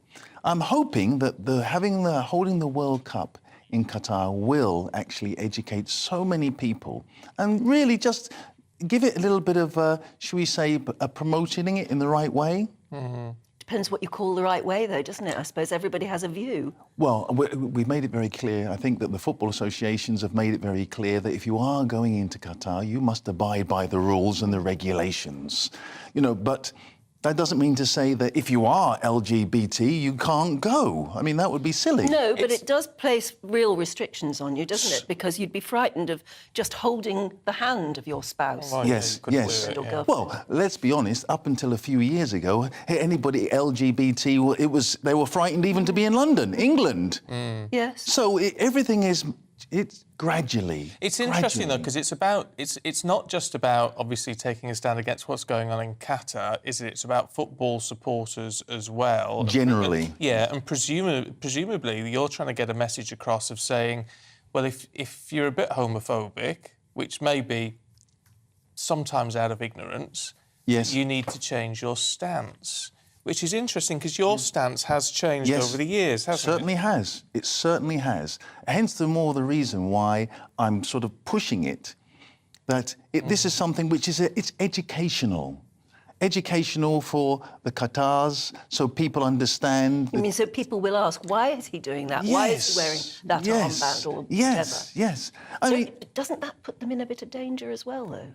Well, to be quite honest, you know, from my experiences, you know, LGBT are, you know, it's dangerous anywhere, wherever they go. Wherever people go, there seems to be danger. So what we're trying to do is say, hey, come on, guys, we can all get on together here. We're not forcing it because they must abide by the rules and the regulations of the country, of course. Everybody's saying that, of course. What caused you to change your views on this? I think having a family member. Well, of course, yes. My late brother, Justin. I think that was something which really opened my eyes. You know, maybe too late. In this case, it was a bit too late. But, you know, nevertheless, we'll make sure that that situation doesn't happen again. It's interesting, actually, because I've interviewed your daughter on a few occasions, and she takes a strong stand on all of this as well. And has that been quite useful for you, getting a younger person's perspective on some of this to help educate yourself, do you think? Well, I think that she was paramount in actually making me see the light, make the changes, because I assure you, I was an idiot. Were you homophobic? I was certainly, 16, 17 years ago, I would certainly say that I wouldn't say I was homophobic, no, I would say that I didn't understand. That's the key word. Yeah. Not understanding. That's now 30 years ago, I look back. Of course, when even being black, I didn't understand. Yeah. So, you know, being homophobic as well, no, that wasn't the case. We hadn't got to that. But lack of understanding was certainly, yes. I mean, it's quite interesting, actually, because although there is, in some elements of black society, a bit more homophobia, I think that's a recognised point. And yet there are actually quite a lot of parallels that can be drawn between racism and homophobia, aren't they, of people just refusing to understand people who do not appear to be the same as themselves? Yes. Well, you've just said it there. You've said the question and you've answered it yourself. That's exactly right. I agree. It's a nasty habit I've got. Yeah, it's pretty good. It's pretty clever. Yeah. And football, of all sports, is something where it does need to be addressed, any sort of prejudice. Because, I mean, you know, it's very difficult being a black player, isn't it? Still, in this country, can't believe it, let alone any other issues. I mean, let's be honest, the football business is a business which is very difficult to change. Homophobia will always be there until we can actually say, hey, come on, guys, let's all get together and work together at this. This is not a disease. It's not something that somebody should run away from, you know. And I think it's very, very important that slowly clubs are changing. Slowly, clubs are seeing the difference. So, I mean, it's controversial that the World Cup's being held in Qatar to start with. Very much so. Human rights records and all the rest of it. And so a lot of people will think, I'm not going. I'm actually going to boycott it. I'm not even going to watch it on the telly. But you're saying the opposite. You're saying go. Go. But take the knee. That's it. That's and it. maybe do other things. And the knee represents all forms of racism. It represents so many other things as well. It's not just thinking that we're there homophobic. No. But we must make it very clear, if you are going to go, you must adhere to the rules and the regulations of the country. like you would when you're in our country. Yeah, which is an absolute fair point. But it's about taking a stand which will be noticed by others. Can I say, I think there's something very powerful about a message from what you would be described now as an ally of the LGBT plus community, from someone who has changed their position, is almost stronger. More powerful, Yes. I mean, Yes. and that's Yes. quite a responsibility. Do you accept that? Well, let's put it, I talk with a voice because I've seen. And I've seen the situations, and I didn't see them before, rightly or wrongly, and evidently it was wrongly that, you change and you look at situations. Everybody wants to be who they are. And our job is also to allow people to be who they are, whether they're black, white, Chinese. Homophobia doesn't come into it because we shouldn't have even that word should be destroyed anyway. That's just the truth. We're all together. The Qataris aren't going to like you saying this, really, are they? I'm sure they will not like me saying this, but remember what I've said. I'm still saying that if you enter Qatar, you must adhere to the rules and the regulations of Qatar. That's very, very important. Don't think that I'm saying, oh, yes, it's great to go and do whatever you want to in Qatar. It's not. No. Whatever position you are, that's fine, but adhere to those rules and those regulations while you are in Qatar. And FIFA aren't going to like what you're saying either. Because their advice is the opposite, isn't it? Don't mix up the politics with the sport. Just focus on the football. Yes, that's unrealistic, isn't it? It's very unrealistic. As you said, even growing up, everybody knows that sport and politics are mixed in with each other. It's very difficult to separate the two. So even if FIFA are saying that, and I don't think they are actually saying that, because what FIFA are more likely to say is, look, you are a fan, so that's not their business, the fan side of things, but the footballers in total themselves, no, you go and play football, do what you need to do. Yeah. I love the fact that I hope I'm not breaking any rules and regulations here, John, but with age comes wisdom. Wonderful. Because you were telling us... Are you suggesting I'm old? Well, you said... Go on, tell our ladies and gents how old you are. you? Oh, I'm 45. No! Oh! That's my football age. I haven't finished. Yeah. I haven't finished. 60. See, I cannot believe you look so blooming good on 60. You really do. You know what the secret is? Yeah, no. Stay away from stress and stressful people. Well, that I couldn't agree with more. You can do that as a footballer. No, you can't. No. John, it's really good to see you this Thank you very much. Really Thank you lovely to see you. Thank you very much indeed, yes. Now, it's the Royal British Legion's City Poppy Day in Manchester today. Service personnel are going to come together with veterans and volunteers as part of their annual Poppy Appeal ahead of Remembrance Sunday. Well, let's find out what's going on there with our North West of England reporter, Sophie Reaper, who's in Manchester City Centre. Morning, Sophie. Very good morning to you both. Yes, as you say, it's Poppy Day here in Manchester today. It's also Poppy Day in Bristol. What the Royal British Legion do every year is have a Poppy Day across many of the major cities in the UK. So, for example, in London, that was on Thursday, and I believe on Tuesday it's going to be in Birmingham. Of course, it's Remembrance Sunday next weekend, but the idea is not only to spread the symbol of the poppy, which of course is a symbol of remembrance, but also to raise as much money for the Royal British Legion as possible. And someone who knows a bit about that is joining me now, Scott Pringle from the Royal British Legion. Scott, good morning to you. Tell me a bit about Poppy Day and why it's important. So Manchester City Poppy Day, it's probably the second biggest City Poppy Day outside of London. It's a great opportunity for the general public to come along, see our volunteers, see the military, give a donation to get a poppy, so they're all ready for Remembrance Sunday. And I believe you're a veteran yourself, aren't you? Could you tell us a little bit about that? I can see you've got your medals on today. So I served in the Royal Signals for the best part of 22 years. Went on various operations from 1990, the first Gulf War, Bosnia a couple of times, Northern Ireland for 2 years, and the Iraq War again in 2004. So, yeah, I came out of the military in 2009. Had a great time in there, lots of ups, lots of downs, but in general, it was a fantastic career. And how did you then become involved in the Royal British Legion? I've always been a member of the Royal British Legion since 1988. And when I came out of the military, I've volunteered for the Royal British Legion, done lots of different things, done Manchester 10K runs in various different guises, and ended up applying for a job with the Royal British Legion, and here's me starting work with them 4 weeks later. Of course, the poppy is such a massively recognised symbol. Why is it so important for the Royal British Legion to maintain that symbol of the poppy? So everybody who donates to the Royal British Legion donate in kind, and it's absolutely fantastic the amount of money that comes in for the poppy appeal.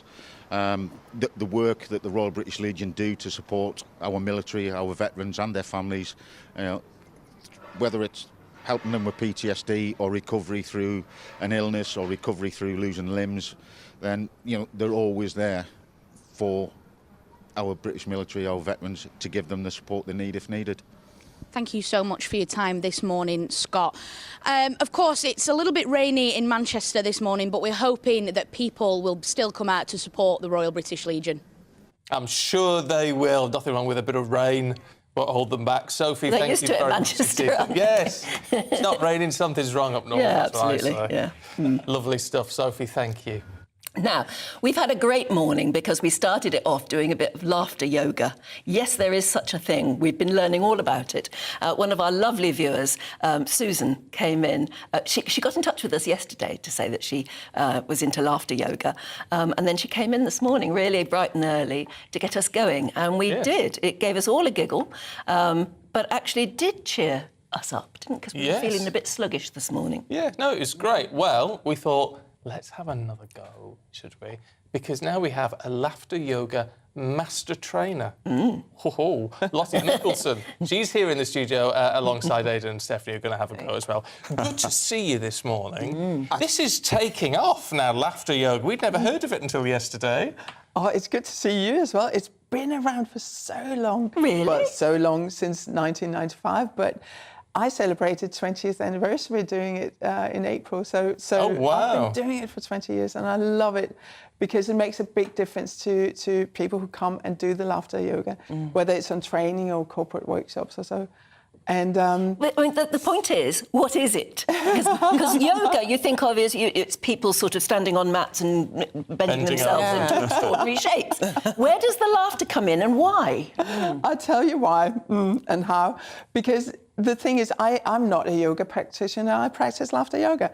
And you don't need to know yoga to actually practice laughter yoga because all we do is deep breathing techniques from yoga that's combined with playful laughter exercise and our own playfulness. That sometimes when we grow up, we forget the playfulness because we become serious adults with serious commitments, serious relationships, serious jobs and so on. So we serious politics. But by forcing ourselves to laugh, how does that really help? Does it become a genuine as you're doing it, sort of thing? I love the fact you're so good. I know.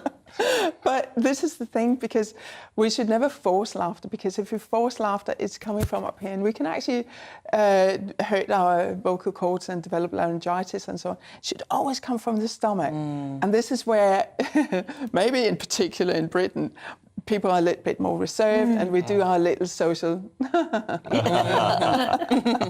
where actually to get the benefits of laughter we should bring the laughter into our belly. So it's a belly laugh, Yes, and it's an exercise, so we do it for minimum 10 to 15 minutes. Oh, right. At a time. That's quite hard work. That'll take us into the break, won't it? Yeah. So when you think about hard work, it's hard, but this is hard work in a good way. How many times? OK, so we've got to, let's do it. Yeah. OK, tell us what to do. So you already learned a little bit about ho, ho, ha, ha, ho, ho, ha, ha. Yeah. So ho, ho, ha, ha is not just a sound, it's coming from here, the diaphragm. So it's ho, ho, ha, ha, and you can feel your stomach pushing up a little bit.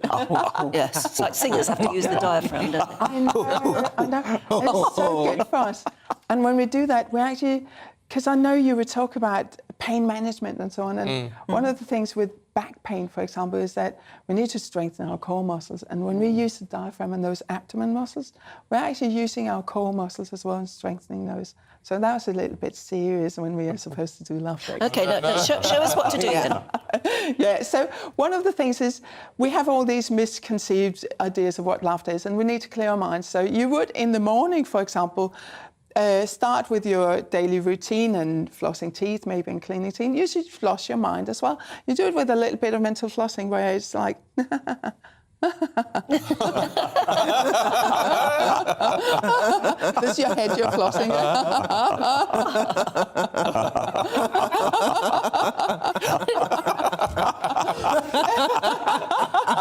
Why is this funny? I don't understand it. Why are we laughing? The thing is, imagine if you do this on a daily basis with your mirrored image. It really quickly becomes real and contagious. And I know that we're doing it together, so of course laughter flows. But it is the willingness to do it. And when we say ha ha ha ha ha, our lips turn up. And this is the connection with pleasure centers in our brain. So we start releasing this amazing joy cocktail, which is not just endorphins, but it's dealing with all sorts of things like our natural antidepressant serotonin is being... I like the idea of starting the day with a joy cocktail. Yes, How about that? So we've flossed our mind. Now we what? could have the joy cocktail with a...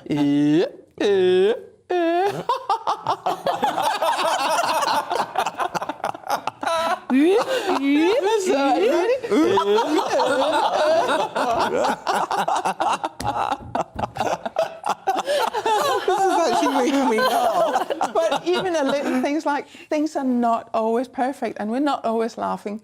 And I know, I laugh a lot because I love it, and I know the difference it makes. Having been diagnosed with MS in 2008 and so on, not being on medication, but simply laughing. It's again those things, we manage things in the way we find suitable, but it's about things are not always perfect. But to wake up again and you look in the mirror and you go, ha ha ha. Definitely not a real laugh. But when you go past the mirror again, maybe you go. So you believe in laughter as medicine? Oh, definitely the best medicine, absolutely. And no offence to phamarceutical sector, I don't even want to go into that. Yeah, but it is proven. I mean, there is a chemical response, isn't there? Absolutely. It's triggering our immune system cells, our endorphins, and this is like when endorphins are in the body, lowering stress chemicals and boosting our immunity. What do traditional yogis think of laughter yoga? Is it something ups and downs. They appreciate? Now, a lot, because I teach people to go and run and facilitate workshops and so on, a lot of a lot of yoga teachers and instructors come on the training to bring that element into their sessions. And it's not to replace traditional yoga, because people who come to yoga come because they want the peace and tranquility. They don't come to laugh. But there's an element at the end where you lay down in a relaxation where you just start laughing. And that's really good for anybody. And then you can relax afterwards. This is the happiest I've felt all morning. Lottie, thank you very much. Really good to see you. And if you're watching, just remember to floss your mind. Floss your mind and laugh. Before the next bit here on GBNews, because Esther and Phil are up next. They'll love it.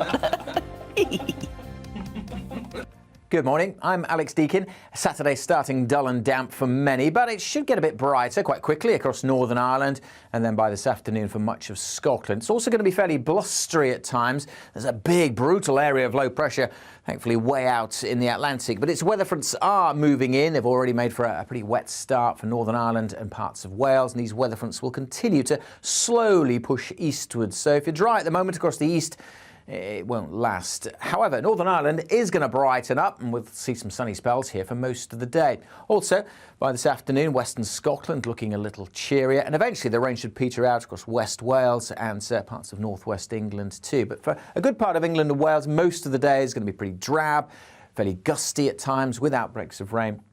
But it will still be pretty mild after a chilly start this afternoon, temperatures up to 13 or 14 Celsius. I don't think we'll see too much rain through the day across East Anglia or parts of the southeast, but the rain will arrive here and it is likely to stick around. If anything, it could get quite heavy this evening, so bear that in mind if you're heading out to a firework display. And after recent heavy rain across the southeast, that rain this evening and overnight could cause a few problems. Showers will then follow on behind to parts of the north and west with some clearer skies. There's always the chance it could turn quite misty with a few fog patches perhaps on Sunday morning. They should clear away and we'll see some brighter spells, but as well as a bit of sunshine, there'll be plenty of showers to come tomorrow. Some quite heavy ones again across the southeast and East Anglia, and then showers developing pretty widely across the Midlands and Wales through the day. Perhaps not too many across parts of northern and eastern Scotland. Turning quite blustery once more, especially across the south. But again, it will be quite mild with temperatures in double figures almost across the board, and in the south once more into the teens. It has been pretty mild recently, and that is likely to continue into next week with further spells of windy weather, but next week should be a little drier.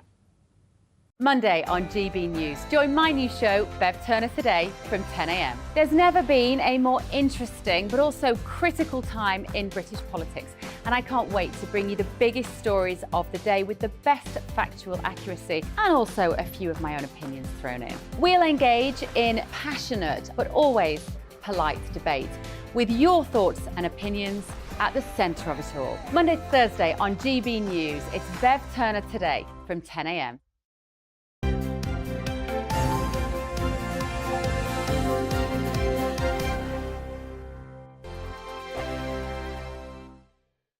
Hello there, it's Eamon Holmes here from Breakfast on GB News. We're not just on your television and your screens, you know. We're on DAB plus digital radio, so you can listen to your favourite shows on the move. If you've not yet listened to GB News Radio, it's very simple. We're on your radio player and TuneIn apps, on your smart speaker, phone or tablet, or online at gbnews.uk. Take us with you wherever you go. GB News Radio. You never have to miss a moment of the People's Channel. Hello, I'm Simon Evans. Join me on GB News for Headliners at 11 p.m, where I'll be joined by two of the country's top comedians as we take a look at